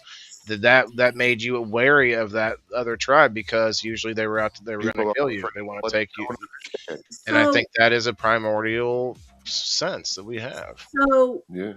a lot of sociologists, anthropologists, kind of people have looked at this because I've studied this because I have a degree in multicultural education and multicultural studies, and so and I haven't looked at this probably in 20 years, so things could have changed, and I haven't kept up with it. But the thinking at the time that I was in college studying this stuff was that it's a competition for resources. You go back to the very basic things of competition for resources. It's all violence, or that's all conflict. People can And say so religion if you still. have people that are different from you, because one of the things that makes a society successful is people being cohesive with each other. And so if you bring in a group that does things a different way, they look a different way, whatever, they're automatically going to be circumspect because it's a competition for resources for survival. It all goes back to the very basics of survival, is what they're Yeah, saying. And to I me, that agree. really makes sense because if you get somebody, that's the way, like when they Say what came I here said. and white people ran into native people for the first time, like I'm sure that they were probably dressed weird according The- to European standards of things, You could also take a biblical aspect of this, and wasn't it the Tower of Babel? like God split people up into different languages, and then it's like when you come across somebody speaking a whole nother crazy, like something else, like a not even making any sense at all. You're like, holy shit! Like I can't trust this guy. Where you live, do you hear people talking in a language other than English all the time? I don't really get out that much, but when I get out, I When hear you're plenty of around, Spanish. I hear plenty of Spanish. I okay. hear if I And go, so do you understand Spanish? not enough to say yes, but some things. So if you're in a place, okay, Biblioteca. if you're in a place and you're around somebody that doesn't speak the same language and you can't communicate and you don't know what they're saying, you might possibly perceive that as a threat. And now let me A explain possible threat. Yes. Yeah, their threat level raises. Yeah, for sure. Yes, because let me tell you, there have been plenty of times when I've been in the grocery store, and I've heard other people say this kind of thing too, where you're in the grocery store and we have very commonly people speak Spanish here, okay, because we have a very large Latino population. Over half of our state is Latino here, okay, so it's more than the majority. So anyway, you'll be in the store and you might hear people talking in Spanish. And there are times when I felt like Mexican women were talking shit about me. And you don't know body what they're language saying. and yeah, You don't necessarily understand what they're saying because you can't speak the language, but you feel like they're talking about you. And they may or may not be talking about you. You may just be personalizing that. You know what I mean? right. And they could feel the opposite. Exactly. If they don't know English. Yeah, exactly. So there's just, even with another culture, there's language barriers, there's just all kinds of things. So it just kind of makes sense to me, knowing the things that I know from my own personal experiences and observations, that it could likely boil down to survival of the fittest, for lack of a better way of putting it.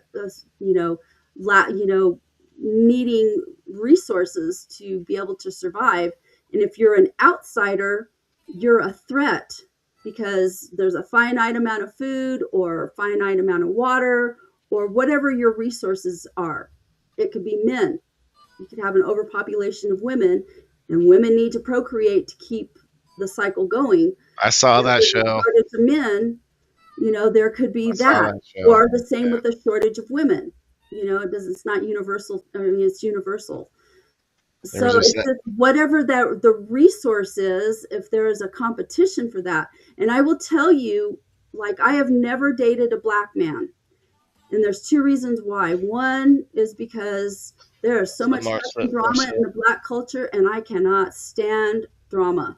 I don't put up with it. Well, what do you mean? Like that's the other. Wait a minute, I'm not done. The other reason is because if you date a black man, every fucking black woman that you run into is going to try to kick your ass because you're dating a black man. You're taking their men. That's not true at all. How they look at it. Oh, it is true. I have some black friends. I have maybe two friends that are white. Okay.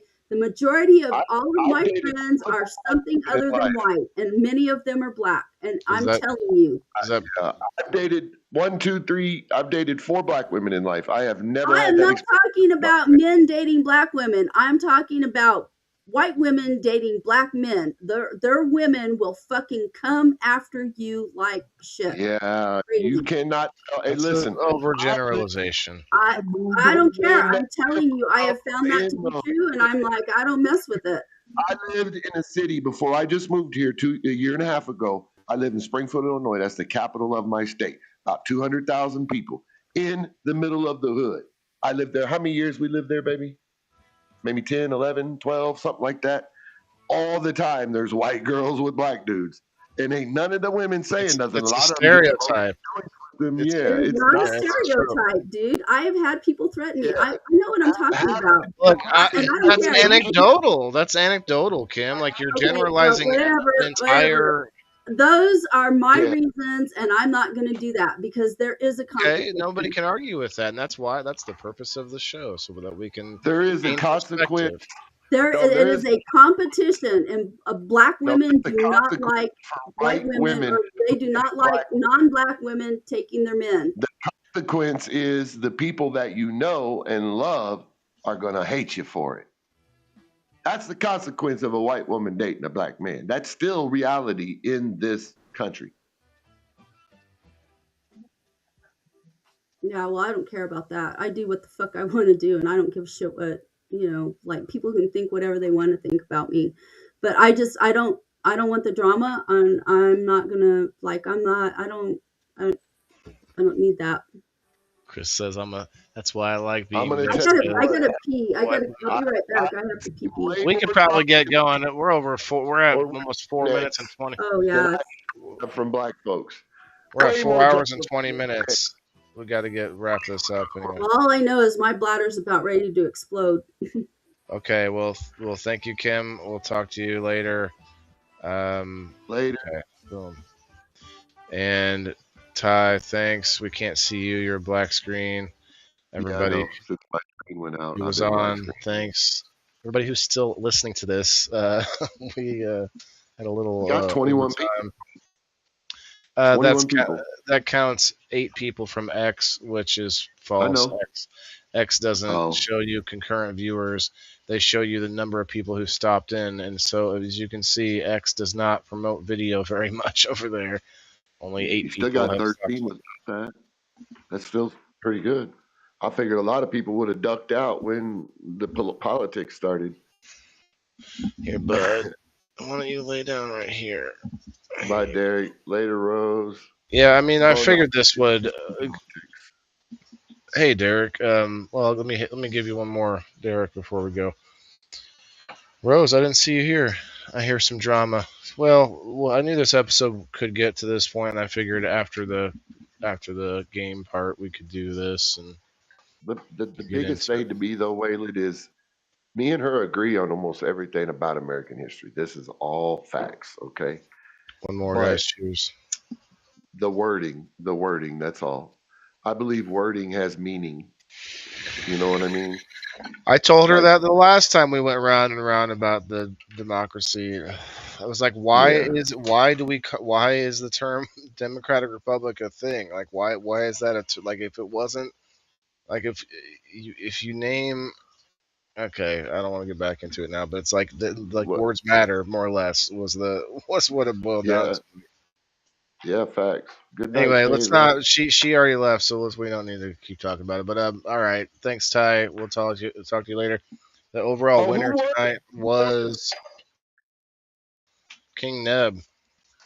Actually, hold on. Yeah, he won because you both had a clean sweep or 2 clean sweeps, so you both had 10 points there. But you had I guessed right on another one too for and he guessed right on 2 other ones. Oh, that's how he beat you by 2 points. Dang, I thought it. I didn't even. Dang, Neb. Dang it. It was close. I need to write down the story keeper. Hey, he said he was going to win when he came up too. That's funny. Yeah, that's a big sweep with 6 people. You get 5 points when you get everybody fool everybody. Rose said, "I just got here, and holy smokes, I missed it. Dang it, they are." Yeah, different. Rose, we're 4 hours and 22 minutes. So it's been a long one. I got to pee now too. Anyway, we'll see you guys later. Indoor Farmer Game Night on Sunday. Hey. So come and play. It'll be a new game. I actually kind of got a little bit of a start on it while I was like, kind of hanging out and trying to get a word in there edgewise. So I got a little bit of a start on it. We're going to see what it unfolds to be. Right now, it's just an idea. It's just a thought in my head, and it's 4 pictures so far. So we're gonna go from there. Oh, and now my camera's gone. Oh, there it goes. Comes back. Okay. Anyway, we'll see you guys later. Sunday at 1:00 Central Time. The Indoor Farmer Game Night. I'll probably do some lives throughout the weekend and maybe tomorrow hanging out to get a few things done while I'm live. Otherwise, we'll see you later. Where's my little button here? Oh yeah, I keep forgetting to play this. Where'd it go? Nothing's loading. Here it is. Remember, guys, everybody's got to eat. We'll see you later. Hashtag PITB. Peace. These boxes where to keep people in the boxes. Yeah, this is for my green thumbs in the game. Wailing the indoor farmer, check my name. Sustainability, we about to reclaim. This is how we do it, keep it in the frame. I'm wailing the farmer, the indoor king. Living off the grid, what the city can't bring. Got my hydro set up, my LED lights. Growing all my greens, all through the night. Self-sustain, that's the mission. Growing my own, I'm not missing. Indoor farming, the hustle's real.